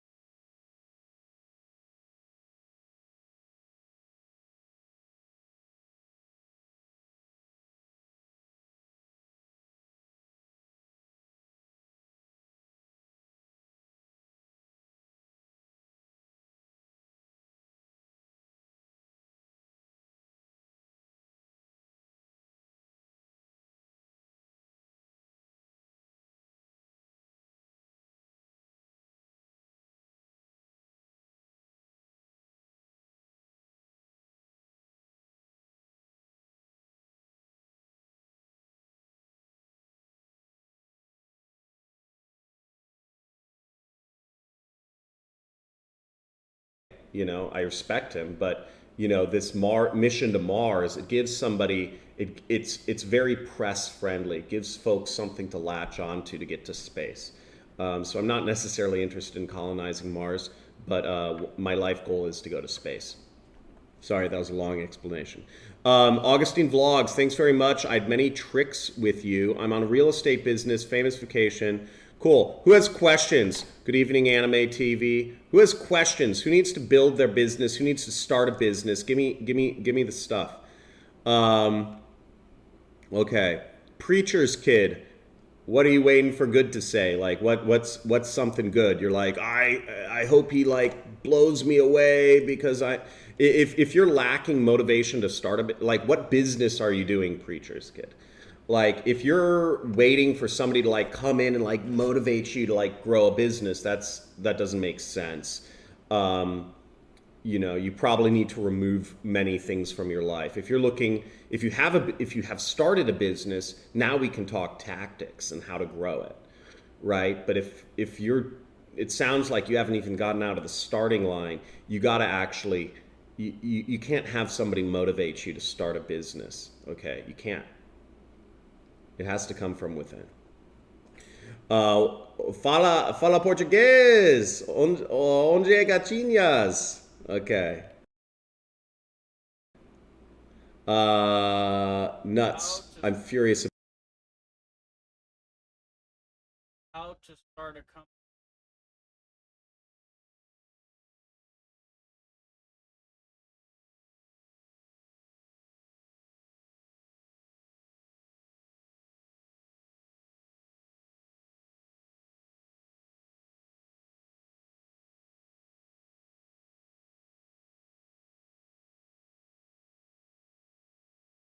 How do you make a company?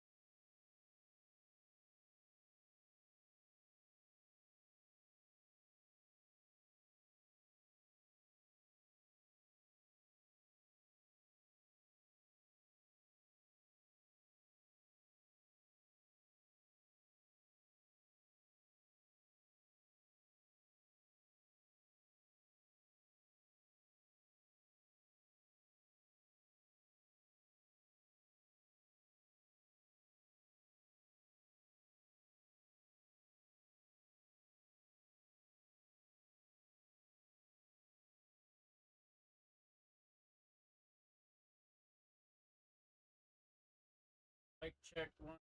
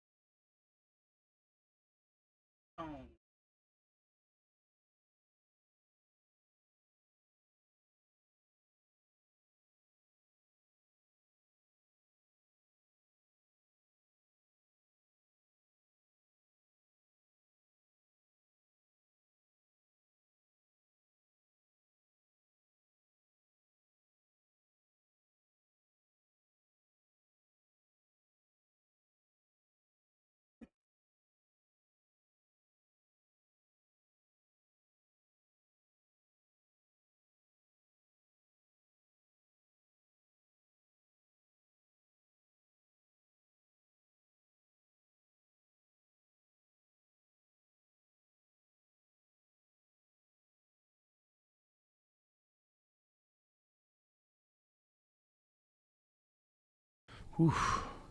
Imagine if some of that autopsy photos got out, some video. Well, I'm talking to the doctors, and I can tell you right now that the doctors all talk to each other.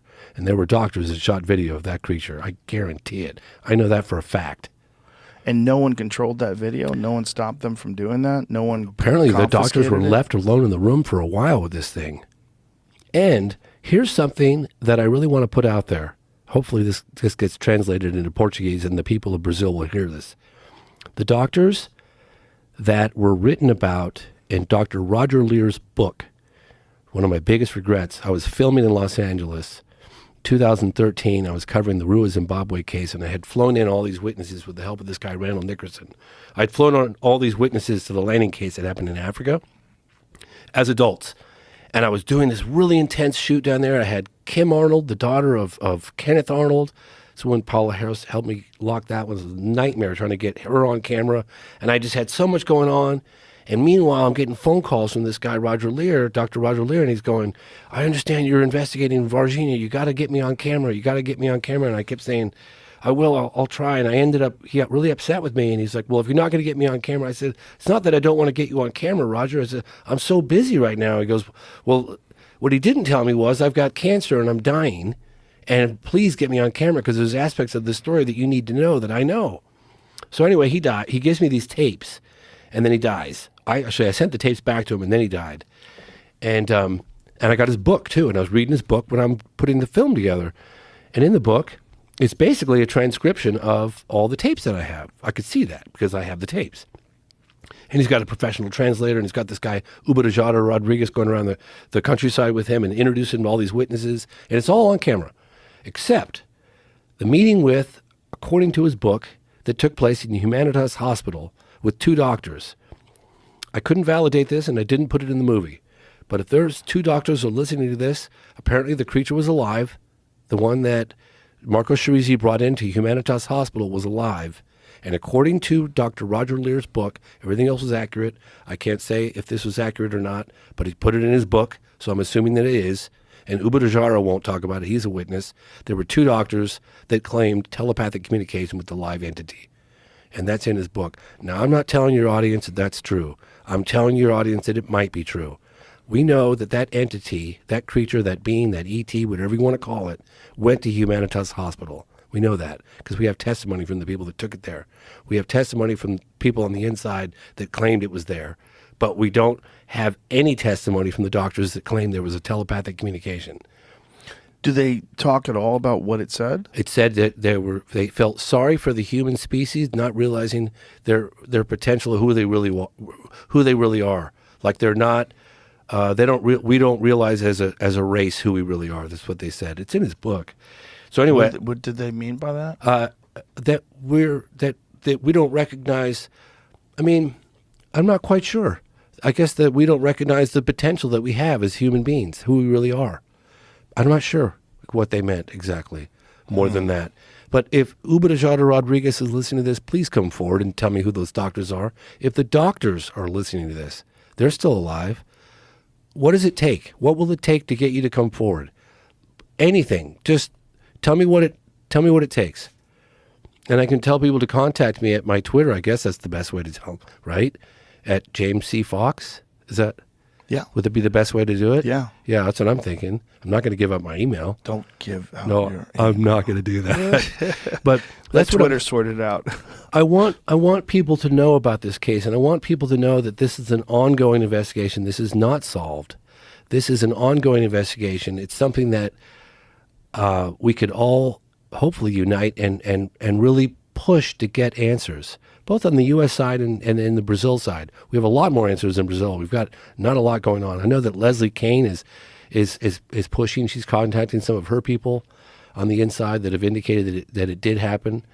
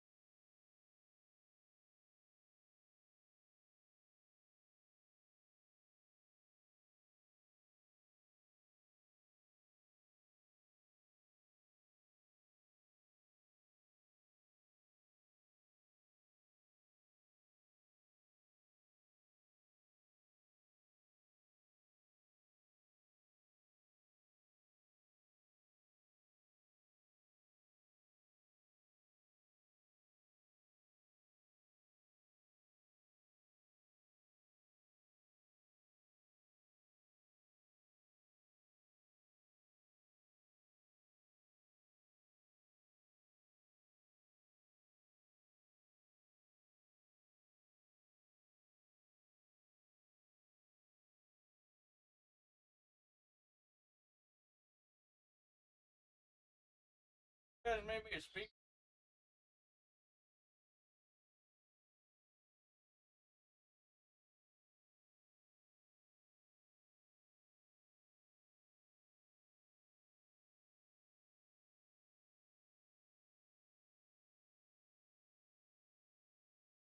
Speaker on the Maria report.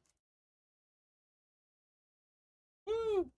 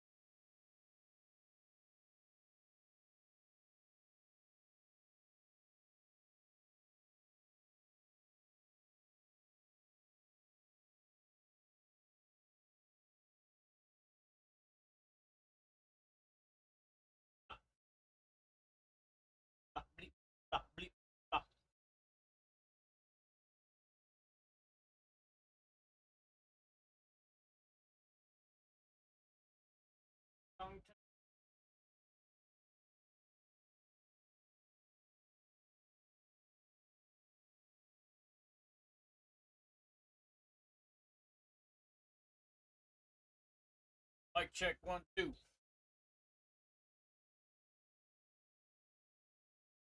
Rest in peace, Dr. Roger Lear, man. Damn.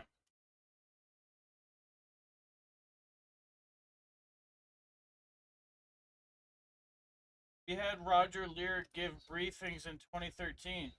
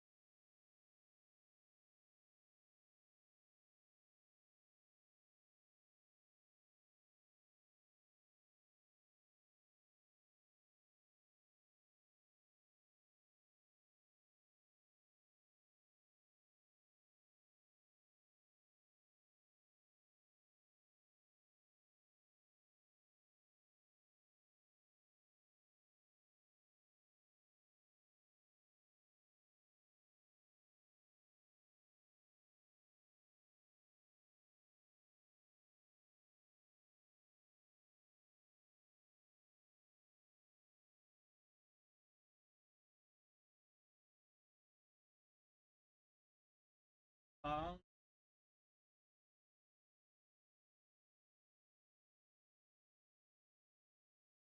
I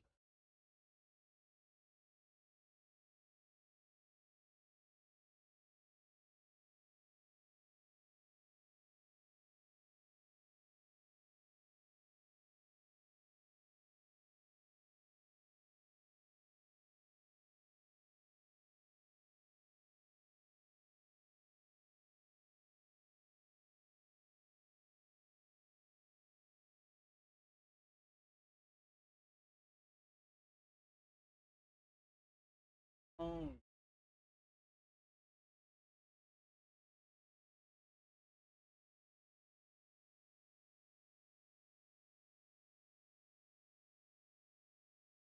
Dipping out.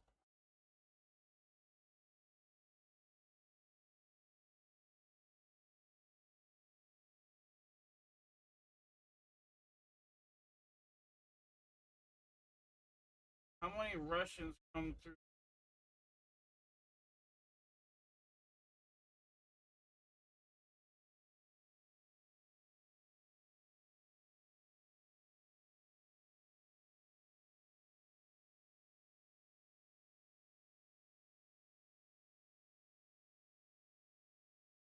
I like this Bluetooth.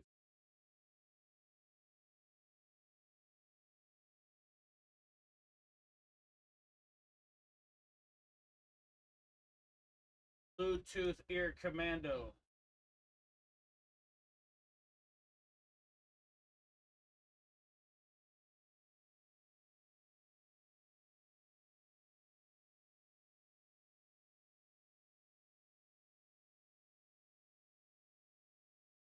Problem with my own fucking country.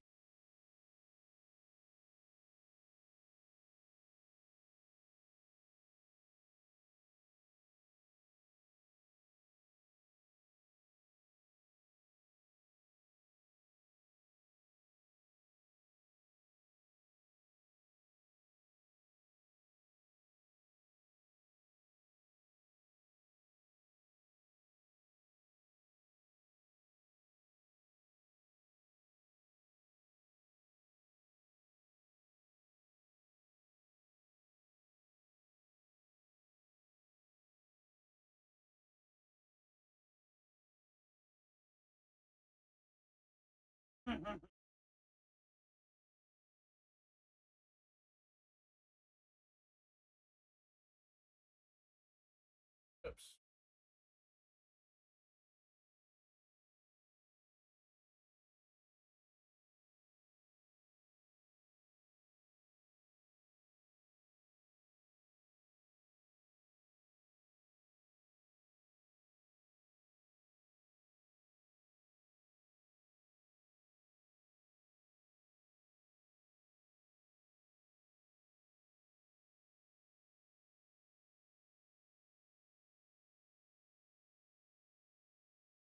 Coming from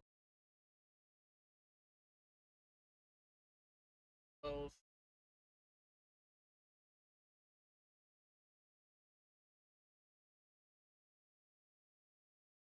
Already know.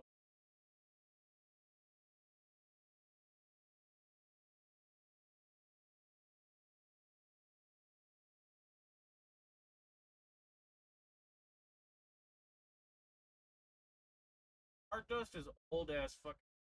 You've known about Smart Dust since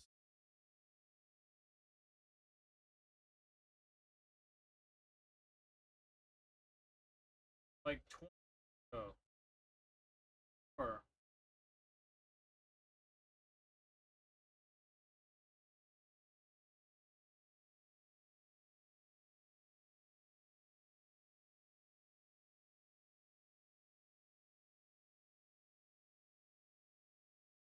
just flying.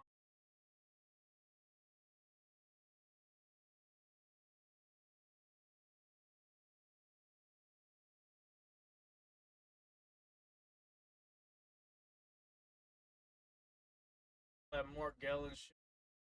OG Morgellons age.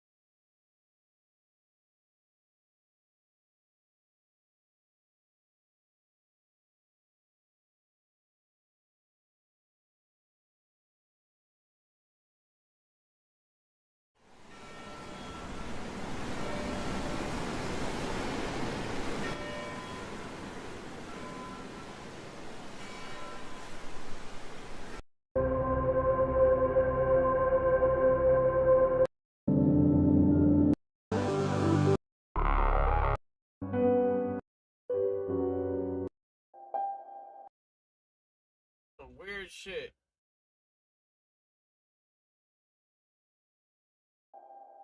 All these ocean, man, it's some weird shit.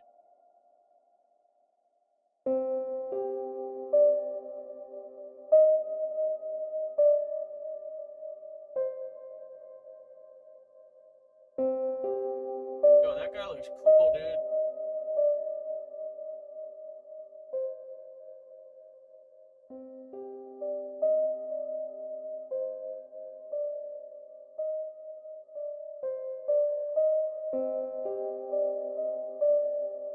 Oh, look, he's like an electromagnetic wave.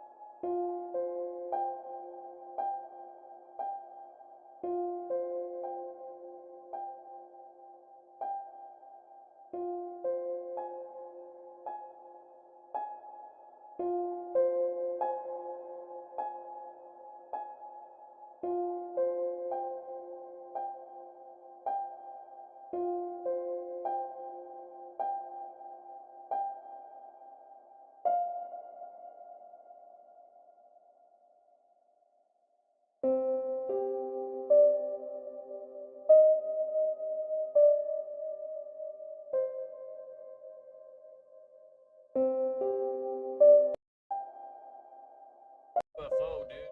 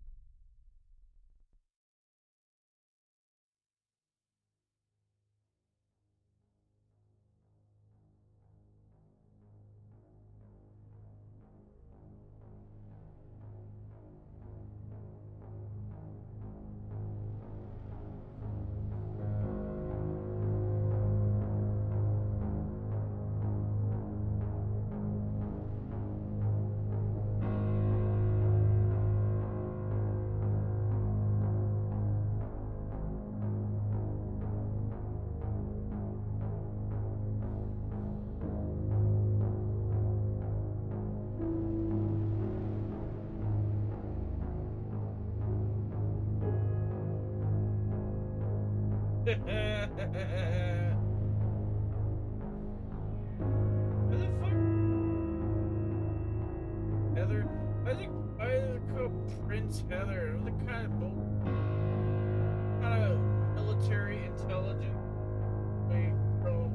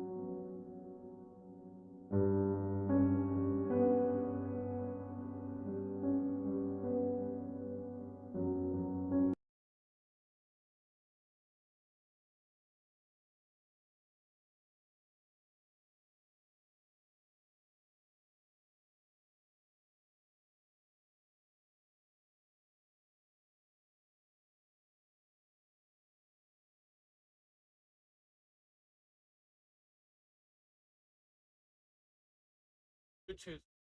No.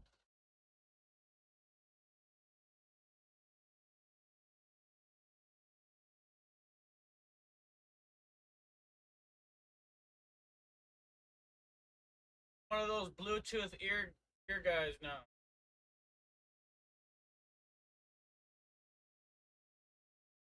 In a fucking bathrobe with my fucking.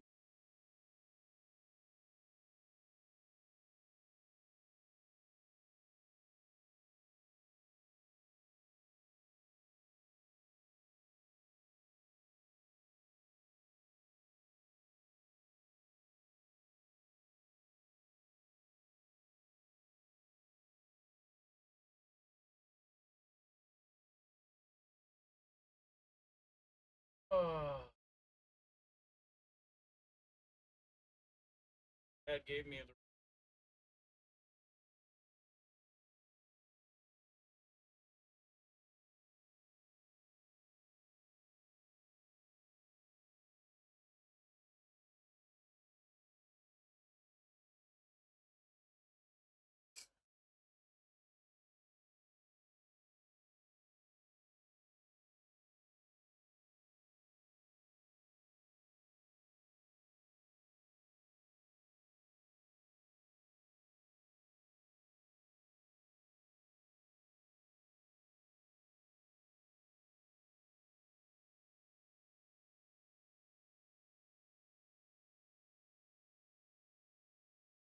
Good, man. It's like.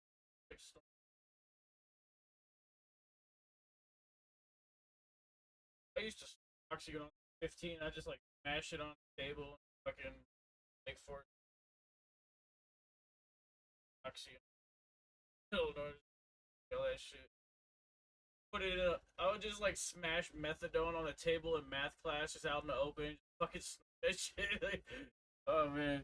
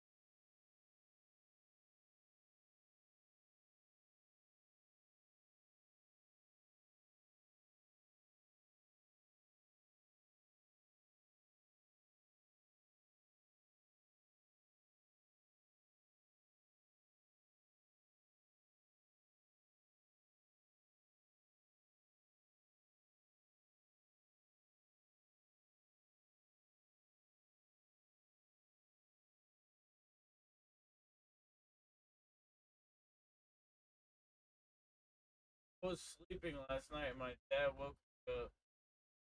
Woke me up. Pasta.